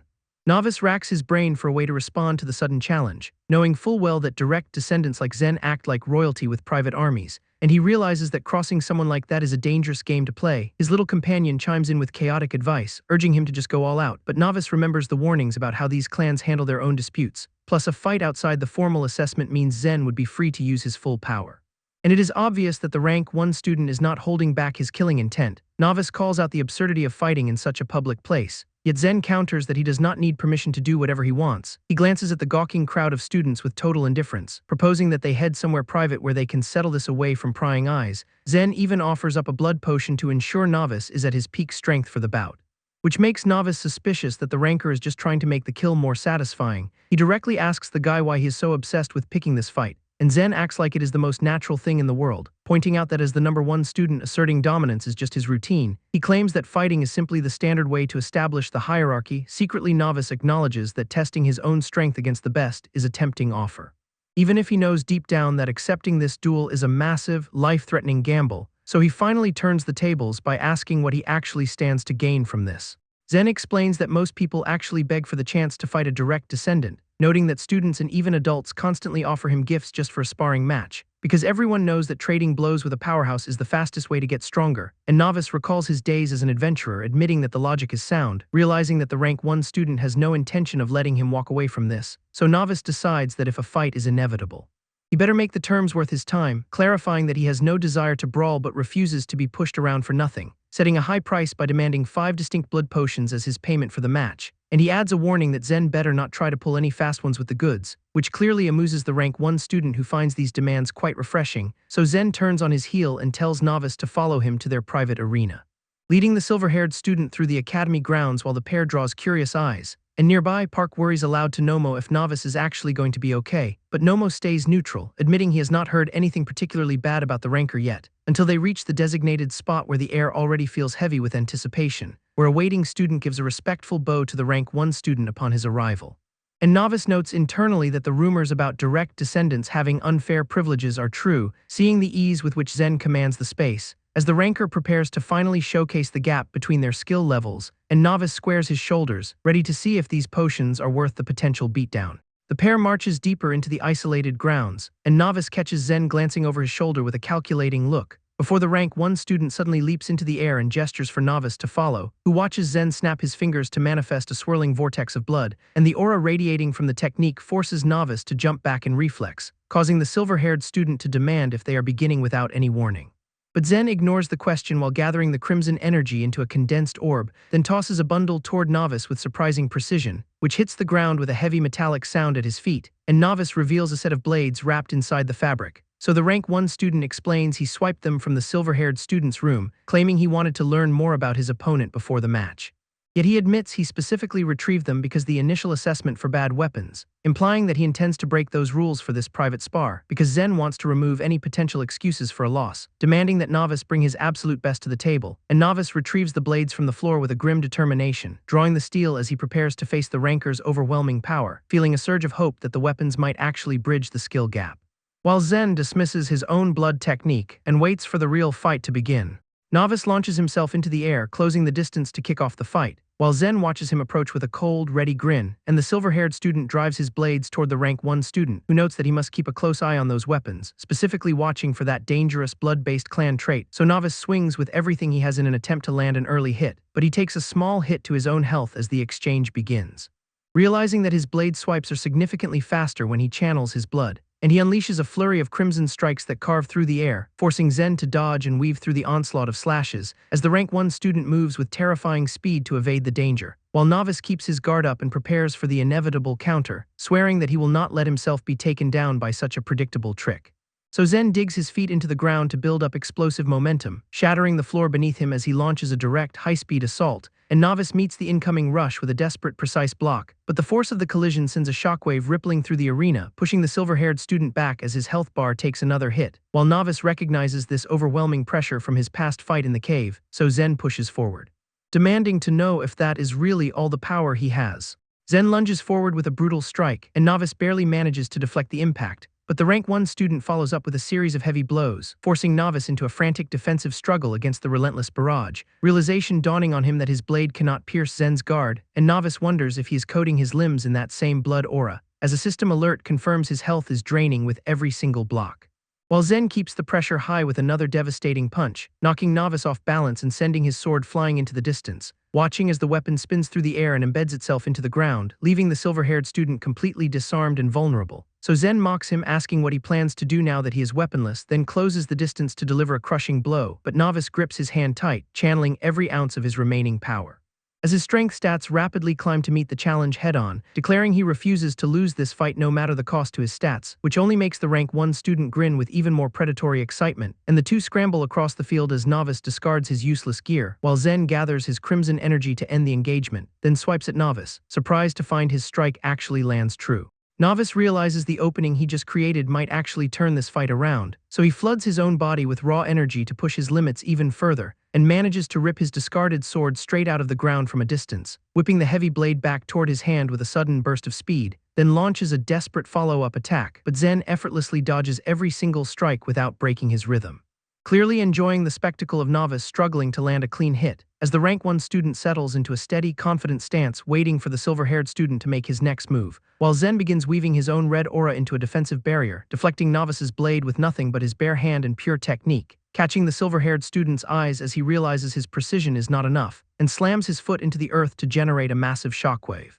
Yet Zen just looks unimpressed by the display of brute force, then dashes forward to unleash an explosive strike that rocks the arena, catching Novice square in the chest with a punishing blow, sending him flying backward through the air like a ragdoll, and the system logs 67 points of damage as Novice hits the ground hard, forcing the silver-haired student to accept the crushing reality that he cannot win, while Zen taunts him by saying his skill is the only thing keeping him alive. Zen gathers a swirling crimson aura in his palm and tosses a tonic toward the fallen Novice, telling him to drink up, watching as the silver-haired student lies motionless on the ground. Then Zen demands that Novice use the same blood-consuming attack he used on Jagdar, so Novice realizes Zen knows the move requires a massive blood sacrifice, and grips the tonic as he acknowledges his current health pool is too depleted to sustain it, yet Novice decides to commit anyway, draining the tonic to force his body into a violent, blood-fueled state, standing up and warning Zen that he asked for this, while Novice channels his life force into a volatile, swirling red vortex, desperately hoping that Zen will face consequences for the damage he is about to sustain, and Novice focuses all his remaining power into a single, dark, concentrated orb, launching a massive beam of blood-red energy straight at his opponent. But Zen simply stands his ground and coats his fist in a glowing yellow light, preparing to meet the incoming blast with raw physical power, and Zen punches through the center of the beam, shattering the destructive wave with a single earth-shaking strike, sending the energy cascading away from him as he stands untouched, leaving Novice shocked at how easily his ultimate move was countered, while the silver-haired student stares in disbelief as Zen remains completely unharmed.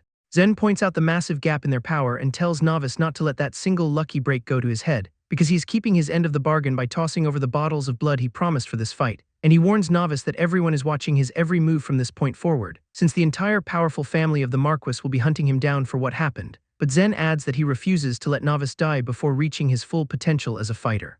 So he gives him a simple ultimatum to either find a powerful protector or get strong enough to stand alone. Then Zen turns his back and walks away, leaving Novice to process the weight of those words, and the silver-haired student realizes the terrifying difference between his own strength and the absolute peak of the school, while he wonders exactly how many more monsters like Zen are hiding on this island, thinking back to the dark, grinning creature he encountered in the cave.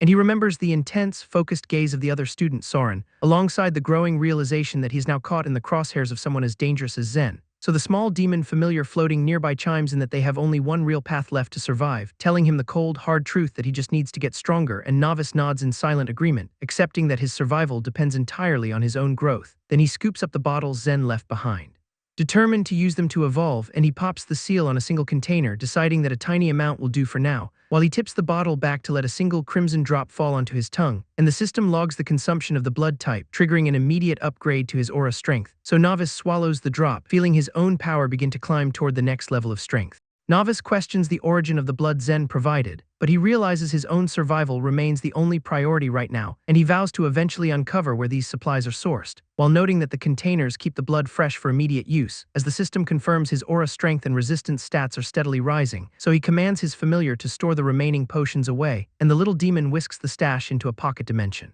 Because Novice knows that blood is the only real key to gaining power here, yet he feels the weight of being trapped within the island's ruthless system as he walks back toward the central hub where other students congregate. Then Park and another student spot him and wave him over, and they express their relief that Novice is actually alive and well, so Novice plays along, joking about how he thought they had abandoned him to seek revenge. While Park admits he would have given up hope the moment he heard Zen killed him, which makes Novice realize how dangerous the rumors about his supposed death had become, leading him to reflect that even vampires have their own social hierarchies and cliques, and he recognizes that there are both allies and threats hidden among the crowd. So the group decides to retreat to their dorms to avoid any further unwanted attention, and once they are behind closed doors, Novice notes the lack of any magical surveillance.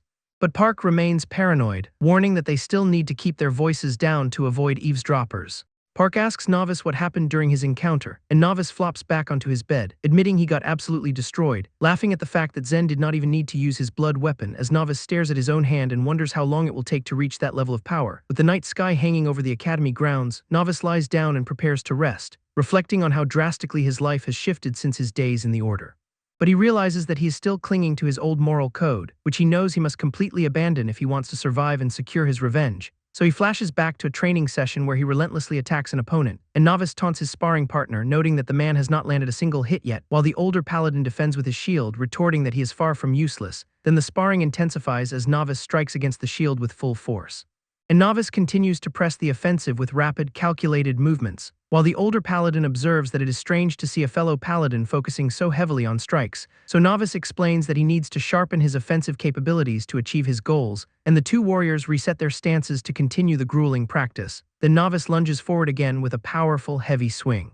As the older Paladin shakes off the impact and remarks that encountering another shield wielder is rare, and Novice acknowledges that his time in the Order has certainly become more interesting with this mentor around. Back in his quarters, Novice lies awake thinking about his recent assessment, wondering how Park fared since they both took the exam at the exact same time, and a dark thought crosses his mind about how his former peer might react to his recent betrayal. While the academy grounds sit quiet under the moonlight before the big day arrives, then a sudden aggressive knocking at his door shatters the silence, forcing Novice to get up and open the door to whoever is making such a racket, only to find his boisterous friend barge in and start mocking him for still being in bed during the day. Because today marks the grand opening ceremony for the academy, and he reminds Novice that this is a massive milestone for all the students, while warning him not to stress out even if he spots the rivals, since every single clan head is expected to attend the event. So the pair makes their way out toward the massive ceremony hall, where students gather in nervous clusters as the atmosphere grows increasingly tense, and whispers spread like wildfire about a new student who supposedly took down one of the direct descendants, which leaves the students stunned at the sheer impossibility of the rumor. Though some refuse to believe the gossip until they see it for themselves, yet another student confirms they witnessed the defeat with their own eyes. So the crowd settles into their seats, murmuring about the implications of such a display, while two students nearby notice something strange about Novice's aura, as Novice realizes his own energy is radiating more intensely than it ever has before. Two students gossip about the engagement being cut off, and one suggests the real reason might be a secret romance, while Novice and Park navigate through the crowded ceremony hall, hearing rumors that he might have fallen for a human back home. So the students take their seats amidst the growing chatter, marveling at how quickly the academy renovated the entire venue. Then the rows of chairs fill up as anticipation builds among the crowd, wondering if the king himself will actually make an appearance today, but his classmate scoffs because the king only speaks to the elite clans, adding that any student seeing him would be a sign of major trouble, which makes Novice stop and think about the reality of his situation, because he knows the vampire king is currently present at the academy, hoping that if there is a cure for his infection, it must be the king, as he grips his own hand and struggles to maintain his composure,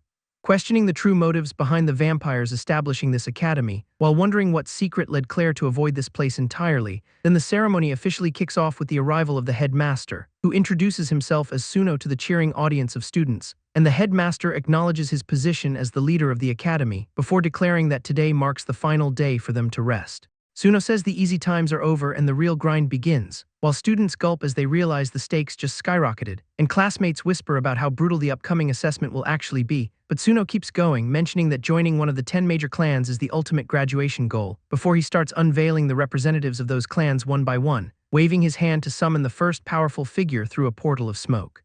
As a man named More Obsidianth emerges to take his seat on the stage, and Novice narrows his eyes, instantly recognizing a familiar face in the chair, while a student nearby explains that it is actually the father of a peer they know, which makes Novice wonder just how much stronger the parent is compared to his child, thinking that if the kid is already a beast, this veteran must be on another level, wondering if even S-rank adventurers could stand a chance against such monsters. Then Suno gestures again to bring out the next clan head in line, and another figure materializes in a puff of magic to sit before the crowd, as the new arrival stares directly ahead with eyes that seem to pierce through everyone, locking his gaze onto the audience with an intensity that feels suffocating, and Novice suddenly finds himself pinned in place by that overwhelming presence, while a strange energy starts to vibrate violently through his entire body. Then a red system warning flashes in his vision to signal an immediate threat, and he clutches his throat as the infection flares up in response to the pressure. The system issues a lethal aura warning, confirming that Novice's stats are actively being suppressed, and his body buckles under the sheer weight of the pressure radiating from the stage. So Park rushes to his side, frantic and trying to stabilize his friend, noticing that the clan head is clearly targeting Novice with that suffocating malice. While Park realizes this must be some twisted retaliation for what happened to Jagdar, Then the pressure suddenly lifts, leaving Novice gasping for air in the aftermath, but he remains on edge, struggling to comprehend how someone so distant can exert such raw power, though the headmaster quickly moves on to introduce the next figure, the intimidating Kern T-Zurin. And Novice flinches as if he has been struck by an unseen force, feeling his heart hammer against his ribs with a sudden, violent intensity, because his mind flashes to a memory of a predatory grin that haunts his past, realizing with chilling certainty that the monster who destroyed his life is finally standing before him. So his teeth clench in a mix of pure rage and deep-seated trauma, while Kern sits nonchalantly on his throne, completely oblivious to the chaos he is triggering.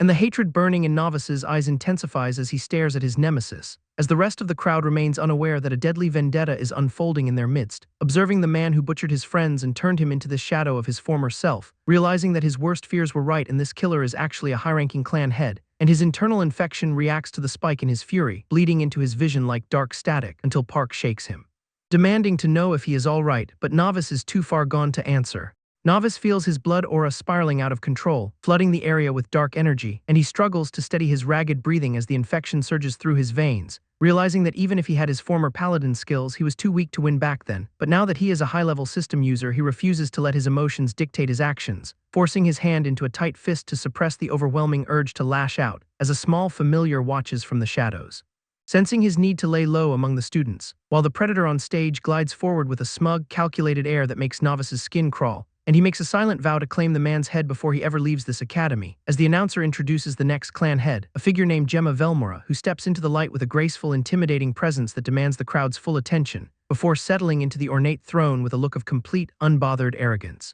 And the announcer continues the roll call, introducing the next guest, Cryptor Sanguil, who rises from his seat with a predatory fluid motion, radiating a cold, sharp intensity, while the surrounding crowd watches the display, completely unaware of the tension boiling nearby, where a student whispers to her companion that the guest's father looks as sharp as ever, and the companion notes with a hint of wariness that the man seems to be in a strangely good mood. Though she quickly retorts that if he looks this dangerous while happy, she never wants to see him angry, as they both lean back, observing the high-ranking figures from a safe distance in the stands, while the announcer declares that the other clan heads could not make it to the event today, and the speaker on stage promises the students that they will build a better world for everyone eventually. The high-ranking clan heads lounge on their elevated platforms, watching the ceremony from above, while students in the stands speculate about what grand spectacle the academy has planned for the opening, wondering if it will be a magic display or a brutal test of skill to kick things off, because everyone knows the clans are hungry to scout the most talented students for their own agendas. And suddenly the arena lights up as the speaker claps his hands to command the room's attention, walking onto the stage to officially open the proceedings with an inspiring speech for the gathered crowd, where he invites the predatory Kern T-Zurin to step forward and address the students himself, which leaves Novice confused since he expected the Marquise family to be the ones acting concerned. But seeing Kern T-Zurin take the lead makes Novice wonder how exactly he fits into this whole situation, especially since Novice knows almost nothing about the clans despite being the target of their schemes. And as Kern T-Zurin strides toward the center of the arena, a wave of dark pressure fills the space, making the students feel the sheer weight of his presence deep in their own bones, while Kern T-Zurin grins, declaring that this year the academy has managed to gather the strongest class yet, promising that those who lack the power to keep up will be left behind in the dust, and his threat rings out clearly, pointedly including even the direct descendants of the clans, which causes the students in the stands to grit their teeth in suppressed frustration at his arrogance, while Kern T-Zurin continues his taunt, eyes scanning the crowd with a predator's lethal, hungry intensity, before he raises a single finger to point directly at the rows of students watching him, and a thin, glowing red line of energy shoots out from his fingertip, slicing through the air, locking onto Novice as his target and leaving the silver-haired student with nowhere left to hide. The students dive out of the way as the beam carves a path through the formation, while Kern T-Zurin singles out Novice, calling him the most interesting descendant in the room, and the sheer distance between them does not stop the red light from pinning the silver-haired student to the ground, leaving the surrounding students to whisper in shock about how Novice is the one who supposedly defeated Jagdar. Then Kern T-Zurin's grin widens into a predatory expression that spells nothing but trouble, admitting he expected that level of strength from someone holding such a lineage, because Kern T-Zurin himself was the one who turned Novice into what he is today, and the realization hits the surrounding peers with a wave of pure unadulterated dread, as Novice feels the truth of those words echo in his pounding heart, struggling to remain standing while the energy beam keeps him under total scrutiny.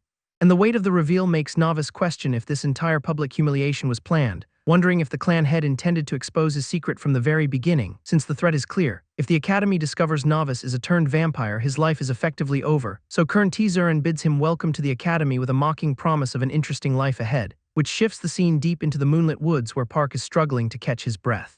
stumbling through the brush in a state of exhaustion after a clearly grueling skirmish. While he limps forward, his armor battered and his body stained with the aftermath of battle, until a grizzled veteran approaches to acknowledge that Park put up a decent fight, leaving the exhausted student to stare in confusion at the strange, hostile entities surrounding them. And the veteran confirms the grim reality by identifying these creatures as turned vampires.